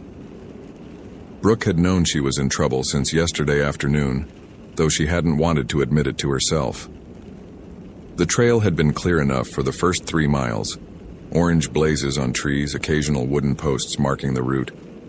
Then the blazes had stopped, or she had stopped seeing them. She wasn't sure which. And the distinction had seemed important for a while, back when she still believed she could find her way back. She'd been so careful. She'd studied the map, noted the landmarks, checked her compass every half mile like the guidebook recommended. The trail was supposed to curve northeast after the second creek crossing, following the contour of a ridge before descending to Cruiser Lake. But there was no ridge. There was only forest, endless, identical forest that seemed to shift when she wasn't looking directly at it. The first night had been bad. She'd built a fire, or tried to. The wood was damp, and her matches were running low, and the flames never grew beyond a guttering orange glow that threw more shadows than light. She'd huddled against a fallen log, wrapped in her emergency blanket, listening to sounds she couldn't identify. Branches cracking in the distance. Something moving through the underbrush, circling. The soft crunch of footsteps on frozen ground that stopped whenever she held her breath to listen. By morning, she'd convinced herself it was deer. Maybe a wolf, though wolves rarely came this close to humans. The forest was full of animals. Animals made sounds. Sounds carried strangely in the cold. She was tired and scared, and tired, scared people heard things that weren't there. But then she'd found the tracks. They were pressed into a patch of soft mud near a half-frozen stream. Footprints, human footprints, bare human footprints. No boots, no shoes. Just the clear impression of naked feet, each print nearly a foot long, the toes splayed wide as if gripping the earth. They came from nowhere and went nowhere. They simply appeared at the stream's edge and vanished into the water. Brooke had stared at those prints for a long time. Her mind offered explanations, rejected them, offered new ones. Another hiker who'd lost their boots. Someone from a nearby cabin taking an ill-advised walk. A prank somehow, left here to disturb whoever found it. Each explanation felt thinner than the last. She'd started walking again, faster now, no longer looking for blazes but simply trying to put distance between herself and those prints. The forest seemed to thicken around her. Trees grew closer together. The sky, what she could see of it through the canopy, had gone the color of a bruise. And then she'd heard the voice. Brooke. Her own name, spoken clearly, from somewhere behind her and to the left. A woman's voice, familiar somehow, though she couldn't place it. She'd frozen, heart slamming against her ribs. Brooke, I found the trail. Come this way. It sounded like her sister. It sounded exactly like Megan, down to the slightly nasal quality she got when she was excited about something. But Megan was in Minneapolis, 200 miles south, and no one knew Brooke was out here except the ranger station, and the ranger station didn't know her sister's voice. Brooke didn't answer. She didn't move. She barely breathed. The voice came again, closer now, patient and warm. "Brooke, honey, you're going the wrong way. Let me help you." Something in the rhythm was wrong. The pauses fell in strange places. The warmth felt performed, like an actor reading lines they didn't understand. Brooke ran. Nathan found the first sign of Brooke's passage 2 miles up the trail, a candy bar wrapper caught in the thorns of a blackberry bush, bright foil against the dull browns and grays of the forest. He bagged it as evidence and continued on, scanning the ground for tracks. The frozen mud held impressions poorly, but here and there he could make out the tread pattern of hiking boots, heading northeast, toward Cruiser Lake. The temperature continued to drop.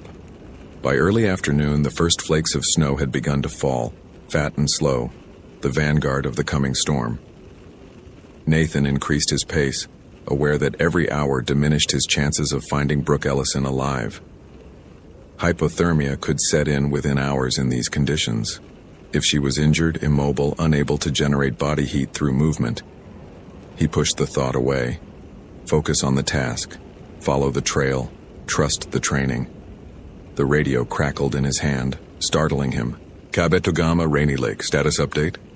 Rainy Lake, I'm approximately 3 miles up the Cruiser Lake Trail. Found evidence of passage. Candy wrapper. Boot prints heading northeast. No visual on the subject yet. Snow's starting. Over. The response came garbled, words fragmenting into static. Copy. Weather. Advise. Turn if... Then silence. Nathan tried again. Rainy Lake, say again? You're breaking up. Nothing. Not even static now. Just a hollow emptiness where Jim's voice should have been. He checked the radio. Battery at 60%. Channel correct. Antenna undamaged. Everything working, and yet... Rainy Lake, Kabetogama. Do you copy? The silence seemed to deepen. Nathan became aware of how quiet the forest had grown. No wind, no bird song, no small rustlings of squirrels or mice. Even the falling snow seemed muted, each flake landing without sound. He stood still for a long moment, listening. His breath hung in the air like smoke. The trees pressed close on either side of the trail, their trunks gray and black and bone-white, their branches interlacing overhead in a canopy that blocked what little light remained. He'd walked this trail before, many times, but something about it felt wrong now. Changed. The distances between landmarks seemed altered. A boulder he remembered being on his left was now on his right. A creek he should have crossed half a mile back still hadn't appeared. Nathan checked his compass. Northeast. Correct heading. The needle pointed true. But true to what? He started walking again, faster now. Brooke had stopped running when her lungs gave out, when her legs buckled, when she couldn't draw enough air to fuel another step. She'd collapsed against a tree, an enormous white pine, its bark rough and reassuring against her back, and tried to think. The voice hadn't followed. Or if it had, it was being quiet about it. She could hear nothing now except her own ragged breathing and the whisper of snow falling through branches. The forest had gone still in a way that felt intentional, watchful, like a held breath before a scream.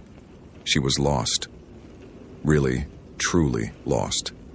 Not temporarily turned around, not momentarily confused, but lost in the deep and permanent way that people got lost when they wandered into places that didn't want them found. The map was useless. The compass, she'd checked it a dozen times, and each time it pointed in a different direction, the needle swinging lazily as if the concept of north had become negotiable. Her phone had died yesterday, not from lack of battery but from something else, the screen flickering with symbols she didn't recognize before going dark. She was going to die out here. The thought arrived with a strange calm, not acceptance exactly, but acknowledgement. The forest was too big. The cold was too deep. She had no food, no real shelter, no way to call for help. Even if someone came looking, and someone would eventually, they wouldn't find her in time. The snow was already covering her tracks. By morning, there would be no sign she'd ever existed at all. Unless... The voice had said it found the trail. The voice had offered to help. Brooke knew in some deep and instinctive part of herself that following the voice would be a terrible mistake. Everything her body told her, the hair standing up on her arms, the knot of dread in her stomach, the way her hands shook with something beyond cold, screamed that the voice was wrong, that whatever spoke with Megan's tongue was not Megan, was not even human, was something old and hungry that had learned to mimic what it killed. But what choice did she have? Freeze here, alone, waiting for a rescue that wouldn't come? Or take a chance, any chance, on survival? She pushed herself upright. Her legs trembled but held. The snow was falling harder now, accumulating on branches, on rocks, on the frozen ground. In an hour, maybe less, it would be too deep to walk through. She had to move. She had to choose. "Hello?" she called, her voice cracking. Is someone there?" The forest held its silence for a long moment. Then, from somewhere ahead, not behind, she was sure it had been behind before, the voice answered, "I'm here, Brooke. I've been waiting for you." It didn't sound like Megan anymore. It didn't sound like anyone. The words were right, but the voice beneath them was hollow, resonant, like something speaking from the bottom of a well, or from inside a chest cavity, or from nowhere at all. Brooke took a step forward, then another. The snow crunched under her boots, obscenely loud. The trees seemed to lean in, curious, eager. She walked toward the voice. Nathan found her jacket at dusk. It was draped over a low branch as if placed there deliberately. A bright red North Face shell, impossible to miss against the white and gray of the forest. He approached it slowly, scanning the surrounding trees, the ground, the shadows that pooled between the trunks. The snow had accumulated to nearly 4 inches now, and in the fading light, the world had gone monochrome, all contrast bled away. "Brooke Ellison?" he called. His voice fell flat, absorbed by the snow. "This is Park Ranger Nathan Hayes. If you can hear me, call out or make a sound." Nothing. Not even an echo. He unclipped his flashlight and played the beam across the snow. There, boot prints, half filled but still visible, leading away from the jacket and into the deeper forest. And beside them, overlapping them in places, another set of prints. Barefoot. Impossibly long. Toes spread wide, as if whatever made them was gripping the earth with each step. Nathan had grown up in northern Minnesota. He'd heard the stories that everyone heard, passed down from grandparents who'd heard them from their grandparents, who'd learned them from the Ojibwe who'd lived here since time out of memory. Stories of the Wendigo, the hunger spirit, the thing that came in winter when the world was starving. It had been human once, the story said. It had done something unforgivable to survive, and the doing had changed it. Now it hungered forever, hollow and cold. And the more it ate, the hungrier it became. Nathan had never believed the stories. They were campfire tales, meant to scare children and entertain tourists. The forest held real dangers: hypothermia, dehydration, injury, predators, and those were frightening enough without inventing monsters. But standing there in the failing light, looking at those prints, Nathan felt something he hadn't felt since childhood, something that bypassed his training, his experience, his rational mind, something old and instinctive and absolutely certain. He was not alone. "Brooke?" he called again, quieter now. From somewhere deeper in the forest, barely audible over the whisper of falling snow, a voice answered. His voice, his exact voice, with his exact inflection, speaking words he hadn't said. "This is Park Ranger Nathan Hayes. If you can hear me, call out." Nathan's blood went cold. He stood frozen, flashlight beam trembling as the echo of his own voice faded into silence. Then another voice came, different this time, younger, female, desperate. "Help me. Please, I'm over here. I can't feel my legs anymore. Please." Brooke. It had to be Brooke. But Nathan didn't move. Couldn't move. Because the voice had come from his left, and the boot prints led to his right, and something in the rhythm of her words was wrong. The fear sounded performed. The desperation felt like a mask over something else. something patient and amused. "Please," the voice begged, closer now. "I'm so cold. I've been waiting so long." Nathan turned off his flashlight. In the sudden dark, the forest seemed to breathe around him, in, out, and out, a vast living presence that he'd somehow never noticed in 4 years of walking these trails. The snow continued to fall, silent and relentless. Somewhere in the blackness, something moved. He didn't run. Running was wrong. Running was what it wanted. Running meant movement, meant heat, meant the sound of his heart pounding loud enough to follow. Instead, he walked, slow and deliberate, back the way he'd come. Each step was an act of will. Each breath was controlled, measured, silent as he could make it. Behind him, the voice changed again. Became something else. Became a sound that wasn't a voice at all. A low, rattling exhalation, a creak of ice and sinew, a hunger given form and breath. Nathan walked faster. The trees pressed close. The trail had changed again. Narrower now, choked with undergrowth that hadn't been there before, leading him into unfamiliar territory. His compass needle spun aimlessly. His radio produced only silence. The flashlight, when he risked turning it on, illuminated nothing but falling snow and endless gray trunks. He was lost. The realization hit him like a physical blow. 4 years in this park, hundreds of miles of trails walked and memorized, and now he was lost in a forest that no longer followed the rules of the world he knew. The map in his head was useless. The land had changed, or he had been moved, or something had folded the forest in on itself like a fist closing. The rattling sound came again, closer.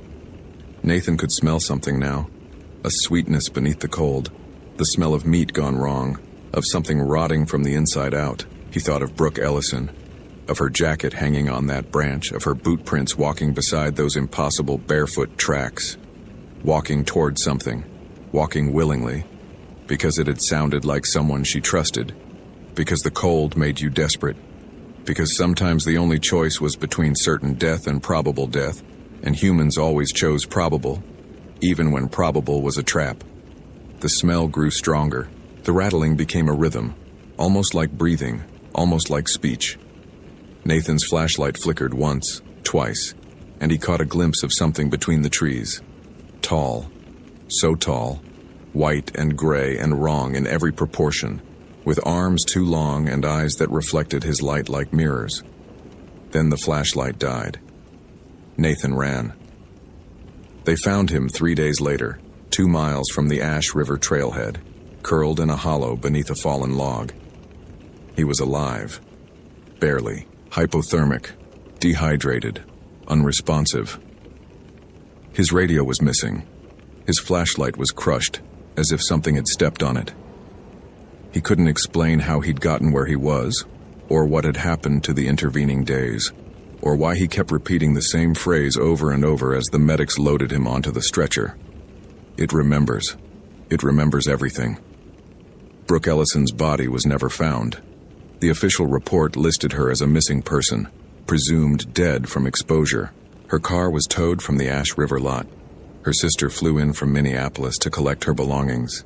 The sketchbook, the water bottle, the fleece jacket from the back seat, the note on the dashboard. Nathan transferred to a park in Arizona the following spring. Desert country. Open sky. No trees. He still wakes sometimes in the night, certain he's heard something moving in the darkness outside his window. He still freezes when he hears his own voice coming from a room where no one should be. He still dreams of the forest, of the snow, of boot prints walking beside something barefoot and wrong. And sometimes, in the dreams, he sees Brooke Ellison. She's standing at the edge of a clearing, looking back at him. She's not alone. There's something beside her, something tall and pale and patient. Something that wears her face now, the way it once wore others. It smiles at him with her mouth. It remembers.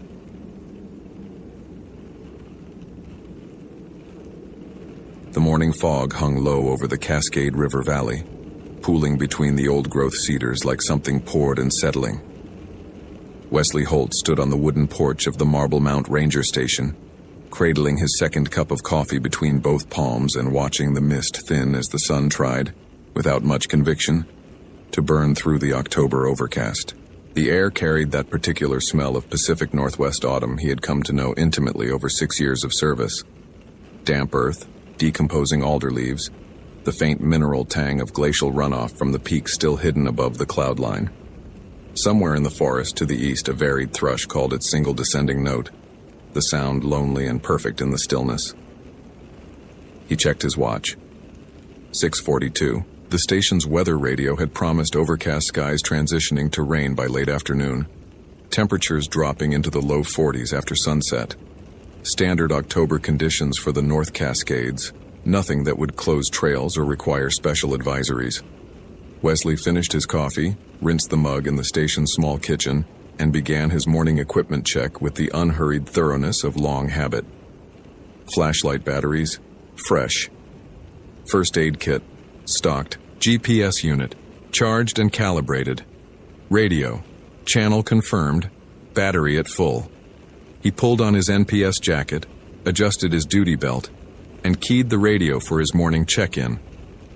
Dispatch, this is Unit 12, beginning morning patrol of Thunder Creek Corridor. How copy? The response came clear, touched only by the slight static that was normal for this valley. Copy Unit 12. Be advised, we have one vehicle in the Colonial Creek lot registered overnight. Single occupant, female, trail permit for 4th of July pass. Expected return yesterday evening. No contact yet. Wesley acknowledged and noted the information. Overdue hikers weren't uncommon this time of year. People underestimated how quickly October daylight failed in the mountains, or they pushed too far and decided to camp, rather than hike out in darkness. Usually they showed up sheepish and tired at the trailhead by mid-morning. He'd give it until 10, then consider a welfare check if the vehicle was still there. The drive from Marble Mount to the Colonial Creek trailhead took 20 minutes on the winding mountain highway. Wesley passed the dark waters of Diablo Lake, its surface mirror still beneath the overcast, reflecting the steep forested slopes in shades of gray and green so deep they approached black. No other vehicles on the road this early, this late in the season. The summer crowds had retreated weeks ago, leaving the park to the maintenance crews, the wildlife preparing for winter, and the rangers who preferred the solitude of the off-season. He spotted the vehicle as soon as he pulled into the Colonial Creek lot. A silver Honda Civic, Washington plates parked in the far corner near the trailhead kiosk. A fine layer of moisture beaded on the windshield and hood, suggesting it had sat overnight through the fog. Wesley pulled alongside and stepped out, his boots crunching on the gravel as he approached. Through the passenger window, he could see a day pack in the back seat, a reusable water bottle in the cup holder, and on the dashboard, a handwritten note. Back by 6 p.m. Tuesday. Left early. Save me some dinner? Be Tuesday. Yesterday. He checked the trail register at the kiosk and found the entry. Brooke Ellison, solo, destination 4th of July pass, departed 7:15 a.m. October 22nd. Her handwriting was neat, slightly hurried.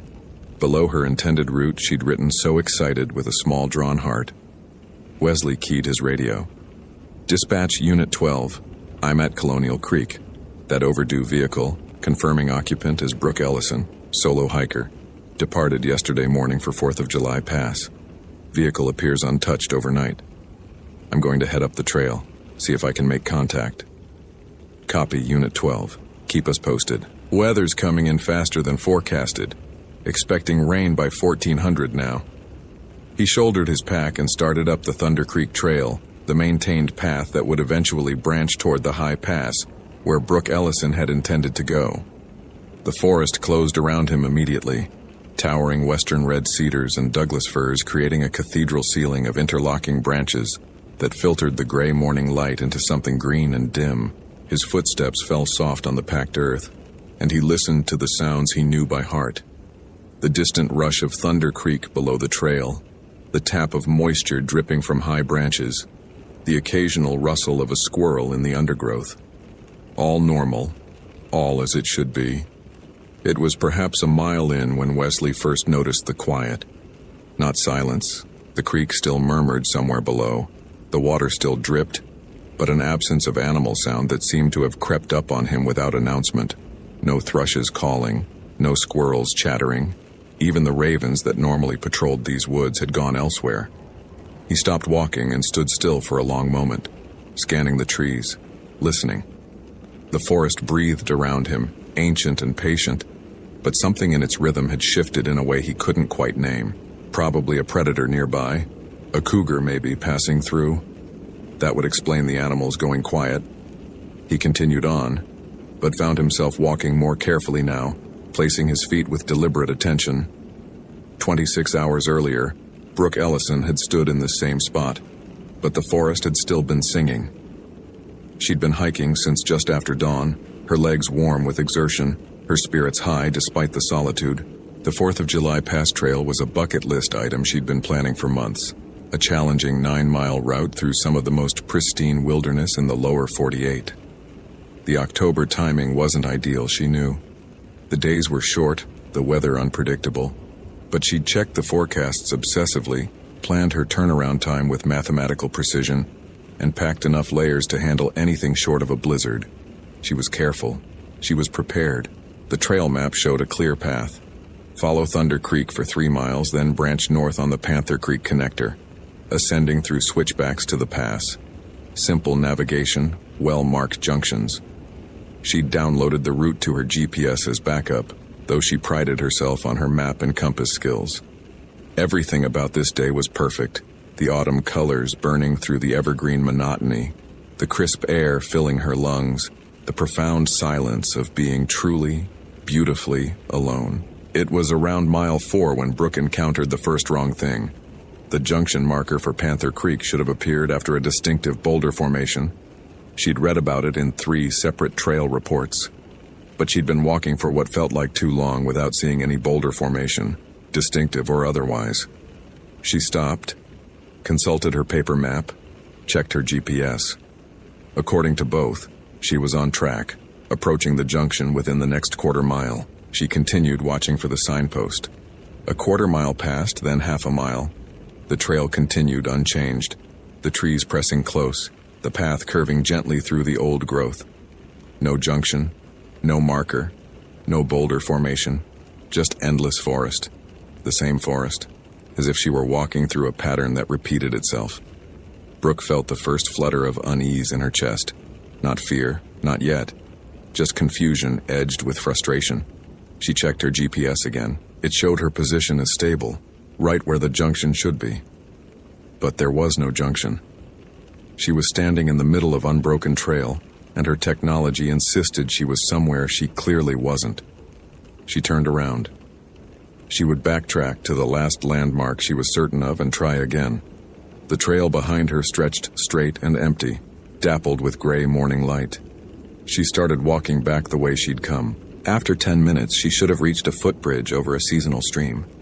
She remembered crossing it clearly. The boards gray and weathered, a single orange ribbon tied to the railing by some previous hiker. The footbridge wasn't there. The stream wasn't there. Just trail and forest and silence. Brooke stopped walking. Her breath had quickened without her noticing, her heart beating harder than the mild exertion warranted. She was not lost. She couldn't be lost. She'd followed a marked trail, maintained and mapped in a national park visited by thousands every year. People didn't get lost on trails like this. Not really lost. She looked around her. Really looked, trying to find something, anything, she recognized. The trees stood impossibly tall, their trunks vanishing into the fog that had somehow descended without her noticing. The trail continued in both directions, identical, as if the forest had folded in on itself and she was standing in the crease. From somewhere to her left, deeper in the woods, she heard a sound, high and thin, almost like a whistle, almost like someone calling. Wesley reached the 4th of July junction at 9:30. The trail marker stood exactly where it should, a weathered wooden post with a carved arrow pointing north toward the pass. He checked the ground for recent tracks and found them. Boot prints in the soft earth, the tread pattern consistent with a light hiking shoe, heading north. Brooke had made it this far. He tried his radio. Dispatch, Unit 12. I'm at the 4th of July junction. Signs of recent foot traffic heading toward the pass. Going to continue north and see if I can locate the missing hiker. Static answered him. He tried again, adjusting his position, raising the antenna. The static resolved into something that might have been words, might have been nothing.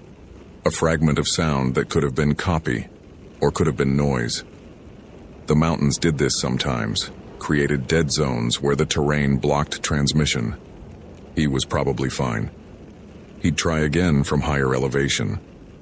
The trail climbed steeply once past the junction, switchbacking through dense timber that gradually thinned as the elevation increased. Wesley moved at a steady pace, stopping periodically to call out, "Brooke? Brooke Ellison? National Park Service, can you hear me?" His voice vanished into the trees, swallowed by the fog that was growing thicker now, descending from the peaks above like something with weight and intention. By noon, he had climbed above the worst of the tree cover, emerging onto a rocky ridge where the trail threaded between outcrops of gray granite. Visibility had dropped to perhaps 50 yards, the fog erasing the mountains that should have been visible on all sides. The temperature had fallen noticeably, and Wesley pulled his jacket tighter, feeling the cold seep through the fabric. He tried his radio again. Dispatch Unit 12, I'm approaching 4th of July Pass. No sign of the missing hiker yet. Weather conditions deteriorating. Please advise. This time the static formed something almost like a voice, not Dispatch's voice, something else. A whisper that rose and fell in a cadence that seemed deliberate, seemed shaped, but carried no words he could understand. Wesley held the radio away from his ear and stared at it. Interference. Had to be interference. Some bizarre atmospheric effect he'd never encountered before. He switched channels, tried again. The whisper followed him. The same toneless murmur, as if something were breathing into a microphone just out of range. He clipped the radio back to his belt and continued climbing. The pass, when he reached it, was invisible, just a saddle of rock emerging from and vanishing into the white nothing of the fog. Wesley stood at what should have been a viewpoint overlooking the Skagit Valley and saw only gray in all directions, a world reduced to the 20 feet of ground immediately around him. And in that gray, that featureless void, something moved. Not close. Not far. Somewhere at the edge of visibility, a shape passed through the fog. Tall, thin, wrong in its proportions. There and gone so quickly he couldn't be certain he'd seen anything at all. Wesley's hand moved to his radio instinctively, but he didn't key it. He stood frozen, listening. The silence was total. Not even wind. Not even his own breathing, which he realized he was holding. Then, from the fog behind him, the direction he'd come from, a whistle. High and thin, 3 rising notes. And after a pause, an answer from somewhere ahead. The same 3 notes, identical in pitch and duration, as if the sound were being passed between 2 points with him in the middle. Wesley had been a ranger for 6 years. He'd encountered bears, cougars, disoriented hikers, and once a man having a complete psychological break at 7,000 feet. He knew fear, had learned to work through it with the calm professionalism his job required. But this fear was different. This was old fear, the kind that predated profession and training, the kind that lived in the base of the spine and screamed run without offering a direction. He did not run. He drew his flashlight, though it was midday, and began walking back down the trail. Brooke had heard the whistles, too. That was hours ago now, or what felt like hours. Time had become strange in the fog, stretching and compressing in ways that made her head hurt when she tried to calculate. Her phone had died despite showing a full charge that morning. Her GPS showed her position as a single blinking dot in the middle of a blank screen, all map data somehow erased. She had stopped trying to find the trail. There was no trail anymore. There were only trees, the same trees, arranged in patterns that repeated and shifted when she wasn't looking directly at them. She would walk toward a distinctive fallen log and find herself approaching it from the opposite direction. She would mark a tree with a scratch from her trekking pole and discover the mark on a different tree entirely, as if the forest were reshuffling itself around her. The whistles had been her first sign that she wasn't alone. They came from different directions. Sometimes ahead, sometimes behind, sometimes from above in a way that made no sense. At first she'd called back, desperate for human contact, her voice cracking as she shouted hello, help, please. But the whistles never responded to her words. They only called to each other, triangulating, coordinating, and she began to understand with a horror that felt like ice water in her veins that she was being herded.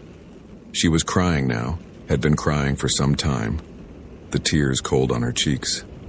The temperature had dropped steadily, her breath forming clouds that joined the fog and became part of it. Her legs ached from endless walking through a forest that had no end and no exit. And then she saw it. Not clearly, nothing was clear anymore, but enough. A figure standing between two trees at the edge of visibility. Tall. Too tall, stretched in ways that hurt to look at, as if someone had taken a human form and pulled it like taffy.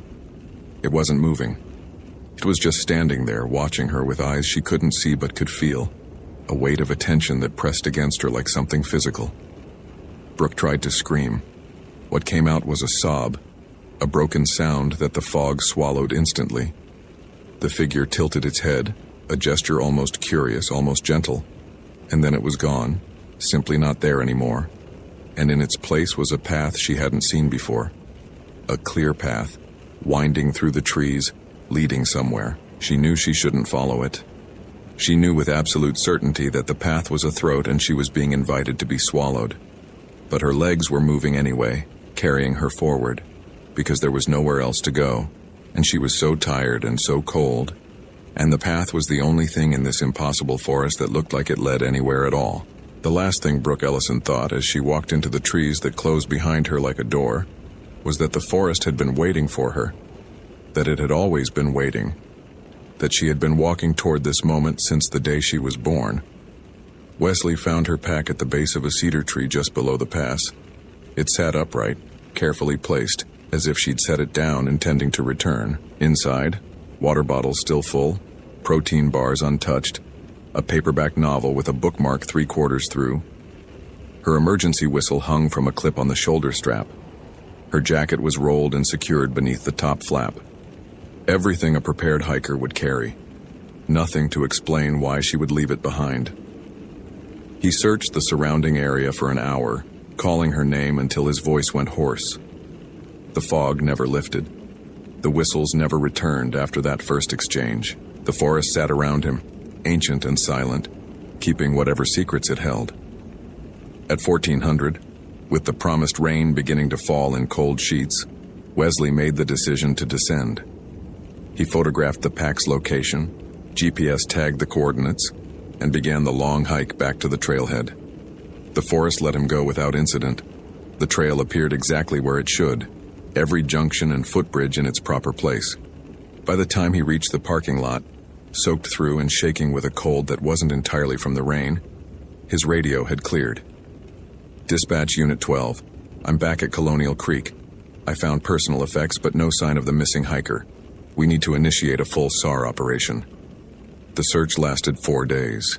32 volunteers, 4 dog teams, 2 helicopter sweeps when the weather briefly cleared. They found nothing, not a footprint, not a scrap of clothing, not a single trace of Brooke Ellison beyond the pack that Wesley had already recovered. The official report classified her disappearance as undetermined circumstances, a bureaucratic phrase that meant nothing and covered everything. Wesley returned to duty the following week. He requested a transfer to a park without old-growth forest, somewhere open, somewhere he could see the horizon. The request was denied. Budget constraints. He would remain at North Cascades through the winter. Skeleton crew. Long nights in the station listening to the wind. Sometimes, in those long nights, he heard the whistles. High and thin. 3 rising notes, drifting down from the mountains to the east. He never mentioned it in his reports. He never spoke of it to his colleagues. Some knowledge was too heavy to share, and some fear was too old to name. Brooke Ellison's case remains open. Her family still maintains a website, still offers a reward for information. The silver Honda Civic was eventually towed and returned to her parents in Bellingham.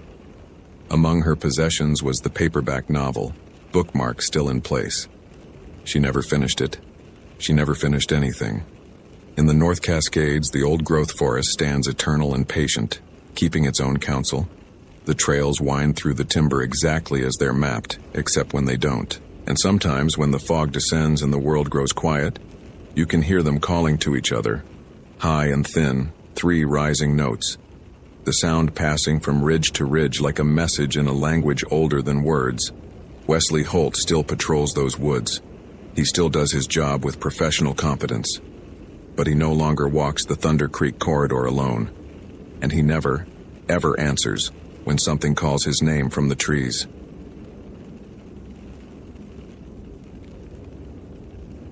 Location: Voyageurs National Park, Minnesota. Date: October 27, 2019. The coffee had gone cold in Derek's thermos by the time he noticed.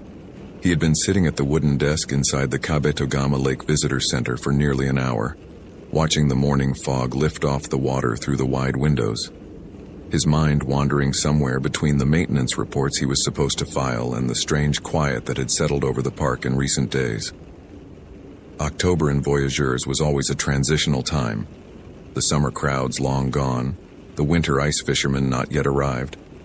But this year felt different. Emptier, the kind of empty that seemed to have weight. He poured the cold coffee into the sink and started a fresh pot, the familiar gurgle of the machine filling the silence. Outside, the birch trees had surrendered most of their leaves, their white trunks standing like bones against the gray sky.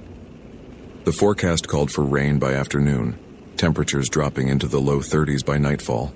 Derek checked the station's weather radio out of habit, heard the automated voice confirm what he already knew, and began his morning equipment check. Flashlight batteries, full. First aid kit, stocked. GPS unit, functioning. Radio, clear signal to dispatch. These rituals had become as automatic as breathing after 7 years with the National Park Service, 4 of them here at Voyageurs. The park sprawled across more than 200,000 acres of interconnected waterways, boreal forest, and exposed Canadian shield bedrock, a landscape carved by glaciers and older than human memory.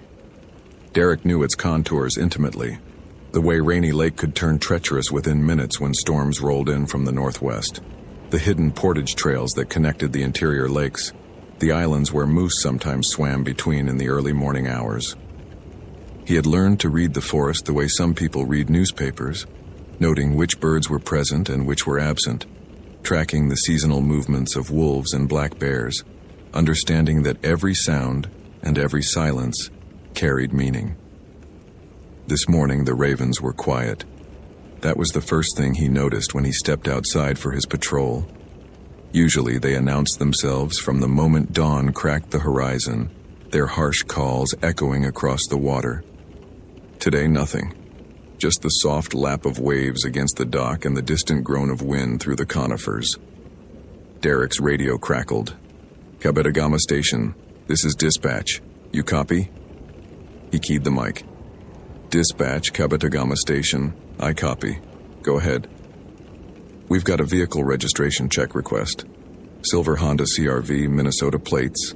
Parked at the Ash River trailhead since yesterday evening. Owner registered for a day hike on the Blind Ash Bay Trail. Name's Hannah Lindgren, female, 26 years old.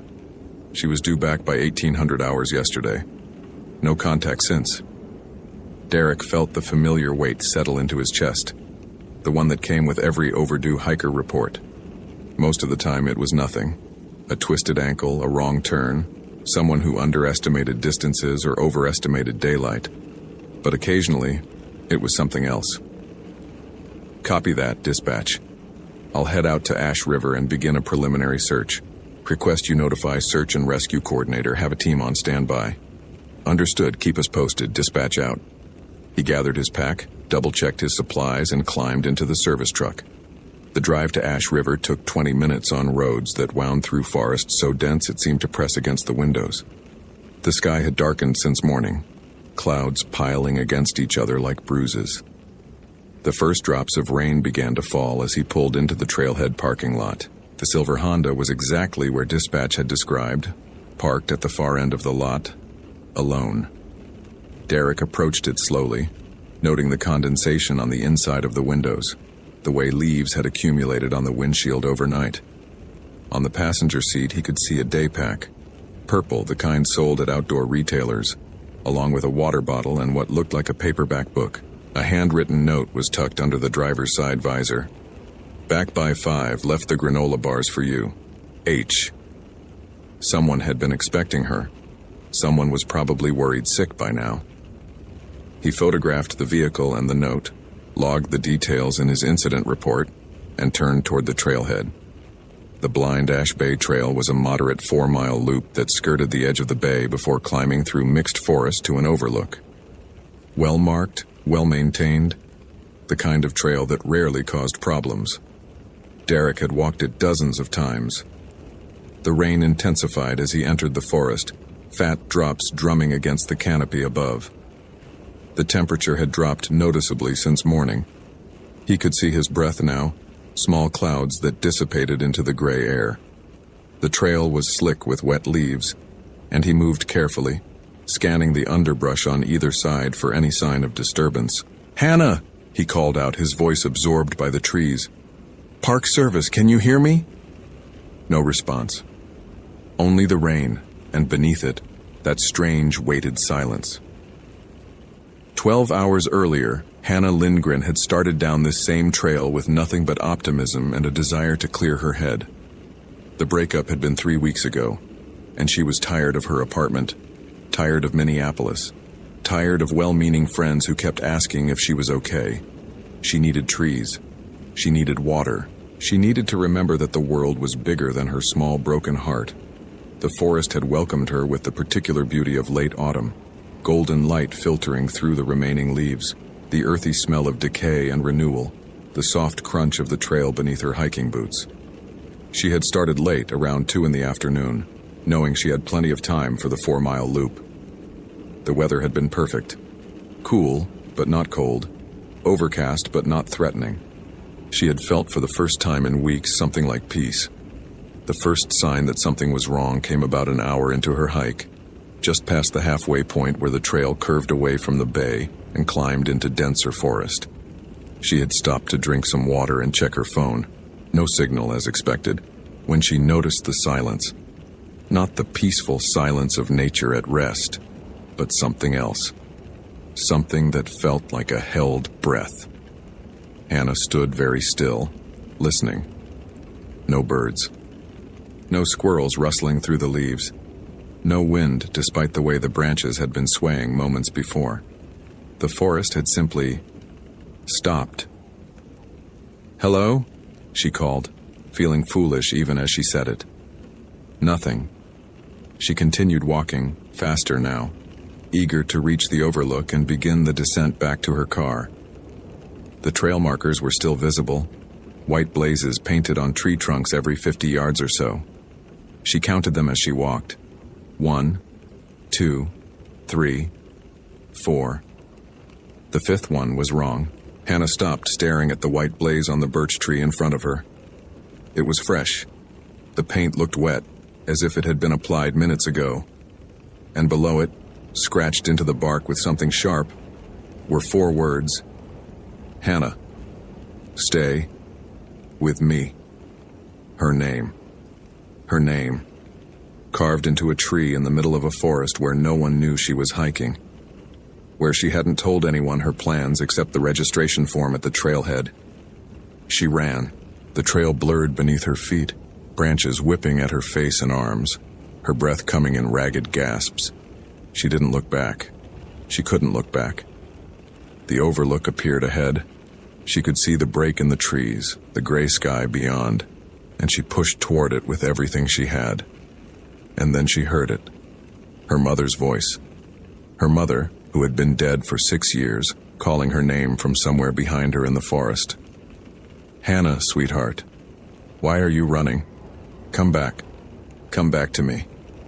Hannah stopped.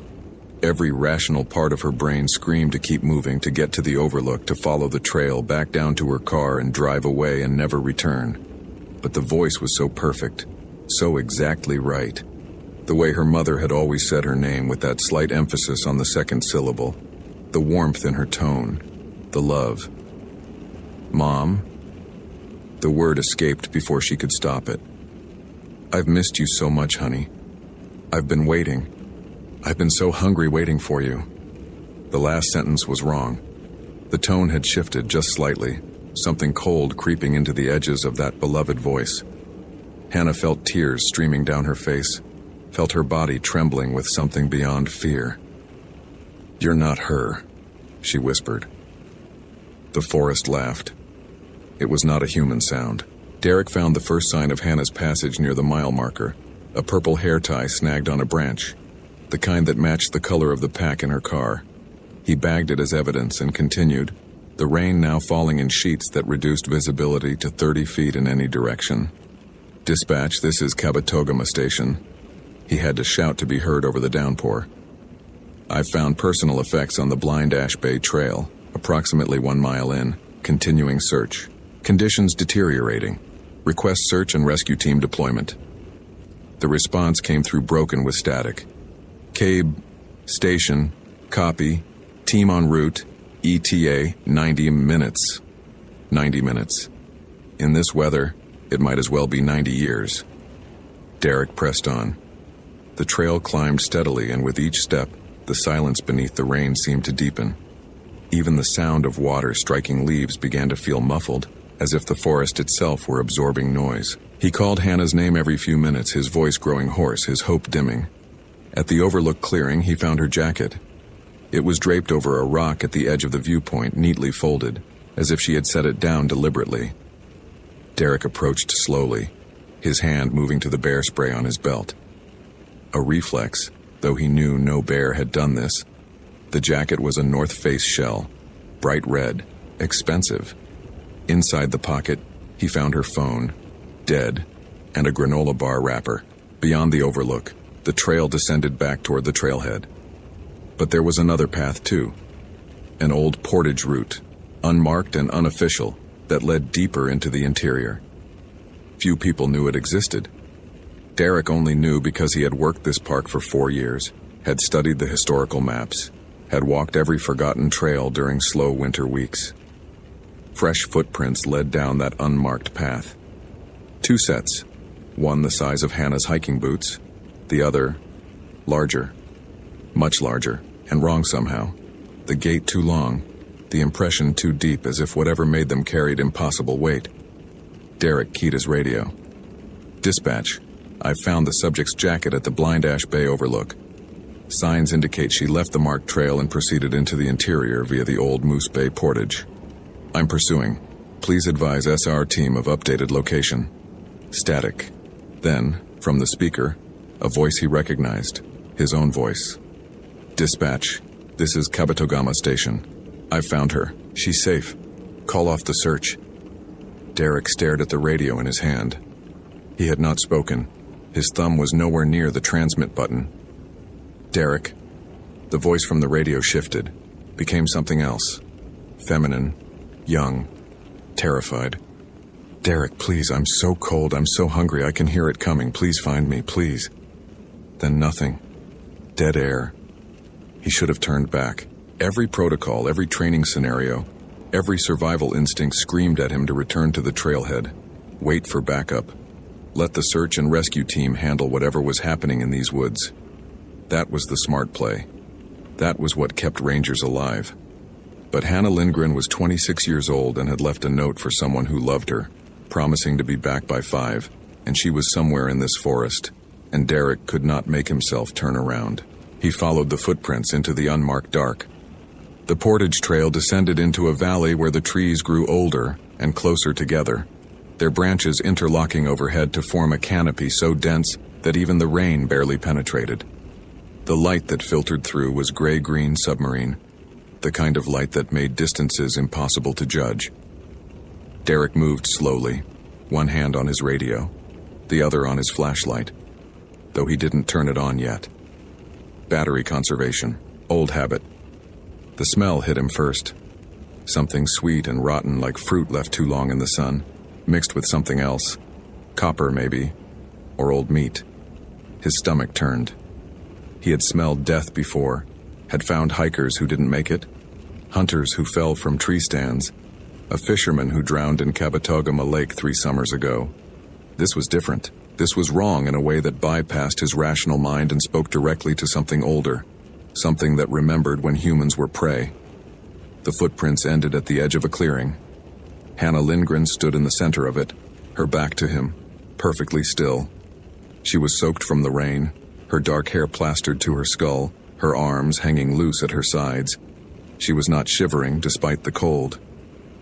"Hannah?" Derek's voice came out as barely a whisper. "Hannah, I'm with the Park Service. I'm here to help you." She didn't move. "Hannah, can you hear me? Are you hurt?" Slowly, very slowly, her head began to turn. Not her body, just her head, rotating on her neck with a smooth, mechanical motion that no human spine should allow. Derek saw her profile first. Pale skin, dark eye, lips slightly parted. Then she faced him fully, and he saw. Her eyes were wrong. Not the color. He couldn't tell the color in this light. But the way they tracked him with a predator's focus, unblinking, hungry.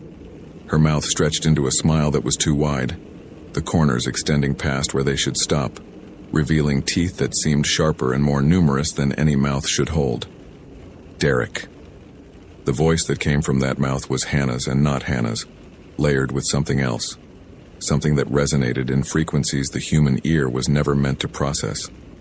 "I've been waiting for you. I called and called. And you came. You always come." Behind her, in the shadows at the far edge of the clearing, something massive shifted. Derek's flashlight hand moved without his permission, the beam cutting through the gloom. He saw it for only a second.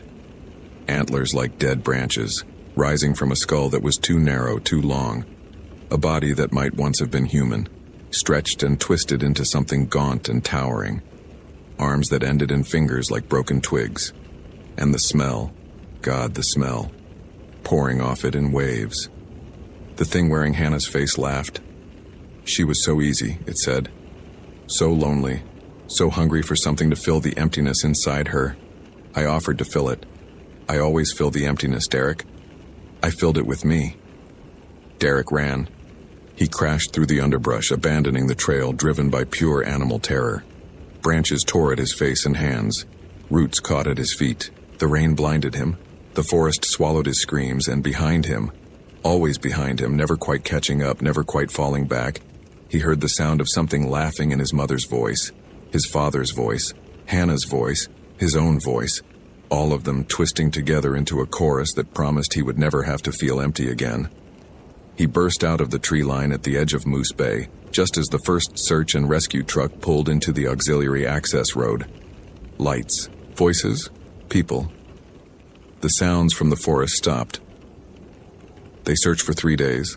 Helicopters, ground teams, dogs. They found Hannah Lindgren's boots arranged neatly beside the portage trail, soles facing up. They found her phone, her jacket, her hair tie. They found footprints that led into the interior and simply stopped, as if she had been lifted straight up into the air. They never found Hannah.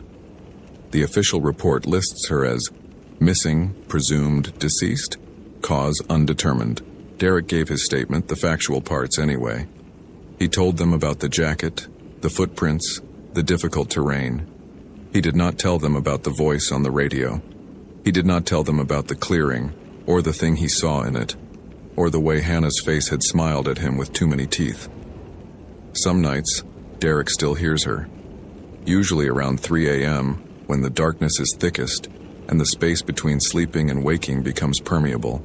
He hears her voice calling his name from somewhere just outside his window. His apartment in Duluth, 60 miles from Voyageurs. Though he knows distance means nothing to something like that. He hears his mother's voice sometimes too, and his father's. And voices he doesn't recognize at all of them asking him why he ran, why he left her, why he didn't stay. The thing about hunger, he has come to understand, is that it never really ends. You can run from it, you can hide from it, you can build walls and light fires and surround yourself with noise and people and daylight. But somewhere, in some forgotten corner of the woods where the maps don't reach and the trails don't go, something is always waiting. Something is always hungry. and it knows your name.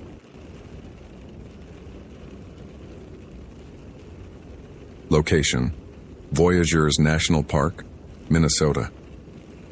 Date: October 24th, 2017. The fog arrived with the dawn, rolling across Kabetogama Lake in slow, deliberate waves that swallowed the far shore and left only gray silence in its wake.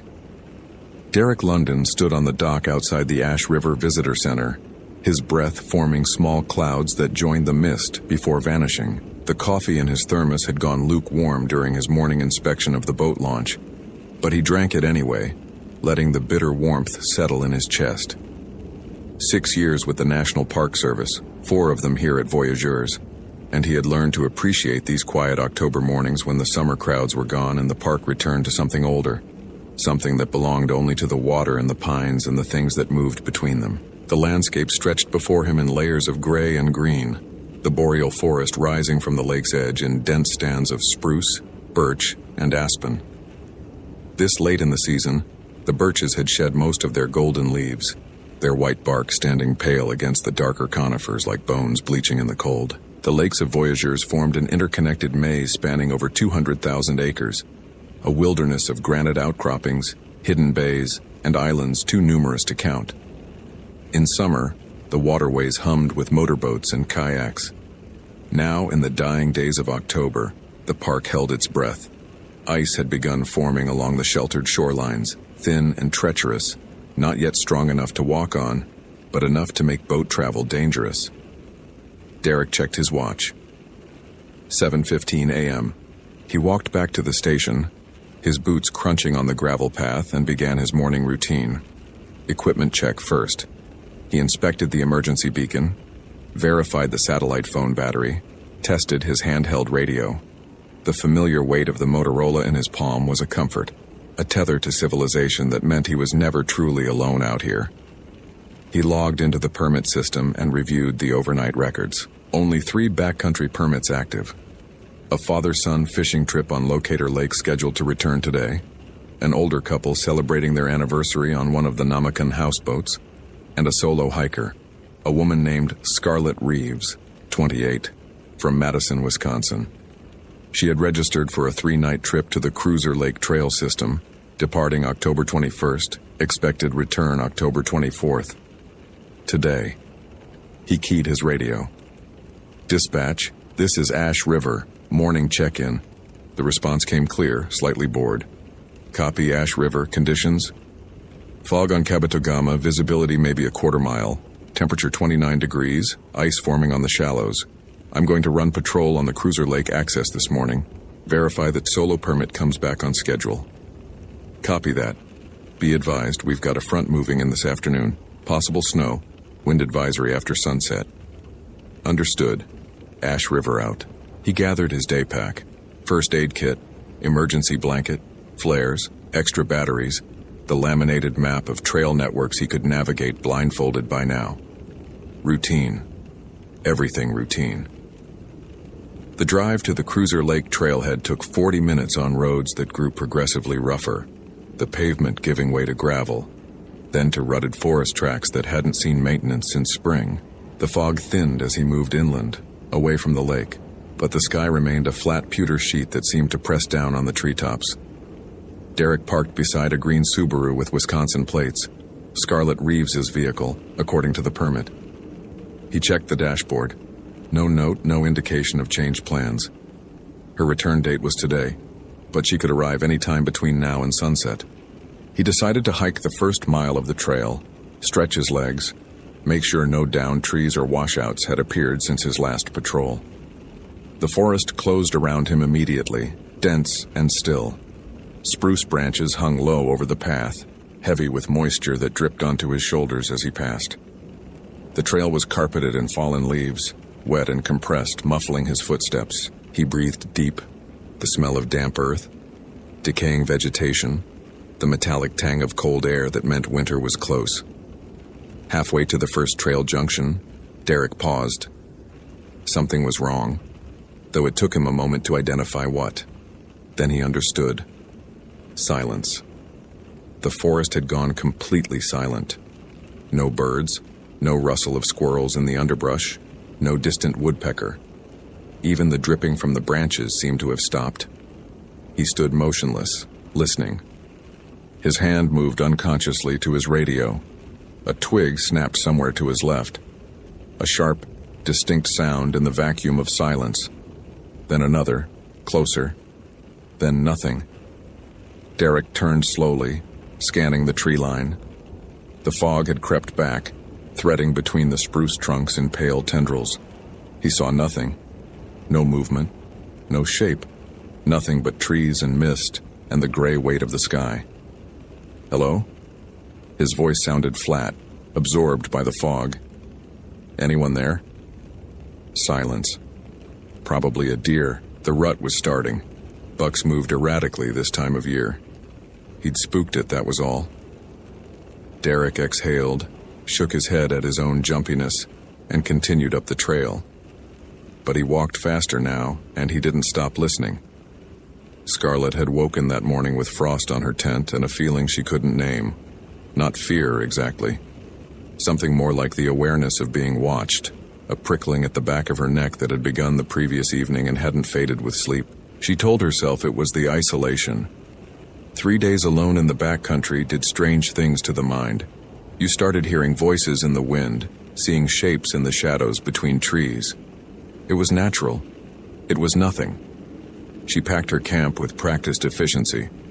Sleeping bag compressed into its stuff sack, tent broken down and rolled, bear canister secured in her pack. Today was the hike out, 7 miles back to the trailhead in her car and the promise of a hot shower in International Falls. She'd take the main trail, the one she'd come in on, straight forward. The forest was different in the morning fog. The landmarks she'd memorized, a distinctive boulder, a lightning-scarred pine, a creek crossing, seemed to have shifted position overnight. Scarlett checked her compass, verified her direction, told herself she was being foolish. Trails didn't move. The wilderness played tricks on perception, that was all. She'd been hiking for perhaps an hour when she heard it. A sound like breathing, slow and heavy, coming from somewhere behind her. She stopped, turned. The trail stretched back into the mist, empty. Hello? The breathing stopped. The silence that replaced it was worse. Not natural silence, but a held breath. The silence of something waiting. Scarlett's heart beat harder. She gripped the straps of her pack and walked faster, fighting the urge to run. Running in the backcountry was dangerous. You tripped on roots, twisted ankles, got lost. She was a competent hiker. She'd done dozens of solo trips. There was nothing behind her except fog and trees and her own imagination. The breathing began again, closer now. And under it, another sound. Footsteps.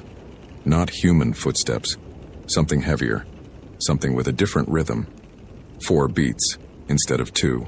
Something walking on 4 legs. Scarlett broke into a run. Derek reached the first junction without incident. The trail forked here, left toward Anderson Bay, right toward the Cruiser Lake campsites where Scarlett Reeves should have spent the last 3 nights. He checked his watch. 9:30 a.m. Still early. She might not break camp until noon. Might take her time on the hike out. No reason for concern yet. But the silence bothered him. And there was something else now.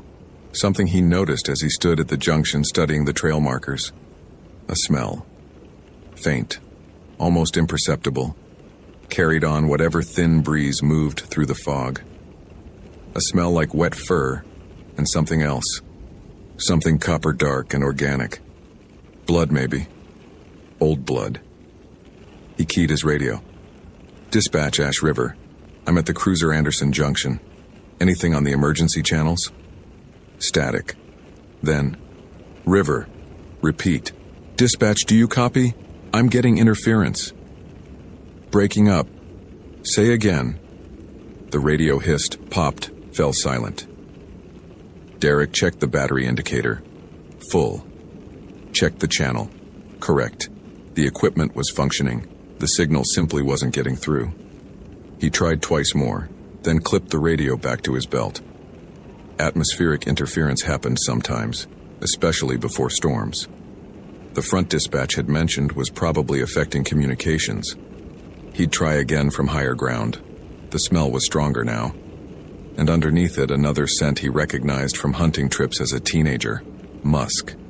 The heavy, unmistakable musk of a large predator. Bear.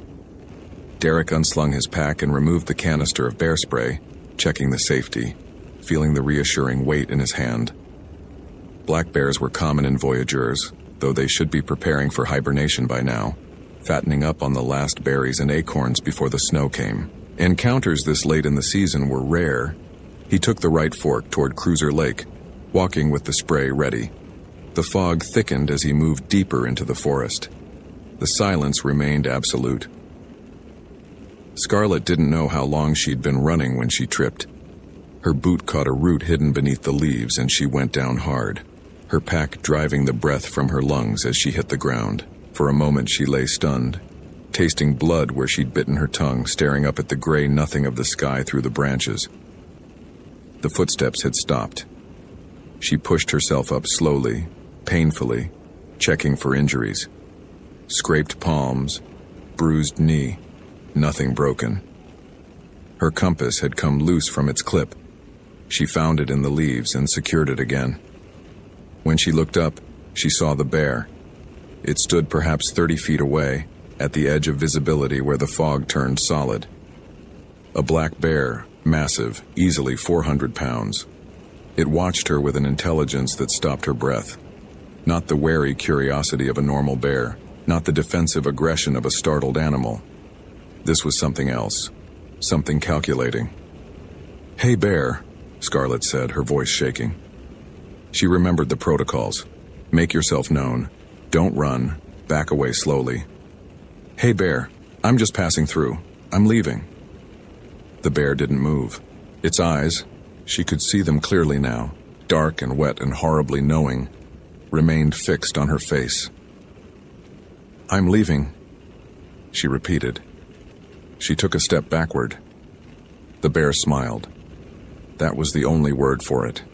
Its lips pulled back from its teeth in an expression no animal should be capable of making. A human expression on a face that was not human. Scarlett's bladder released, warmth spreading down her thigh, and she couldn't care because the bear was still smiling, and now it was moving, not charging but walking toward her on all fours with terrible patience while that smile never changed. She ran again. She ran until her lungs burned and her legs screamed and the forest blurred around her. She ran until she burst into a clearing she didn't recognize and realized, with a horror that went beyond anything she'd felt before, that she had no idea where she was. The fog surrounded the clearing on all sides. The trees had closed in behind her, their trunks pressed together like bars. And somewhere in the mist, something was laughing. A low, rhythmic sound that might have been growling, might have been chuckling, might have been both. She was still standing in the clearing, turning in circles, searching for a path that no longer existed, when the shape emerged from the fog. It wasn't a bear anymore. It was something between shapes, something caught mid-transformation, something with fur and teeth and hands, hands where paws should be, human hands with claws where fingernails belonged.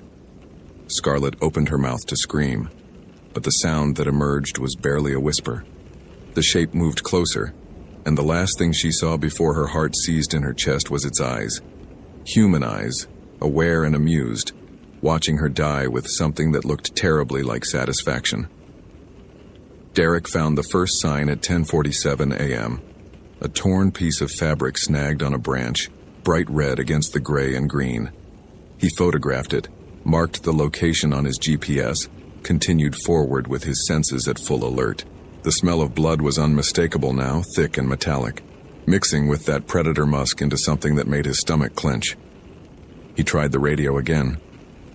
"Dispatch, this is Ash River, emergency traffic. I have possible signs of animal attack on the Cruiser Lake Trail. Request backup and SAR notification." Static. Silence. Then, clear as if the speaker were standing beside him. "Derek." He froze. The voice on the radio was not dispatch. It was female, young, terrified. "Derek, please. I'm hurt. I need help." He keyed the mic. "Identify yourself. What is your location? Please." The voice dissolved into static, reformed. "It's still here. Please help me. I need your 20. Can you describe your surroundings?" Silence. Then the static resolved into something else, not a voice but a sound, low and rhythmic. Breathing. Heavy animal breathing, transmitted through a radio that should only receive signals from other rangers. Derek lowered the radio slowly. His hand was shaking. He knew in that moment that something was very wrong. Not wrong in the way of accidents and injuries and the ordinary tragedies of wilderness. Wrong in a way that didn't fit into any protocol, any training, any rational framework. The old stories came back to him then. Stories he'd heard from Ojibwe elders at community events, from seasonal workers who grew up on the nearby reservations. Stories about people who learned forbidden things, who made deals with spirits that should not be dealt with, who could wear the shapes of animals while keeping their human minds. Bear walkers, they called them. Witches in animal skins. He didn't believe in such things. He couldn't believe in them.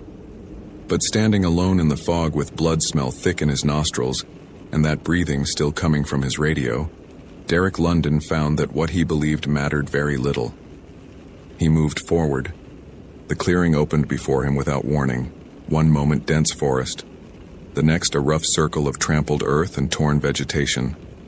The fog hung thicker here, almost opaque, but Derek could see enough. More than enough. The body lay in the center of the clearing. A woman, young, dark hair spread across the leaves. Her eyes were open, staring at the gray sky with an expression of absolute terror frozen on her face. No visible wounds, no blood. She looked almost peaceful, except for those eyes, except for the rictus of her mouth, except for the way her hands were raised as if warding off something that was no longer there. Derek approached slowly, checking the perimeter, seeing nothing but trees and fog. He knelt beside the body and pressed 2 fingers to her throat, already knowing what he would find. Cold skin. No pulse. She had been dead for hours at least. Scarlet Reeves, he said aloud, and his voice seemed to fall dead in the air. He should call it in. He should establish a perimeter, document the scene, follow protocol. Instead, he knelt beside a dead woman in a clearing that smelled of blood and musk and wrongness, and he listened to the silence, and he felt with absolute certainty that he was being watched. The radio crackled. Derek, his own name, spoken in a voice that was not dispatch, not the terrified woman, not anyone he recognized. A voice that came from everywhere and nowhere, from the fog itself. Derek, I see you. He stood, bear spray in one hand, radio in the other. Turned slowly. The trees at the clearing's edge seemed closer than before, their trunks pressed together, their branches reaching down like fingers. I know you're there, he said. His voice didn't shake. 6 years in the wilderness had taught him to master his fear, to function when every instinct screamed run. Whoever you are, whatever you are, I'm not leaving without her. Laughter. That same low rhythmic sound Scarlett had heard before she died. It came from the fog, from the trees, from inside his own skull. Then it emerged. Not from any single direction, from all of them. A shape that was bare and was not bare, that moved on 4 legs and then on 2, that changed even as he watched. Fur rippled across skin that was pale underneath, human skin, and the face that resolved from the transformation was a face he recognized. Jimmy Whitehorse, a maintenance worker from the Kabetogama station, a man Derek had shared coffee with just last week. But the eyes were wrong, the smile was wrong, everything was wrong. The woman was disrespectful, Jimmy's voice said from a mouth that was still too full of teeth. She walked where she shouldn't, took photographs of sacred places, left her garbage on the shore. Jimmy. Derek's voice came out as a croak. What happened to you? Jimmy learned things. Jimmy was taught by his grandmother, and her grandmother before her. Old knowledge. Powerful knowledge. The shape took a step closer. It was fully human now, naked despite the cold, but moving with a fluidity no human body should possess. The woman had to pay. They always have to pay. And now you've seen too much, Derek. You've seen my face. Derek raised the bear spray. His finger found the trigger. That won't help, the thing that wore Jimmy's shape said. Nothing helps. You can run if you like. The others ran. It's more fun when they run. Derek didn't run. Instead, he thought of Scarlett Reeves's frozen face, her eyes full of terror, her heart stopped by fear alone. He thought of the protocols he'd trained for, the rational explanations that no longer applied, the stories he'd dismissed as superstition, and he made a choice. He turned and walked toward the tree line, not running, walking. One step after another, steady, controlled, refusing to give the thing behind him the satisfaction of his panic. He heard it laugh again, heard footsteps, two-legged, four-legged, something between, following at a distance, playing with him. The fog pressed close. The trees seemed to shift, closing gaps he tried to walk through, opening paths that led nowhere. Derek kept walking. He focused on his breathing, on the weight of his boots on the earth, on the absolute certainty that if he stopped, if he gave in to the terror clawing at his chest, his heart would seize just like Scarlett's. The radio crackled one last time. "I'll see you again, Derek. I know where you work. I know where you sleep. This isn't over." Then silence. True silence. And somewhere in that silence, a bird began to sing. Derek emerged from the trailhead at 2:15 p.m., 40 minutes before the storm front arrived. He didn't remember most of the hike out. His mind had retreated to some survival space where only the next step mattered. The green Subaru sat where he'd last seen it, forever waiting for a driver who would never return. He drove to the nearest spot with cell coverage and called dispatch on his personal phone. His voice was calm as he reported finding a body on the Cruiser Lake Trail, as he requested a CR in law enforcement, as he declined to speculate on cause of death.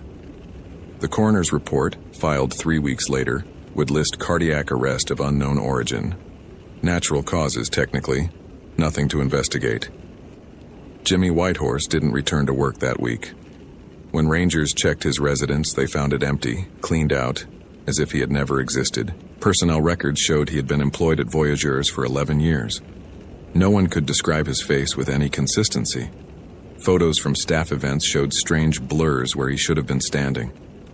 Derek requested a transfer to Badlands National Park in South Dakota. Grassland, open sky, no trees for miles, no places for things to hide and watch and wait. The request was approved. On his last night at Voyageurs, packing boxes in his cabin, he heard something outside his window, a scratching like claws on wood.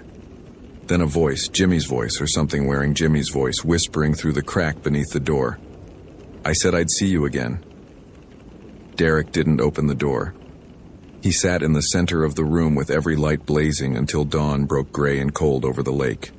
When he finally stepped outside, there was nothing there. Only scratches on the door frame, deep grooves in the wood, and a single track in the frost. A paw print that became a footprint that became nothing at all. He drove out of Voyageurs that morning and never looked back. But sometimes, late at night in his new posting among the endless grasslands, he wakes to the sound of breathing outside his window. Heavy, patient, waiting. Some debts, the old stories say, can never be outrun. The wilderness remembers, and it never forgets a face.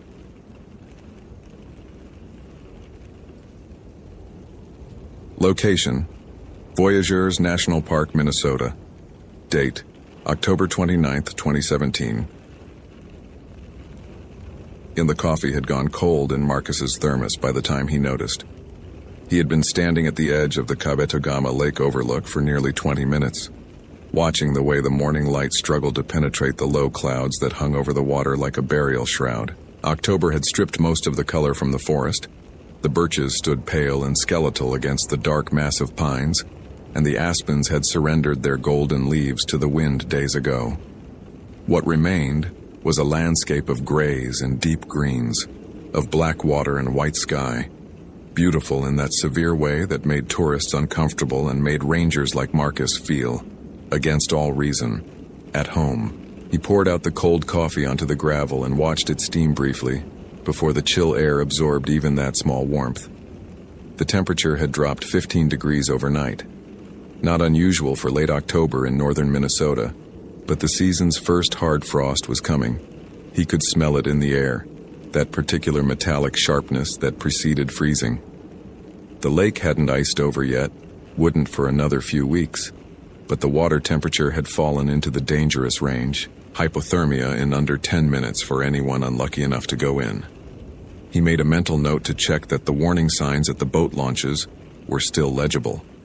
His morning patrol route took him along the Cruiser Lake Trail, a 9-mile loop through the interior of the Kabetogama Peninsula that saw maybe a dozen hikers per week during peak season, and virtually none this late in the year.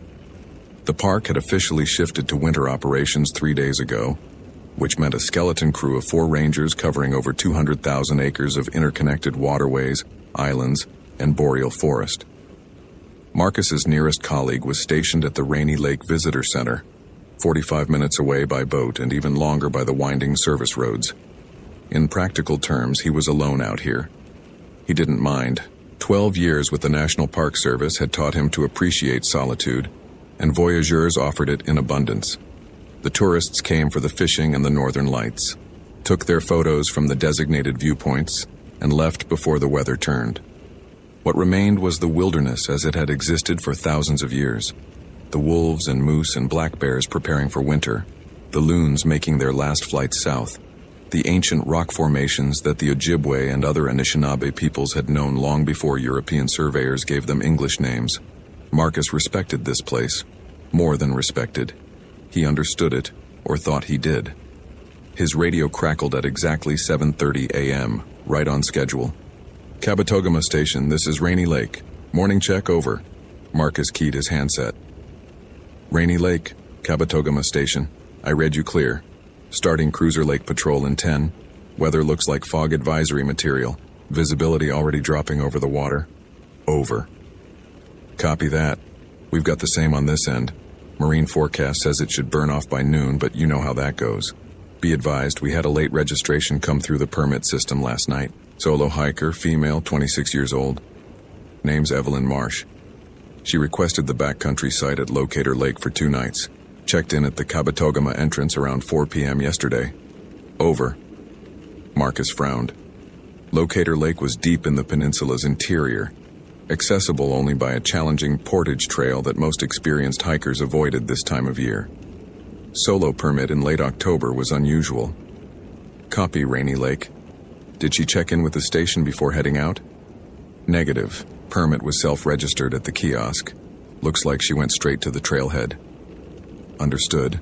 I'll swing by Locator on my patrol, make sure she's settled in. Kabetogama Station out. He clipped the radio back to his belt and finished his equipment check with the automatic efficiency of long practice. First aid kit, fully stocked. Bear spray, though the bears were mostly denned up by now. GPS unit, fresh batteries, emergency blanket, fire starter, headlamp. The Cruiser Lake Loop was a day hike, 8 to 10 hours if he kept a steady pace, but the backcountry taught you to prepare for the unexpected. Weather could change in minutes, trails could wash out, people could make bad decisions. The trail started from behind the ranger station, descending through mixed forest toward the first of several portages that connected the peninsula's interior lakes. Marcus moved at his usual pace, not fast but steady, his boots finding the familiar rhythm of root and rock and packed earth. The fog that had blanketed the lake was creeping inland now, threading between the trees in pale ribbons that obscured the middle distance while leaving the immediate surroundings clear. It created a strange effect. Marcus could see perhaps 50 feet in any direction before the world dissolved into white, as if he were walking through a room whose walls kept retreating. The forest was quiet, not silent. There was wind in the high branches, the occasional distant cry of a raven, but quiet in the particular way that autumn woods fall quiet. The summer birds gone south and the remaining creatures conserving energy for the long freeze ahead. Marcus listened as he walked, sorting sounds by instinct. The creak of a dead birch rubbing against its neighbor, the rustle of a red squirrel in the underbrush, the soft drip of moisture condensing on branches, and falling to the leaf litter below. Normal sounds. Proper sounds. The soundtrack of a healthy forest. He found the first sign of Evelyn Marsh at the cruiser Lake Portage, about 2 hours into his patrol. Her boot prints were clear in the soft mud where the trail crossed a small creek. Women's size 8, maybe 9, with a distinct waffle pattern that suggested expensive hiking boots. Recent, too. The edges were still sharp, not yet softened by last night's drizzle. She had passed through here yesterday afternoon, moving at a good pace based on the stride length. Marcus noted the tracks and continued on.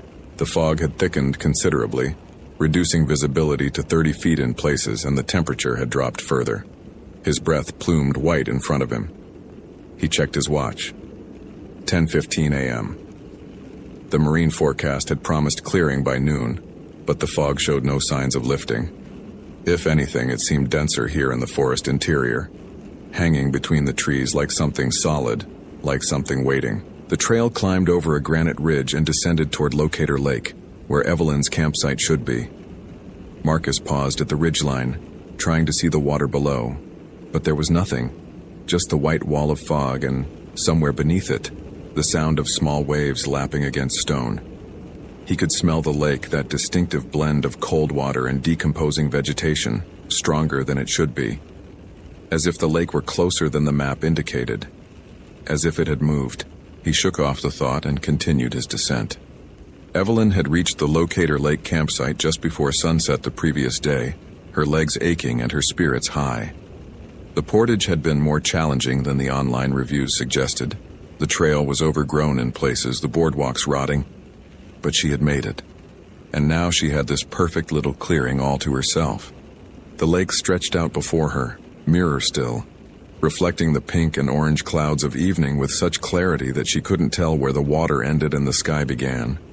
She pitched her tent with practiced efficiency, gathered firewood from the designated pile, and cooked a simple dinner of instant noodles and beef jerky while watching the last light fade from the horizon. This was exactly what she had needed. 3 months of 70-hour weeks at the hospital, back-to-back shifts in the ER, patients who lived and patients who didn't.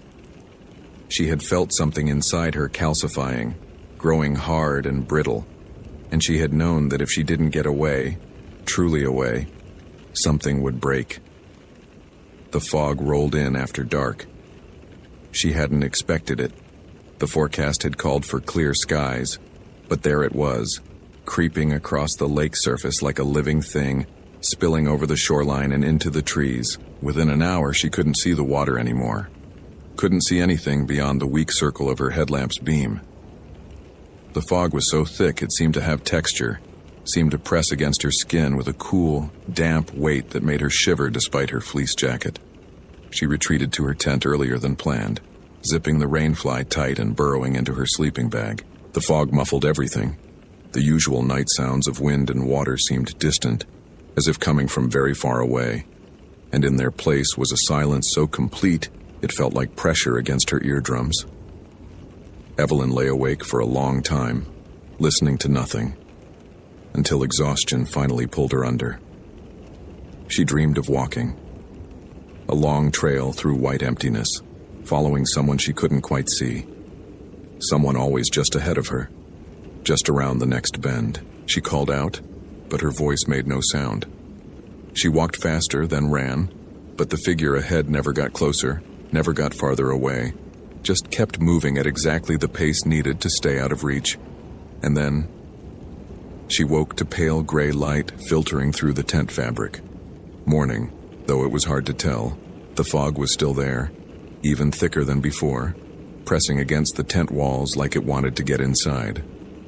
Her watch read 8:47 a.m. She had slept for nearly 12 hours. Evelyn unzipped the tent and stepped out into the fog. She could see the cold fire pit, the bear hang with her food bag swaying gently, the edge of the clearing where the trees began. Beyond that, nothing. The world ended 10 feet from her tent. She ate breakfast, granola bars, cold, and consulted her map. Her plan had been to spend the day exploring the lakeshore, maybe paddle the small inflatable kayak she'd hauled in, but the fog made that impossible. Too dangerous on the water. She would stay close to camp, maybe hike the short loop trail that circled the lake, wait for the weather to clear. She was packing her day pack when she heard the voice. "Hello?" Evelyn froze. The voice had come from somewhere in the fog. A woman's voice, she thought, though it was hard to tell. Distant but clear, like someone calling from the far shore of the lake. "Hello? Is someone there?" "Hello?"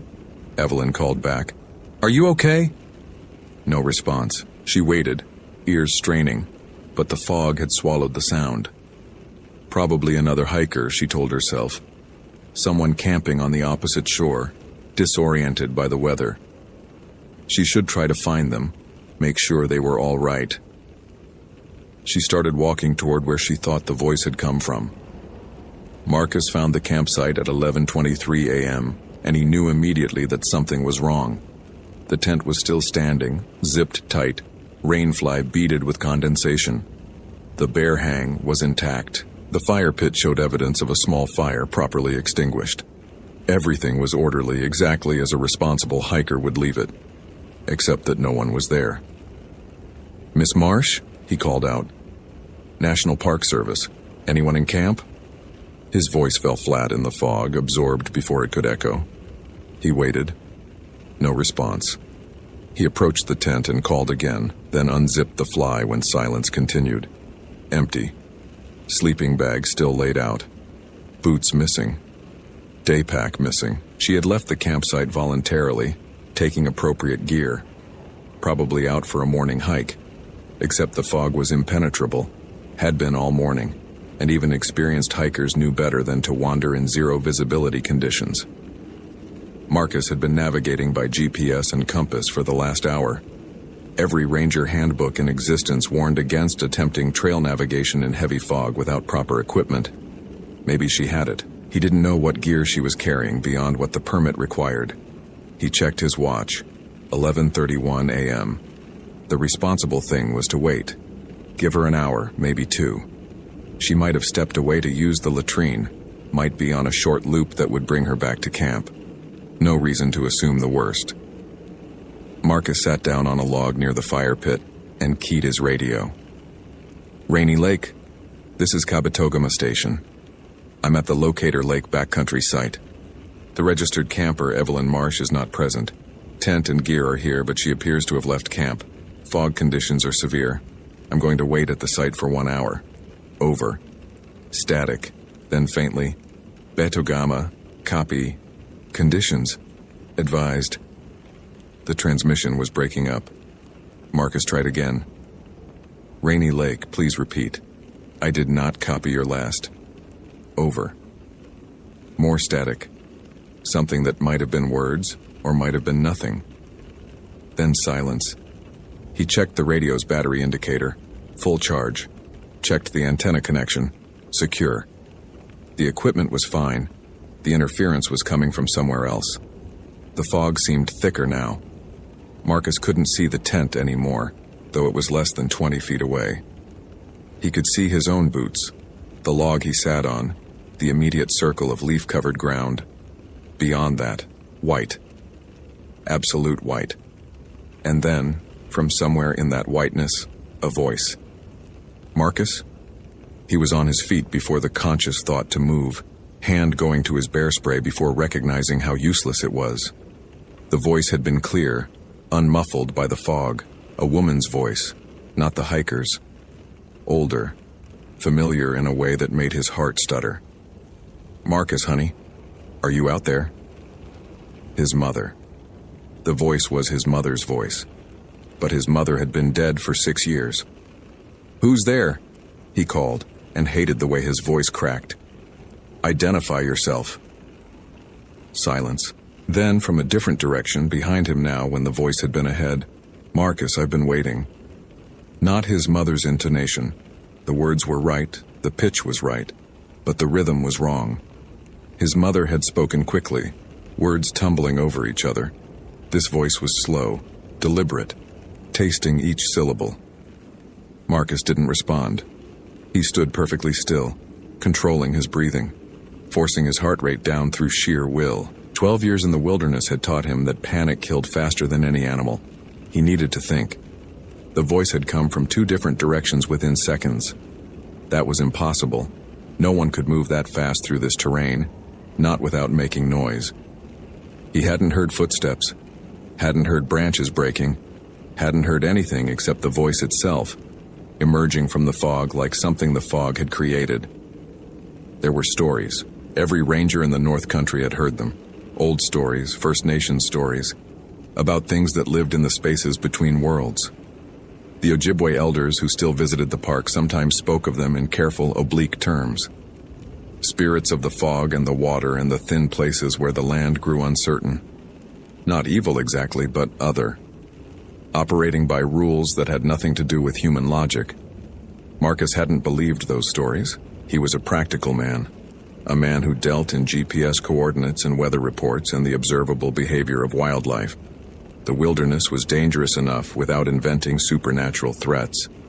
But standing in that clearing, unable to see 5 feet in any direction, listening to his dead mother's voice come from impossible angles, Marcus understood that belief was irrelevant. The stories existed because something had inspired them, and that something was here. "Miss Marsh," he called, choosing the practical approach. "Evelyn Marsh, if you can hear me, please respond. I'm with the National Park Service. I can help you." The fog shifted. Not wind, there was no wind, but something moving within the fog, displacing it. A shape resolved from the whiteness. Humanoid. Standing perhaps 30 feet away, motionless, its features completely obscured. "Miss Marsh?" The shape didn't respond, didn't move, just stood there, watching him from a face he couldn't see. And then there were 2 shapes, then 3. Each one exactly 30 feet away, spaced evenly around the clearing, forming a triangle with Marcus at its center. He turned slowly, trying to keep them all in view, and found that he couldn't. When he faced one, the others vanished into the fog, and when he turned to find them, new shapes appeared at the edges of his vision. He understood, with a clarity that felt like ice water in his veins, that he was being surrounded. Evelyn had been walking for what felt like hours. The trail had disappeared almost immediately, but she kept moving toward where she thought the voice had come from, stepping over fallen logs and pushing through underbrush that grabbed at her clothes. The fog was disorienting. She couldn't tell if she was going straight or curving, climbing or descending. Her compass was no help. The needle kept swinging, never settling on a direction, as if the magnetic poles themselves had become uncertain. She had stopped calling out after the first 15 minutes. The voice never answered, but other sounds had started. Footsteps that paralleled her own just out of sight. The crack of branches from directions she hadn't walked. Once, impossibly, her own voice calling back to her from somewhere ahead. The rational part of her brain was still working, still cataloging possibilities. Disorientation, auditory hallucinations from stress and exhaustion, the fog creating acoustic anomalies.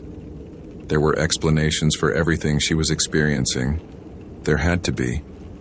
But beneath the rational explanations, something older was waking up. Something that recognized the wrongness of this place on a level deeper than thought.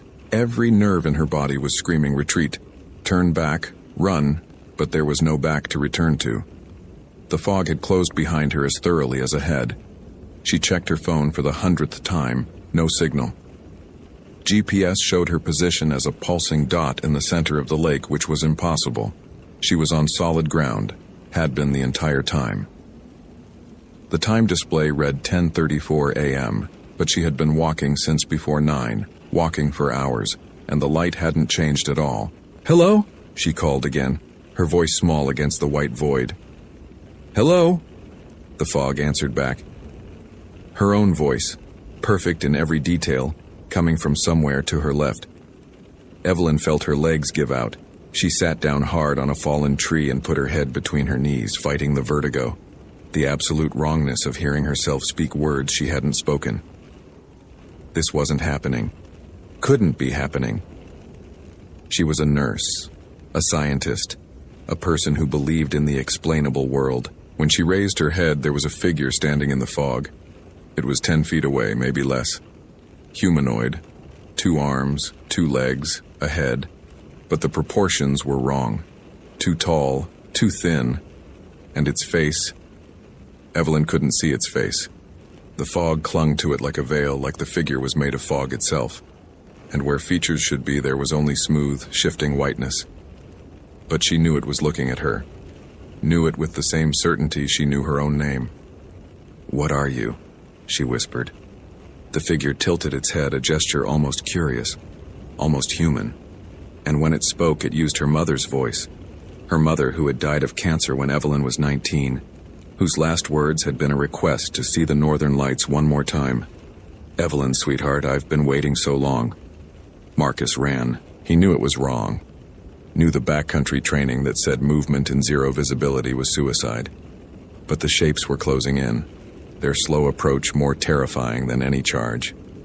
He ran blind through the fog, branches whipping his face, roots grabbing his ankles, and somehow he stayed upright. Somehow he kept moving, the rasp of his own breathing the only sound in the white world. His radio crackled. "Cuss. Marcus." He grabbed it without stopping. "I'm here. Rainy Lake, I need immediate assistance. Locator Lake area, possible missing person, possible..." "Marcus." The voice from the radio wasn't dispatch. It was his mother's voice again, clear through the static. "Stop running, honey. You're going the wrong way." He threw the radio, watched it disappear into the fog, heard it hit the ground somewhere behind him, kept running. The lake appeared without warning. One moment fog, the next moment water, black and still as glass. Marcus skidded to a stop inches from the shore, heart hammering, and realized he had no idea how he'd gotten here. This wasn't Locator Lake. The shape was wrong, the shoreline unfamiliar. He didn't recognize anything. Across the water, perhaps 50 feet out, a figure was walking on the surface. Not floating, not swimming, walking, each step creating small ripples that spread outward in perfect circles. And beside the figure, slightly behind, another shape, smaller, moving with the uncertain gait of someone being led. "Miss Marsh?" Marcus called. His voice came out broken, barely audible. The smaller figure turned. Through the fog, through the distance, he couldn't see her face. But he saw her hand raise, saw her mouth open as if to call back. No sound came. The fog swallowed her gesture the way it swallowed everything, and then both figures were moving away, walking toward the center of the lake, toward the point where the fog was thickest, where nothing was visible at all. Marcus didn't follow.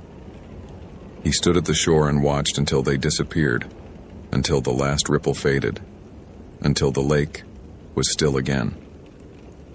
Then he sat down on the cold rocks and waited for the fog to lift. Search and rescue reached the Locator Lake campsite at 4:47 p.m. after the fog finally cleared. They found Marcus sitting where he'd collapsed, unresponsive to verbal commands, staring at a fixed point in the middle distance. His core temperature was 94 degrees. He was treated for moderate hypothermia and evacuated by float plane. Evelyn Marsh's tent, gear, and supplies were recovered intact. Her boot tracks led from the campsite toward the lake, then vanished at the water's edge. Dive teams searched for 3 days. They found nothing, no body, no clothing, no indication of where she had gone or what had happened. The official report listed her as a probable drowning. Case closed due to lack of evidence. Marcus took medical leave, then extended leave, then permanent disability, citing post-traumatic stress and recurring psychological episodes. He never returned to Voyageurs, never returned to any park. He moved to Phoenix, Arizona, as far from northern lakes and boreal forests as he could get while remaining in the country. Somewhere dry, somewhere the fog never came. Some nights he still hears his mother's voice calling from the next room. He's learned not to answer. He filed a supplemental incident report before his departure, detailing what he witnessed at Locator Lake. The document was classified as anomalous and archived without investigation. 3 other rangers had filed similar reports over the past 40 years, describing fog, voices of dead relatives, figures walking on water. None of the cases had been solved. None of the missing had been found. The Ojibwe have a name for the entity. They say it lives in the place where the world grows thin, where fog touches water, touches sky, where the boundaries between here and somewhere else begin to dissolve. They say it collects people, not from malice, but from loneliness. It takes them to a village on the other side, a place where the sun never rises, where the fog never clears, where the dead and the taken walk together on endless gray shores. They say, once you answer its voice, you belong to it forever. Marcus never answered. That's why he survived. But sometimes, in the dry Arizona nights, he wonders about Evelyn Marsh. Wonders if she's still walking through that white emptiness, following a voice that sounds like someone she loved, searching for a destination that doesn't exist. Wonders if she's still looking for a way home. The fog always lifts eventually, but some things, once lost, stay lost forever.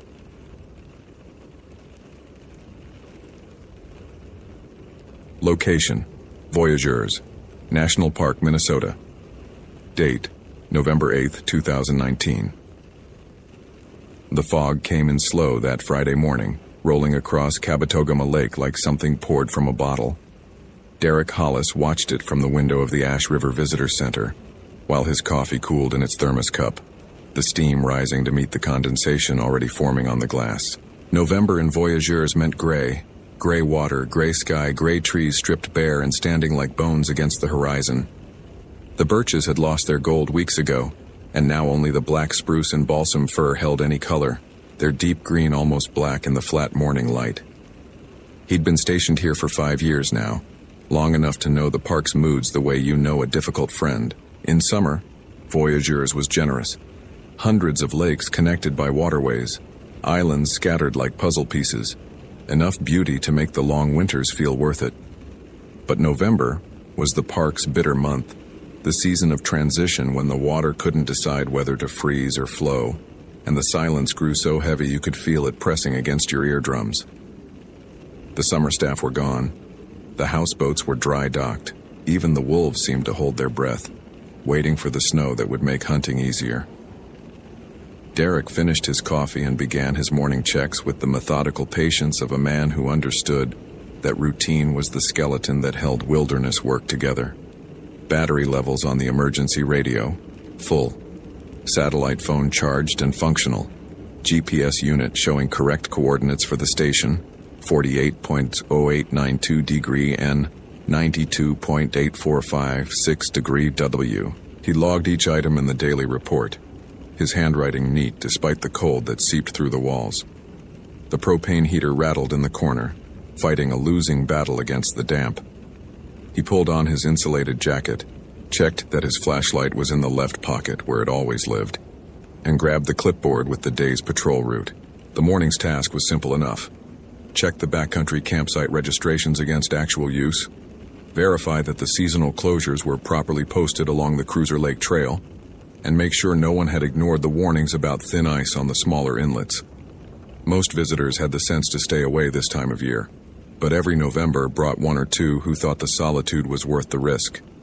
Usually photographers, sometimes researchers, occasionally someone running from something that had nothing to do with the wilderness at all. His radio crackled as he stepped outside, the cold hitting his face like a slap. Ash River, this is Kabetogama Station, radio check, over. Derek keyed the mic. Kabetogama, Ash River reads you loud and clear. Beginning morning patrol of Cruiser Lake Sector. Expected return by 1400 hours. Over. Copy that, Ash River.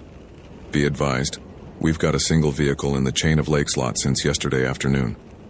Registration shows a day permit for one Evelyn Marsh. Expected return by 1800 yesterday. No contact, no callback. Might be nothing. Might want to check the trailhead, over. Derek felt the familiar tightening in his chest that came with overdue hikers. Probably nothing. People lost track of time, changed plans, forgot to check out. But November was unforgiving. Copy, Kabetogama. I'll start at Chain of Lakes, Ash River out. He took the service road north, the truck's heater blasting against the chill that crept through every seam. The fog thickened as he drove, reducing visibility to perhaps 50 yards. Shapes loomed and receded, a boulder that looked like a crouching animal, a dead tree that seemed to lean toward the road as he passed. The forest here was old, the kind of old that made you feel watched, even when you knew you were alone. Ojibwe territory for thousands of years before the fur traders came, before the loggers, before the Park Service drew lines on maps and called it preserved. Derek had learned enough history to respect what he didn't understand about this land. The elders at the Bois Fort Reservation had stories about these woods that didn't appear in any ranger training manual. The Chain of Lakes parking lot held a single vehicle, a silver Honda CR-V with Wisconsin plates, a thin layer of frost coating the windows. Derek pulled alongside and killed his engine. Silence rushed in. Not the comfortable silence of a quiet morning, but something heavier, more deliberate. He sat for a moment, listening. No birdsong, no wind. Even the trees seemed to be holding still. He approached the Honda and cleared the frost from the driver's window with his gloved hand. Inside, the car was tidy. A reusable water bottle in the cup holder, a paperback novel on the passenger seat, a fleece jacket folded neatly in the back. On the dashboard, a handwritten note. Back by 6 p.m. Don't worry, Mom. Just chasing the last light of autumn. Love, E. Evelyn Marsh. The name on the permit. Derek photographed the note and the vehicle, then checked the trailhead registry. Her handwriting again, dated yesterday. Evelyn Marsh, solo hiker, Chain of Lakes loop via Locator Lake Trail. Out, 1:30 p.m. Expected return, 6 p.m. 15 hours overdue. He radioed in. Kabetogama, this is Ash River. Vehicle confirmed at Chain of Lakes lot. Registration indicates solo female hiker on Locator Lake Trail. Departed 13:30 yesterday. No sign of return. I'm beginning foot search of the initial trail section. Request you notify search and rescue coordinator. Possible overnight missing person, over. The response came scratched with static, unusual for this distance.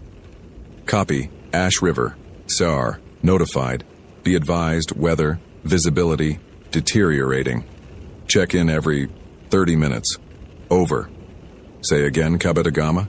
You're breaking up. 30 minutes. Check in. Over. Derek frowned at the radio. Clear signal a moment ago. Now this. Atmospheric interference from the fog, probably. It happened. He clipped the radio to his belt and started up the trail. Evelyn had felt the wrongness before she understood it. She'd been hiking for perhaps 2 hours when the trail began to feel unfamiliar. Not wrong exactly. She'd studied the map, she knew the route, but somehow less certain than it had been. The blazes on the trees seemed farther apart. The ground, which had been well packed from summer traffic, grew softer, less defined. She stopped at what should have been the junction with the Locator Lake spur and found only unbroken forest. That was when she checked her phone and discovered she had no signal. Expected, this deep in the backcountry. She checked her physical map, orientating it with her compass. According to her calculations, the junction should be exactly here. She was standing in it, but the junction wasn't there. Okay. She'd made an error somewhere, miscounted the distance maybe, or confused a game trail for the main path. It happened to experienced hikers, and she was only intermediate at best. The smart thing was to backtrack, find the last definite marker she recognized, and try again. She turned around. The trail behind her looked different than she remembered. The fog had thickened while she walked, reducing the forest to a series of gray shapes emerging and receding. But that wasn't it. The massive fallen birch she'd climbed over 20 minutes ago, the one with the fungal shelf jutting from its side like a frozen wave, wasn't there. She would have to climb over it again to go back. She hadn't passed it. Evelyn stood very still, her breath clouding in the cold air. Logic. Apply logic. She was disoriented, yes, but she wasn't lost. She had a compass. She had a map. She had enough daylight. She checked her watch, 3:47 p.m., to retrace her steps carefully. The fog was playing tricks with her perception. That was all. She began walking back the way she'd come, counting her steps this time. 100, 200, 300. The trail should have curved left by now, following the contour of the ridge. It continued straight. 400, 500. A tree she didn't recognize. its bark scarred in a pattern that looked almost deliberate. 600, 700. She stopped. Ahead of her, the fog parted briefly, and she saw a clearing she had never seen before. Derek found the first blaze marking Evelyn's route about a quarter-mile in. The orange diamond faded but visible against the gray bark of a red pine. The trail was well maintained here, the path clear despite the fallen leaves that carpeted everything in shades of brown and rust. His boots crunched steadily as he walked, the sound comforting in its normalcy. He called out every few minutes, "Hello, Park Service, anyone out here?" and listened to his voice disappear into the fog without echo. At the half-hour mark, he reached for his radio. "Kabetogama, this is Ash River, routine check-in. Position approximately 1 mile northeast of Chain of Lakes trailhead following Locator Lake Trail. No sign of missing hiker yet. Trail conditions good. Continuing search. Over. Static." Then faintly, "Ash River. Copy. Continue. Kabetogama, you're very broken. Can you relay through Crane Lake Station? Over." No response. Just the static, and beneath it, something that might have been a voice but might have been the wind. Derek checked the radio's settings. Correct frequency, good battery, antenna intact.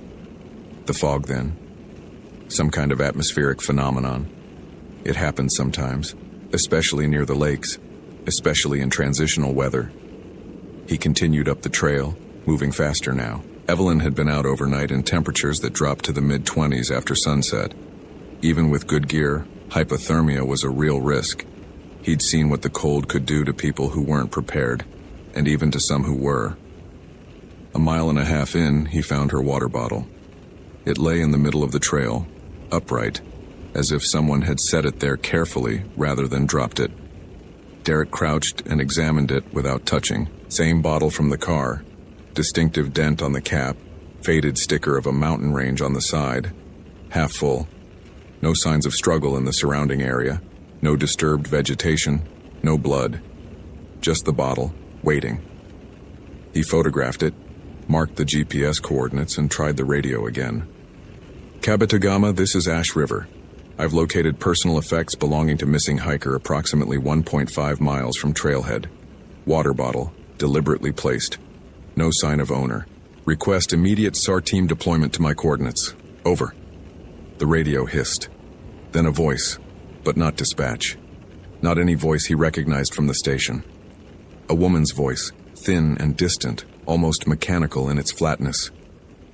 "Derek." He froze. "Derek, I'm here. I found her." His thumb hovered over the transmit button. The voice had come through on the emergency frequency, the one only Park Service personnel could access. But it wasn't anyone he knew. It wasn't any voice he'd ever heard. "Identify yourself, over." Silence. The fog seemed to press closer, the trees leaning in like they wanted to hear the answer. "Derek." The voice again, and now he could hear something wrong with it. The syllables didn't quite connect. The rhythm was off, like someone had learned how to speak by listening but never quite understood the music of human conversation. "I found her. She needs help. Come." He did not respond. His hand had dropped from the radio, and he realized he was holding his breath. In 5 years with the Park Service, Derek had heard a lot of strange things. Interference from distant broadcasts, wildlife that made almost human sounds, the acoustic tricks the landscape played on tired ears. This was different. This was wrong in a way that bypassed his rational mind and spoke directly to something older, something that knew what predators sounded like when they learned to mimic prey. He started walking again, faster now, but not toward the voice. He followed the trail, looking for more signs, trying to ignore the prickle at the back of his neck that said he was being watched. Evelyn stood at the edge of the clearing and felt the last of her certainty drain away like water through sand. The clearing wasn't natural. The trees hadn't simply failed to grow here. They had been pushed back, creating a perfect circle perhaps 30 feet across. The ground was bare earth, no leaves, no undergrowth, as if something had scraped it clean. In the center stood a single boulder, waist high, its surface covered in lichen that formed patterns too regular to be random. And around the boulder, arranged in a careful spiral, were objects: a rusted compass, a child's shoe, a pair of glasses with one lens missing, a leather wallet black with age, a wedding ring. Offerings. The word rose unbidden in her mind, and with it came a fragment of memory, something her grandmother had said once about the woods in the north, about the small ones who lived in the old places and demanded payment for passage. She'd been a child then, half asleep, and the words had slipped away with morning. Now they came back sharp and clear and terrifying. She should run. Every instinct screamed at her to turn around and run until her legs gave out, but when she tried to step backward, her body wouldn't obey. Her feet were rooted, her muscles locked. She could only stand and stare at the clearing as the fog closed in around it, erasing the forest, erasing the trail, erasing everything but this place and its terrible patience. A sound from behind her. Footsteps. Small, quick, wrong. Too many of them, pattering against the earth like rain. She turned. The fog was full of shapes.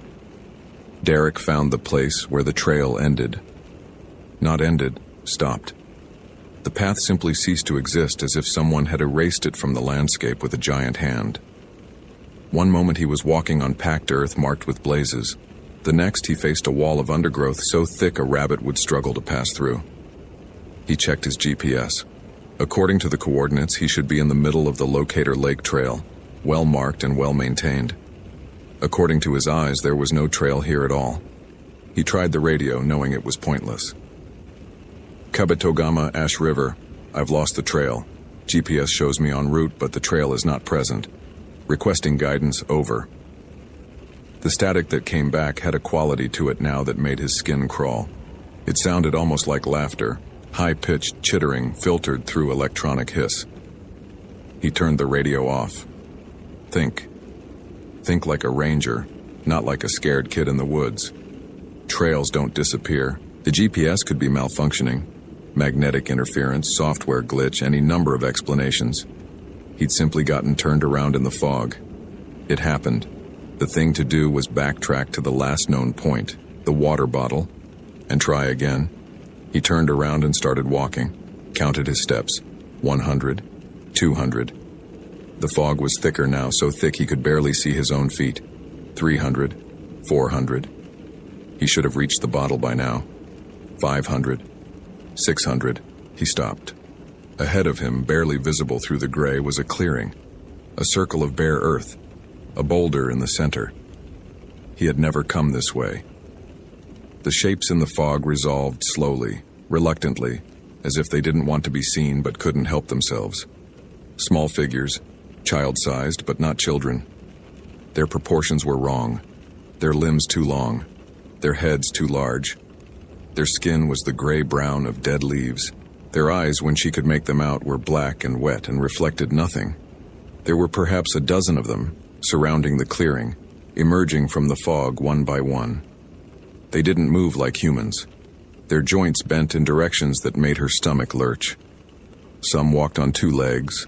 Others moved on all fours, scuttling, their movements quick and insectile. None of them made a sound. They simply appeared, took their positions, and waited. Evelyn wanted to scream. Her throat was locked, her jaw clenched so tight her teeth ached. She could feel tears streaming down her face, hot against the cold air, but she couldn't make a sound. One of the figures stepped forward. It was shorter than the others, its face more defined, almost human, like a child's mask made by someone who'd had a human face described to them but never actually seen one. Its mouth moved. Evelyn. Her name, in her own voice. The thing was using her own voice, stolen from somewhere, played back like a recording on a broken machine. Evelyn, you came. We've been waiting. It smiled. The smile was wrong.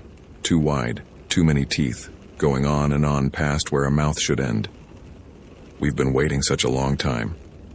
Derek stood at the edge of the clearing, his hand on his sidearm, his radio dead, his certainty shattered. The boulder was there exactly as he hadn't imagined it, He'd never been here before, never seen this place, and yet it felt familiar in a way that made his bones ache. The objects spiraled around it. A compass, a shoe, glasses, a wallet, a ring. Each one someone's possession. Each one he understood with terrible clarity, taken from someone who had stood where he was standing. Someone who had been lost. Someone who had been found by the wrong things. Ranger Hollis. The voice came from everywhere and nowhere, thin and mocking. He spun, his hand drawing the gun without conscious thought, pointing it at nothing. Fog. Trees. The shapes of branches like grasping fingers. Put that away. It won't help. The fog rippled and something stepped out of it. Not a person. Not quite an animal. Something in between. Something that had been made to look almost right, but couldn't quite manage it. It was small. No taller than a child, but the way it held itself suggested age beyond measurement. Its eyes were the color of dirty ice, and they watched him with an intelligence that had nothing human in it. "Your kind comes to our woods," it said, and its voice was a chorus now, multiple tones layered over each other, and thinks they can draw lines on maps, thinks they can name things and own them. "You've been here 5 years, Derek Hollis. We've been here since before the ice. We remember when the water was higher. We remember when your kind first walked out of the cold and saw us watching from the trees." Derek couldn't speak. His throat was frozen, his tongue thick and useless. The gun in his hand felt like a toy, a child's imitation of a weapon. "We took something that belongs to you, didn't we?" The thing tilted its head, the motion bird-like, wrong. "Or someone, I suppose you'd call her. She came to our woods alone, and alone is such a dangerous thing to be here. We showed her our special place. Would you like to see what we showed her?" It gestured toward the boulder, and Derek's gaze followed against his will. Evelyn Marsh was sitting on the ground beside it, her back against the stone, her eyes open and staring at nothing. She was breathing. He could see the fog of her exhalations, but there was no recognition in her face, no awareness. She looked like someone whose mind had simply left. "She's still in there," the thing said almost conversationally. "Most of her. We only took the parts she wasn't using. The fear, mostly. It's such a useful thing, fear. It keeps your kind alive. It keeps you out of places like this. She had so much of it, she was delicious." Derek raised the gun. His hands were shaking so badly he could barely aim. "I'm taking her out of here. Are you?" The thing smiled, and its smile was full of needle teeth. "I don't think so, Derek Hollis. I don't think you understand where you are. You followed our trail. You listened to our voices on your little talking box. You came into our home." The fog closed in. Derek couldn't see the trees anymore. Couldn't see anything but the clearing, the boulder, Evelyn, and the small gray shape that watched him with ancient, hungry patience. "But we're not unreasonable," it continued.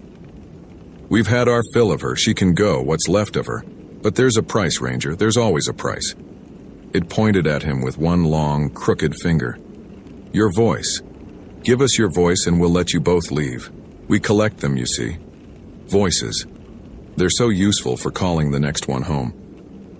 The others emerged from the fog then. Dozens of them, maybe hundreds. Their small forms ringing the clearing. Their black eyes fixed on him with horrible anticipation. Derek understood in that moment what had happened to every lost hiker. Every unexplained disappearance, every case that went cold because there was simply nothing to find. "Choose," the thing said. "Your voice or your life. The woman comes free either way. We're done with her. But you, Derek Hollis, you have to choose." He thought of the radio, dead in its holster. Thought of the voices he'd heard. Stolen voices, speaking words their owners had never said. Thought of spending the rest of his life silent, knowing that somewhere in these woods something was using his voice to lure the next victim into the dark. He pulled the trigger. The shot was deafening in the silence, and it did nothing. The thing didn't flinch, didn't bleed, didn't react at all. It simply stood there as the echo faded, and when the sound was gone, it sighed. "Such a waste," it said. "Such a terrible waste." The fog rushed in. The cold was beyond anything Derek had ever felt. Beyond physical, reaching into his chest and squeezing something fundamental. He tried to scream and found that his throat was empty, his voice already gone, taken without his consent, and the last thing he saw before the darkness was the thing's smile, the thing's terrible, impossible smile, and behind it, Evelyn's empty eyes reflecting nothing at all. The search team found them 3 days later. Derek Hollis was unconscious but alive, curled at the base of a spruce tree half a mile from the Chain of Lakes parking lot. He'd been exposed to the elements for at least 48 hours, but somehow, the doctors couldn't explain it. He wasn't hypothermic. His core temperature was exactly normal. His vital signs were stable. He woke in the hospital 2 days later and was unable to speak. The initial diagnosis was psychological trauma affecting speech, but later examinations revealed something physical. His vocal cords were intact, but they simply didn't respond, wouldn't vibrate, wouldn't produce sound, as if they'd forgotten how. Evelyn Marsh was found beside him in similar condition. She recovered faster. Her voice was intact, her body unmarked, but she never remembered what happened after she stepped off the main trail. Her last clear memory was the fog thickening. Her next was the hospital ceiling. The time between was simply gone. She didn't remember the clearing or the boulder or the small gray shapes. She didn't remember anything at all. The official report listed both cases as exposure-related incidents exacerbated by poor visibility and navigational error. The water bottle was never recovered. The clearing with the boulder was never found. Search teams combed the area repeatedly and reported nothing unusual except an odd acoustic phenomenon. In certain locations, they could hear voices in the fog, distant and distorted, speaking words they couldn't quite make out. Derek Hollis retired from the Park Service 3 months later on medical grounds. He moved south to a flat place with few trees and wide horizons. He learned sign language. He never returned to Minnesota, but sometimes late at night when the wind is right, visitors to Voyageurs National Park report hearing something strange on the emergency frequencies. A man's voice, calm and professional, directing them toward the Chain of Lakes trail. "This way," the voice says. "I found something. Come and see." The rangers who've been there long enough know not to follow. They know that some calls are better left unanswered. And somewhere in the old woods, in the places where the fog never quite lifts, small shapes watch and wait and remember. They remember every voice they've taken. They remember every name. And they are so very, very patient.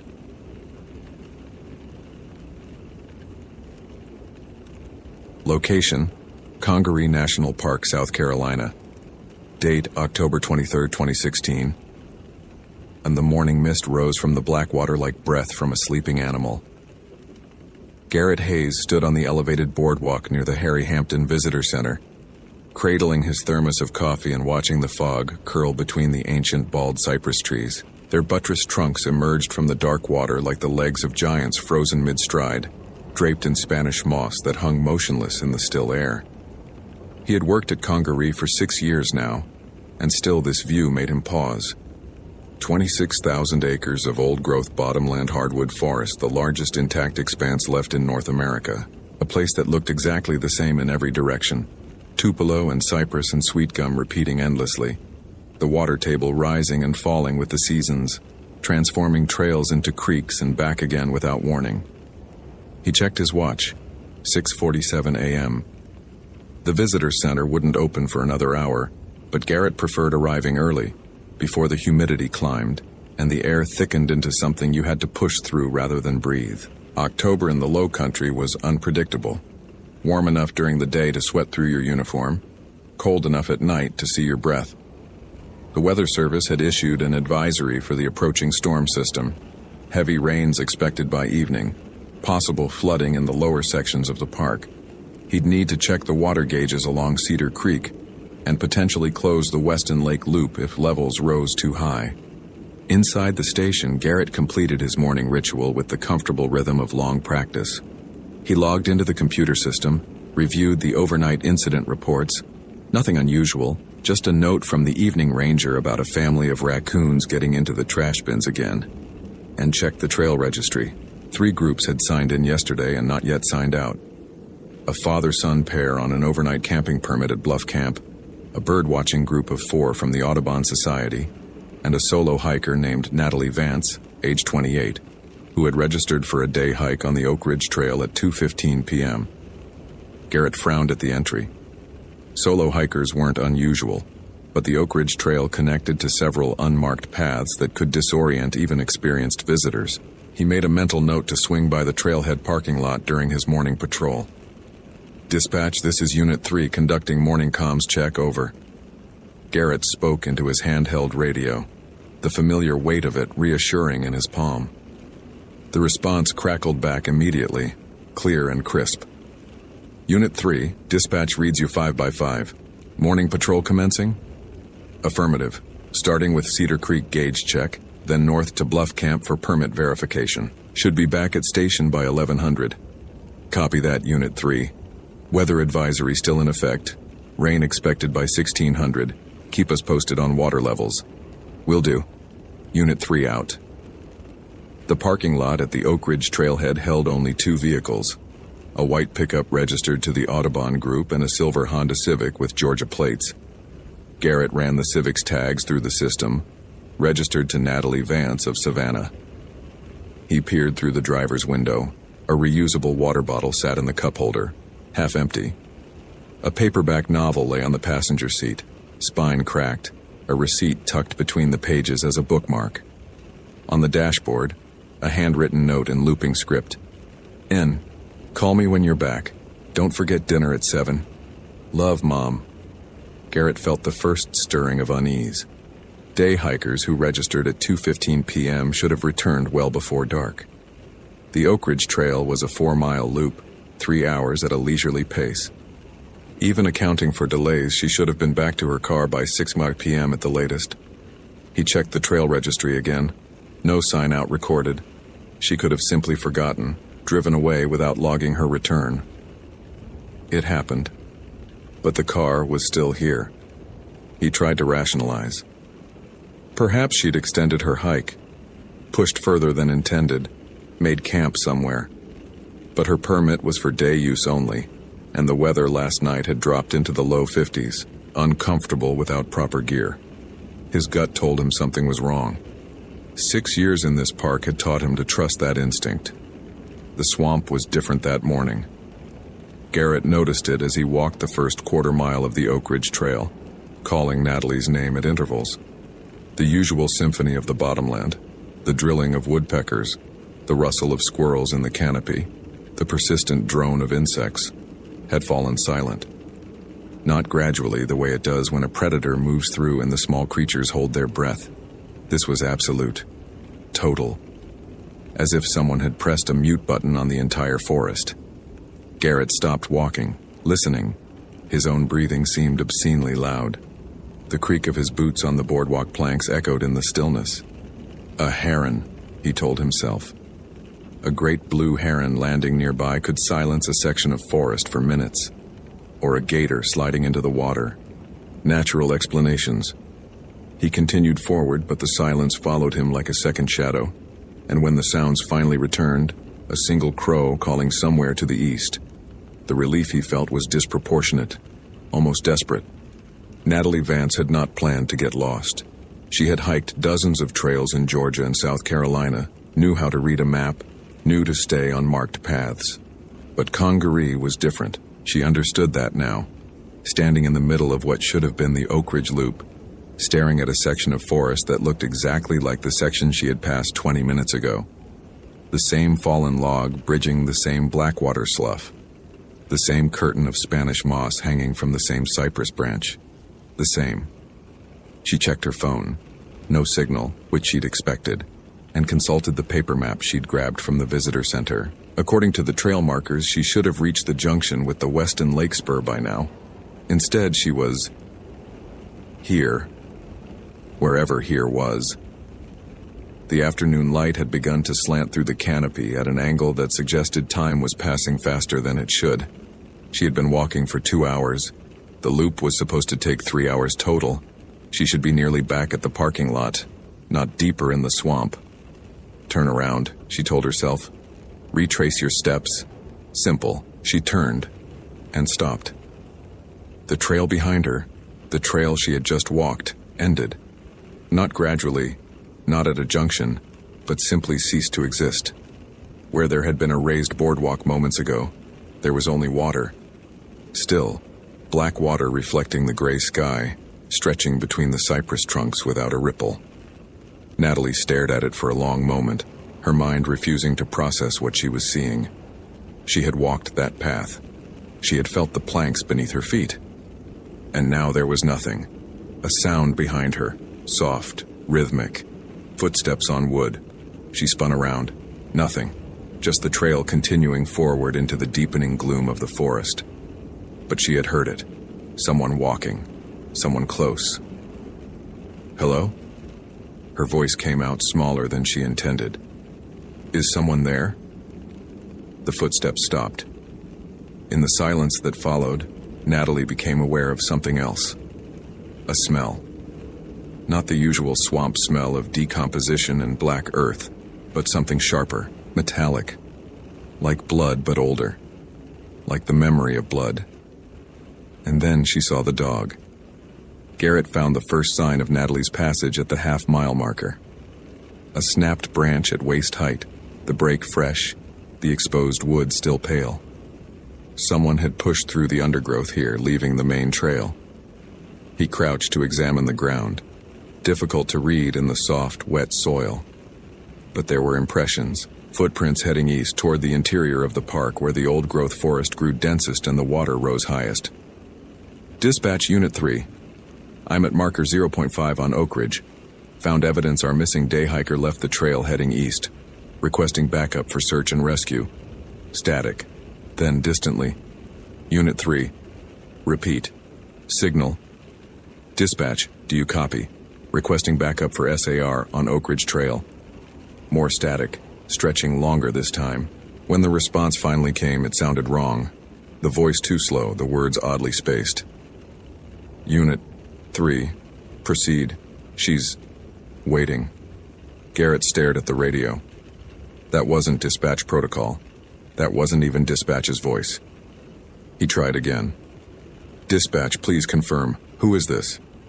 Silence. Not static. Silence. The radio had been working fine all morning. He checked the battery. Full. Checked the channel. Correct. Everything functioning. And yet when he pressed the transmit button again, nothing happened. The radio sat dead in his hand. The storm arrived faster than predicted, the sky darkening from gray to charcoal in minutes. Garrett felt the barometric pressure drop like a physical weight settling on his shoulders, and with it came the first fat drops of rain, striking the canopy above and beginning their long descent through the layers of leaves. He had a decision to make. Return to the station for backup and proper SAR equipment, or continue following Natalie's trail while it was still visible. The rain would erase her tracks within the hour. He continued forward. The forest closed around him as he left the main trail, the undergrowth thickening, the spaces between trees narrowing until he was pushing through curtains of hanging moss and stepping over root systems that rose from the water like grasping fingers. The rain intensified, drumming against his hat, running down the back of his neck. Thunder rolled somewhere to the west, a low rumble that seemed to come from the earth itself rather than the sky. Garrett called Natalie's name every few minutes, but his voice disappeared into the forest without echo, as if the swamp were swallowing the sound. He found her backpack at the base of an ancient tupelo, half submerged in the rising water. Inside, a wallet with her ID, a granola bar wrapper, a small journal with handwritten entries. The last entry, dated yesterday. The ranger at the visitor center said to stay on the marked trails, but I saw a dog on the path. Beautiful thing, some kind of hound, and it looked at me like it knew me, like it wanted me to follow. I know it sounds crazy, but I swear its eyes were glowing, not reflecting light, glowing, from inside. Garrett's blood went cold. He knew that story. Everyone who worked in the Low Country knew that story, even if they didn't believe it. His grandmother had told him when he was a boy, her voice dropping to a whisper, as if the thing might hear its name spoken aloud. The Platt-Eye. A spirit that haunted the swamps and lonely roads that could take the shape of any animal, that lured travelers from safe paths with familiar faces and glowing eyes. "You see an animal after dark in the swamp," his grandmother had said, "and its eyes shine like lanterns. You don't follow it. You don't look at it. You turn around and you run." He didn't believe in plat eyes. He was a park ranger, a man of science and procedure. But standing in the rising water with Natalie's abandoned backpack in his hands, listening to the rain and the thunder and the absolute silence beneath them, Garrett realized that belief was irrelevant. Something was in this forest.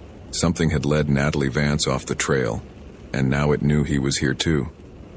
Natalie had followed the dog for what felt like hours, though time had stopped making sense. The animal moved just ahead of her, always visible, never quite close enough to touch. It was beautiful, a sleek black hound with a smooth coat and long legs, the kind of dog that belonged on a southern plantation, loping across manicured lawns. But they weren't on a lawn. They were deep in the swamp, deeper than she had ever been, and the dog never seemed to notice the water that rose past her ankles, past her knees. It walked on the surface as if the black water were solid ground. She should have turned back. She knew she should have turned back. But every time she tried, the forest rearranged itself, paths closing, new ones opening, and the only constant was the dog, waiting for her, watching her with those eyes, those terrible eyes that glowed with a light that had no source, amber gold and too bright, too knowing. "Where are you taking me?" She had stopped asking the question hours ago, but it slipped out now, desperate, exhausted. The dog turned. For the first time, it faced her directly, and Natalie saw that it wasn't a dog at all. The shape was wrong, too long, too angular, the joints bending in directions that made her stomach lurch. And the face. The face was almost human now. Almost. A woman's features emerging from the canine skull, shifting and flickering like a reflection in disturbed water. Familiar features. Her mother's features. Natalie. The voice was her mother's voice, but the mouth didn't move right, the lips stretching too wide, revealing teeth that were neither dog nor human. "You forgot to call. I was worried." Natalie tried to run. Her legs wouldn't move. She tried to scream. The sound died in her throat. The thing that had been a dog took a step toward her, and the forest groaned, the trees leaning inward, the water rising around her, and she understood finally that she had never been lost. She had been led. Every step, every turn, every choice that felt like hers, all of it had been the path the thing had laid out for her, long before she ever set foot in this swamp. She was exactly where it wanted her to be. The water touched her chin. The thing with her mother's face smiled. Garrett heard the scream. It came from somewhere ahead, muffled by the rain but unmistakable. A human voice, female, raw with terror. He ran, crashing through the undergrowth, the water splashing around his legs, branches tearing at his face and arms. The light was failing now, the storm and the approaching dusk combining to reduce visibility to mere feet. He switched on his flashlight, the beam cutting through the rain, but illuminating nothing except more trees, more water, more endless forest. "Natalie! Natalie, can you hear me?" No response. He kept running, following the direction of the scream until his foot caught on a submerged root, and he went down hard, the flashlight flying from his grip and landing face down in the water, its light extinguished. Darkness. Complete darkness. Garrett lay in the shallow water, gasping, his heart pounding so hard he could feel it in his temples. He reached for his radio. Dead. Reached for his flashlight. Couldn't find it, couldn't feel anything except water and roots and mud. He forced himself to breathe, to think. Get up, get your bearings, find higher ground. He stood, and that's when he saw the eyes. They floated in the darkness, perhaps 20 feet ahead. 2 points of amber light, absolutely still, watching him with an intelligence that was palpable, predatory, not reflecting his flashlight, which was gone.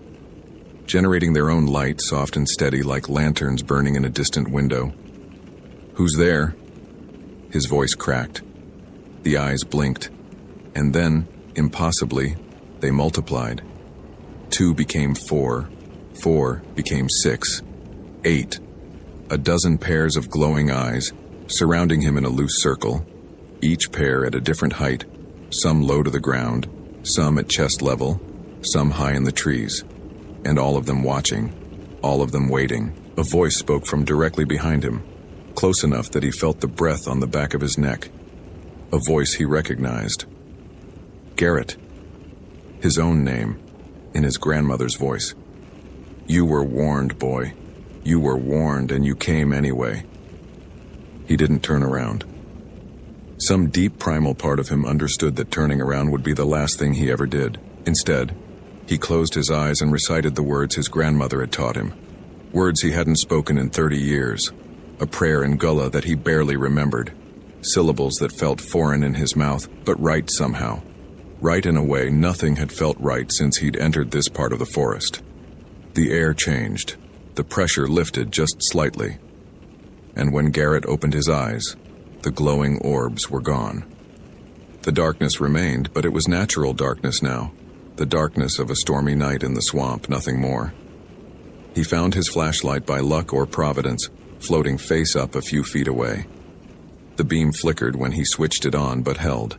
He walked, didn't run, couldn't run, his legs shaking too badly, back the way he had come, following his own disturbed trail through the water, and by some miracle or mercy he emerged onto the Oak Ridge boardwalk an hour later, rain-soaked and mud-covered, and unable to stop trembling. They found Natalie Vance 3 days later, face down in a slough half a mile from where Garrett had lost her trail.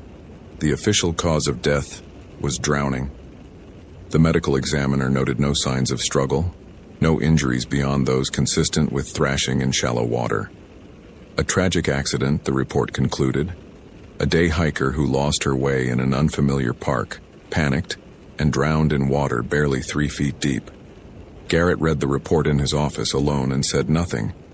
He didn't mention the journal entry, didn't mention the eyes, didn't mention his grandmother's voice speaking from the darkness, or the words he'd spoken in response. Some things weren't for official reports.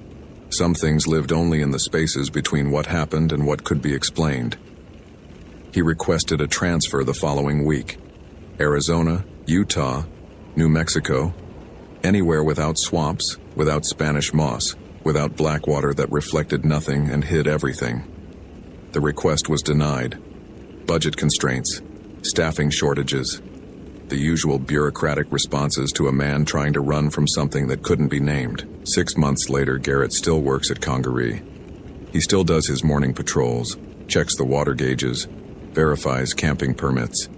He's good at his job, professional and thorough, and if his colleagues notice that he never enters the interior forest after dark anymore, never takes the trails that branch east toward the old growth, they don't mention it. Sometimes late at night, he hears a dog barking somewhere in the swamp. A hound's bay, mournful and distant. The sound always comes from the direction he refuses to go, and it always stops the moment he reaches for his radio. He never follows it. He never looks. But some nights, when the mist rises from the black water and the silence grows thick as Spanish moss, Garrett thinks he sees something moving between the cypress trunks.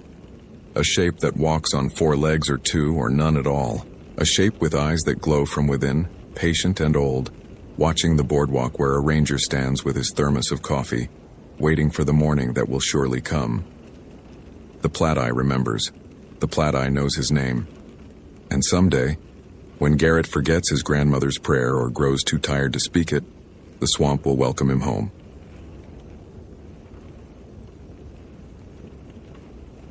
Location: North Cascades National Park, Washington. Date: October 23, 2019. The fog came down from the high ridges like something poured, settling into the valleys of North Cascades with the slow inevitability of floodwater finding its level. Derek Morrow stood on the porch of the New Halem Ranger Station, watching it erase the tree line piece by piece. First the distant peaks vanishing into gray, then the middle slopes, then the Douglas firs just 300 yards out, until the world ended at the edge of the parking lot. The air smelled of wet stone and decomposing cedar, that particular autumn scent the Pacific Northwest wore like a second skin from October through March. He'd learned to read weather in his 6 years with the Park Service, and this fog carried rain behind it. The kind of slow, soaking drizzle that turned trails to mud and made hypothermia a genuine concern for anyone caught unprepared. He checked his watch. 7:42 a.m. The morning had that stillness unique to weekdays in the off-season, when the summer crowds had retreated and only the serious hikers remained. Derek finished his coffee, black from the pot he'd started at 6, and went back inside to begin his morning checks. The station was quiet, just him and the hum of the space heater fighting the chill that crept through the old windows. He pulled out the trail registry log, thumbing through yesterday's entries. 3 day hikers on Thunder Creek back before dark. A photography group on the Cascade Pass Road, vehicle logged out at 4:15 p.m., and 1 overnight permit.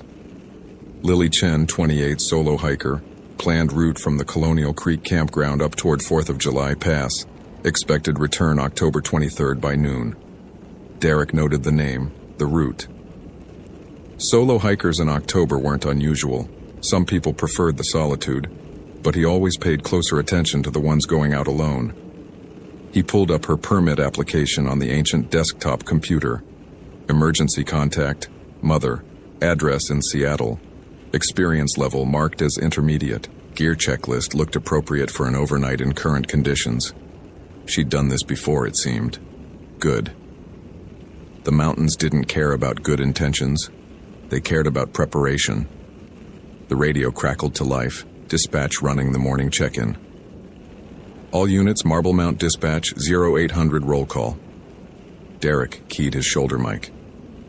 Dispatch Unit 7, New Halem Station, present and operational. Other voices followed. Unit 3 from the Hozomene Station.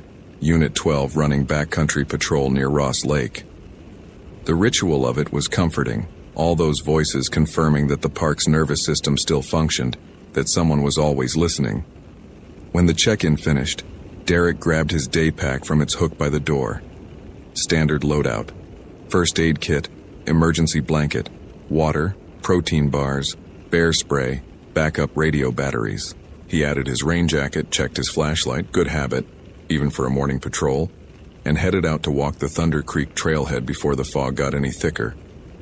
The forest received him the way it always did, with indifference. That was what Derek appreciated about working in a place like this. The mountains existed on a scale that made human concerns feel appropriately small. The cedars along the Thunder Creek Trail had been growing for 300 years, before anyone thought to call this place a national park, and they'd keep growing long after the ranger stations crumbled to nothing. There was peace in that, if you had the temperament for it. The fog muffled everything. His footsteps on the packed earth, the distant rush of the creek, the occasional drip of condensation falling from branch to branch. Visibility had dropped to maybe 50 feet, the trees emerging from the gray like figures stepping out of smoke. About a mile in, Derek stopped to check the trail conditions. The path here showed signs of recent foot traffic. Boot prints in the soft mud, pressed deep enough to suggest a loaded pack. The tread pattern looked like standard hiking boots, women's size 7 or 8. Probably Lily Chen, heading up toward her permitted campsite yesterday morning. He noted the direction of the prints, the spacing that suggested a comfortable pace. Nothing alarming. He continued on, making mental notes of a fallen branch that would need clearing, a section where water runoff had started to erode the trail edge. It was somewhere around mile marker 2 that Derek first noticed the silence. Not quiet. The forest was always quiet in fog like this. But silence. The kind that pressed against the eardrums like something physical. No bird song. No squirrel chatter. No sound of wind moving through the canopy. Even the creek, which should have been audible from this section of trail, had gone mute. Derek stopped walking, head tilted, listening. His breath seemed obscenely loud in the vacuum. Probably just the fog, he told himself. Sound behaves strangely in heavy moisture, gets absorbed, redirected. He'd experienced it before. This was nothing new. He continued walking, but slower now, some animal part of his brain registering what his conscious mind refused to acknowledge. The trail curved around a massive cedar, its trunk wider than his arm span, and on the other side Derek found the first wrong thing. A hiking boot sitting upright in the middle of the trail. Women's, size 7 or 8, caked with mud. Just the one boot, laces still tied, as if someone had simply stepped out of it and kept walking. Derek crouched beside it, frowning. People didn't lose boots like this, you'd notice. You'd come back for it. Unless something made you keep moving. Unless stopping wasn't an option. He keyed his radio. "Dispatch, Unit 7, static answered. Then distantly, 7, go ahead. Dispatch, I've got an anomaly on Thunder Creek Trail, mile 2. Single boot appears recently abandoned. I'm going to continue toward the 4th of July Pass Junction, check on our overnight permit." The response came broken, words drowning in interference. "Copy, update, 20. Derek tried again, but the static had thickened into something almost organic, a hiss that seemed to breathe. He checked the channel, checked the battery. Everything read normal. The mountains played hell with radio signals sometimes. Everyone knew that. Nothing to worry about. He marked the boot's location on his GPS, coordinates 48.6847 degree N, 121.0894 degree W, and kept moving. 14 hours earlier, Lily Chen had stood at the same spot and looked up at the trail ahead with something close to joy. October in the North Cascades was her favorite time. The summer crowds gone, the air sharp and clean, the larches just starting to turn gold on the high slopes. She'd been planning this trip for months, a 24th birthday gift to herself. 2 days alone in the wilderness, sleeping under stars, proving she could do it. The permit had been easy to get. The weather forecast looked manageable. Her pack held everything she needed. The fog hadn't worried her when it started rolling in around 3 p.m. Fog was normal here, especially in autumn. She'd made good time, reached her campsite at 4th of July Pass with 2 hours of daylight left, set up her tent with practiced efficiency. Dinner was freeze-dried pad thai, eaten while watching the fog turn pink with sunset. Perfect. This was exactly what she'd needed. Space to breathe, silence to think in, a reminder that the world contained more than office cubicles and rush hour traffic. It was after dark that the whistling began. The sound came from somewhere down the slope, below her campsite. A single note, clear and sharp, like someone signaling to a friend. Lily sat up in her tent, listening. Another hiker. There shouldn't be anyone else up here. She'd checked the registry. Maybe someone had come up the other trail from the Diablo Lakeside. The whistle came again, closer now. Then again, from a different direction entirely, and again from somewhere behind her tent. Multiple people then, or one person moving very fast. Lily unzipped her tent and looked out into the darkness. The fog had thickened with nightfall, reducing her headlamp beam to a weak cone that illuminated nothing but swirling moisture. "Hello?" she called. Her voice fell flat against the fog, absorbed instantly. "Is someone there?" The whistling stopped. Somehow, the silence was worse. She stayed awake for hours, listening, but heard nothing more. Eventually, exhaustion won out. She dreamed of a trail that kept looping back on itself, of walking for miles only to find her own footprints ahead of her, fresh and perfectly preserved. She woke to gray light and the understanding that something was wrong. Her campsite looked different. The tree she'd used to hang her food bag was gone. Not cut down, just gone as if it had never existed. The slope below her seemed steeper than she remembered, and the trail she'd come up, the clear path she'd followed for 5 miles. She couldn't find it. She walked the perimeter of the clearing 3 times, increasingly frantic. There was no trail. There were no markers. There was only forest, endless and identical in every direction, and fog so thick she couldn't see more than 30 feet. Lily forced herself to breathe. She had a compass. She had a GPS. She had training. She pulled out the GPS unit, waited for it to acquire satellites, and watched the screen display coordinates that made no sense. According to the device, she was 17 miles east of where she'd camped. That was impossible. She hadn't moved. She'd slept in the same spot, in the same tent, and somehow the world had rearranged itself around her. The whistling started again, and this time it was close. Derek found the campsite at 10:47 a.m. The tent was still standing, fly properly secured, but the door hung open. Inside, a sleeping bag, neatly arranged, a stuff sack with clothes, a paperback novel, bookmark 3/4 through. No pack, no food bag, no sign of Lily Chen except the evidence that she'd been here, she'd slept here, and then she'd left in a hurry without taking her shelter. He circled the clearing, looking for tracks. The mud held impressions, boot prints the right size leading away from the tent toward the western tree line. But they didn't continue into the forest. They simply stopped at the edge of the clearing, as if Lily had walked to the trees and then... what? Flown? Vanished? Been lifted straight up into the fog? Lily Chen? Derek called. His voice died in the moisture. Park Service. If you can hear me, call out. Nothing answered. Then, a whistle. Low, melodic, somewhere off to his left. And Derek's blood went cold because he recognized that sound. His grandmother had told him about it when he was a child, when they'd visited relatives on the Tulalip Reservation. She'd called them by their Coast Salish name, words he couldn't pronounce, but others called them Stick Indians, shadow people who lived between the trees. They communicated in whistles, she'd said. And if you ever hear them and you whistle back, that's you agreeing. That's you accepting the invitation. That's you becoming theirs. He had laughed the way children laugh at stories meant to frighten them. That was 23 years ago. He wasn't laughing now. Lily, he shouted again, louder, desperation cracking his professional calm. Lily Chen, identify your location, a voice answered from the fog. Derek? He spun. That was impossible. That was his name, spoken in a voice he knew. But the voice belonged to his partner, Kelly, and Kelly was 40 miles away at the Marble Mount station. Kelly wasn't here.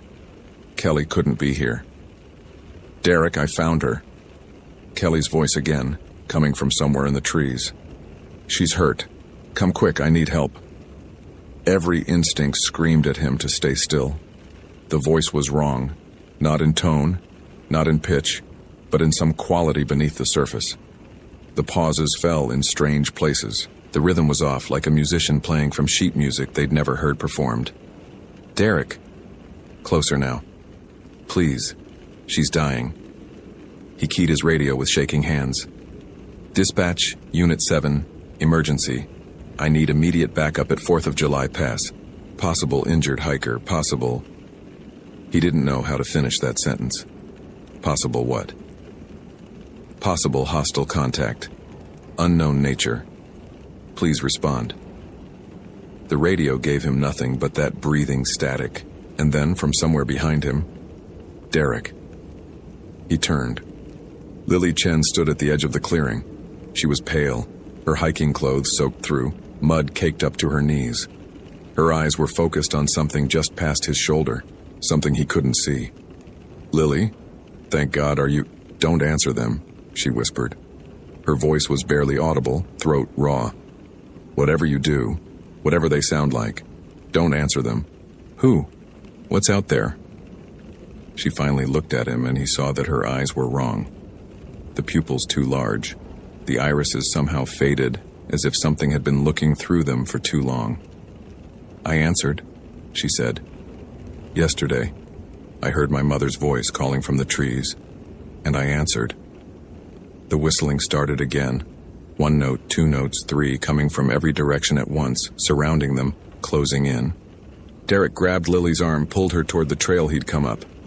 But the trail was gone.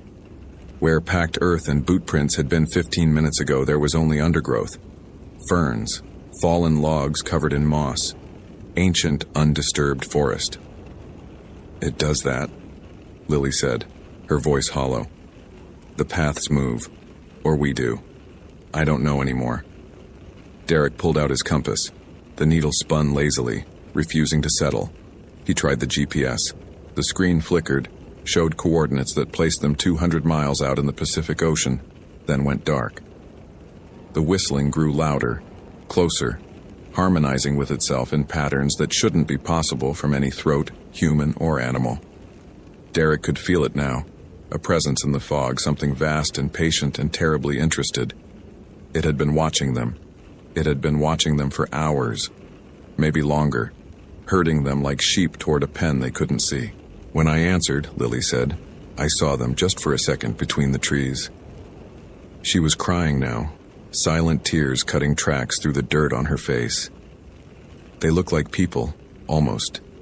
If people were made wrong. If someone tried to build a person from instructions they'd only read about. A shape moved in the fog to Derek's left. Tall. Too tall. The proportions subtly wrong, arms too long, joints bending at angles that made his eyes hurt to follow. Kelly's voice. Derek breathed. That was them. They learn, they listen and they learn. They've probably been listening to you for years, every radio call, every conversation, waiting. Another shape to the right, and another, directly ahead. The whistling had become something else now. Layered, complex, a sound that was almost language. Derek felt an overwhelming urge to respond, to whistle back, to complete the pattern they were offering. It would be so easy. Just one note. Just one answer. Don't, Lily whispered, reading his face. I know. It feels like the right thing to do. It feels like the only thing, but if you answer... Derek. His father's voice now, dead 3 years, coming from somewhere impossibly close. Son, I'm lost. Help me. Please. The grief hit him like a physical blow. His father's voice, perfect. Exactly as he remembered it. I'm scared, son. It's dark here. Please help me. It's not him, Lily said, gripping his arm. It knows what hurts you. It knows exactly what to say. Derek closed his eyes. The shapes were closer now. He could feel them, the wrongness of their presence pressing against his skin like static electricity. The whistling rose to a crescendo, his father's voice layering over it, begging, pleading, and then, impossibly, his radio crackled. Unit 7, this is dispatch. Do you copy? Unit 7, we're showing your GPS beacon stationary for 30 minutes. Please confirm status. Real. The voice was real. Scratchy, distant, fighting through interference, but real in a way the other voices weren't. Derek keyed the mic with numb fingers. Dispatch Unit 7. I have one subject located at 4th of July Pass. Disoriented. Possible hypothermia. Request immediate helicopter evacuation. Do you copy? Copy. Helicopter. En route. ETA 20. Hold position? We hold position, Derek said, more to himself than to Lily. We don't move. We don't answer. We wait. The shapes in the fog went still. The whistling faded to a single sustained note, low and disappointed. Derek could feel their attention shift, recalculate. They had been so close. They had almost had him. The next 20 minutes were the longest of his life. He and Lily stood back to back in the clearing, not speaking, watching shapes move through the fog just at the edge of visibility. Twice more his father's voice called to him. Once, Lily made a sound like a sob when something spoke in a voice Derek didn't recognize. Her mother probably, or someone else she'd lost. They didn't answer. The helicopter came in low over the ridge, rotors beating the fog into temporary submission. Derek saw the trees clearly for the first time in hours. Normal trees, normal forest. The trail visible again as if it had never disappeared. The shapes were gone. The whistling had stopped. Everything looked exactly as it should. Lily was airlifted to St. Joseph's in Bellingham. Severe hypothermia, dehydration, psychological trauma. She would recover, physically. Derek gave his statement to the ranger supervisor, sticking to the facts he could prove. Disoriented hiker, equipment failure, adverse weather conditions. He didn't mention the voices. He didn't mention the shapes in the fog. He didn't mention his father. Some things don't go in reports. He requested a transfer 3 days later. Desert assignment, somewhere flat and open, where you could see the horizon in every direction, where nothing could hide in the spaces between trees. The request is still pending. Budget constraints, staffing shortages. Derek returns to North Cascades tomorrow for his regular shift. The fog is supposed to roll in again by afternoon. Sometimes, late at night, he still hears whistling outside his cabin window. A single note, patient and clear, waiting for an answer.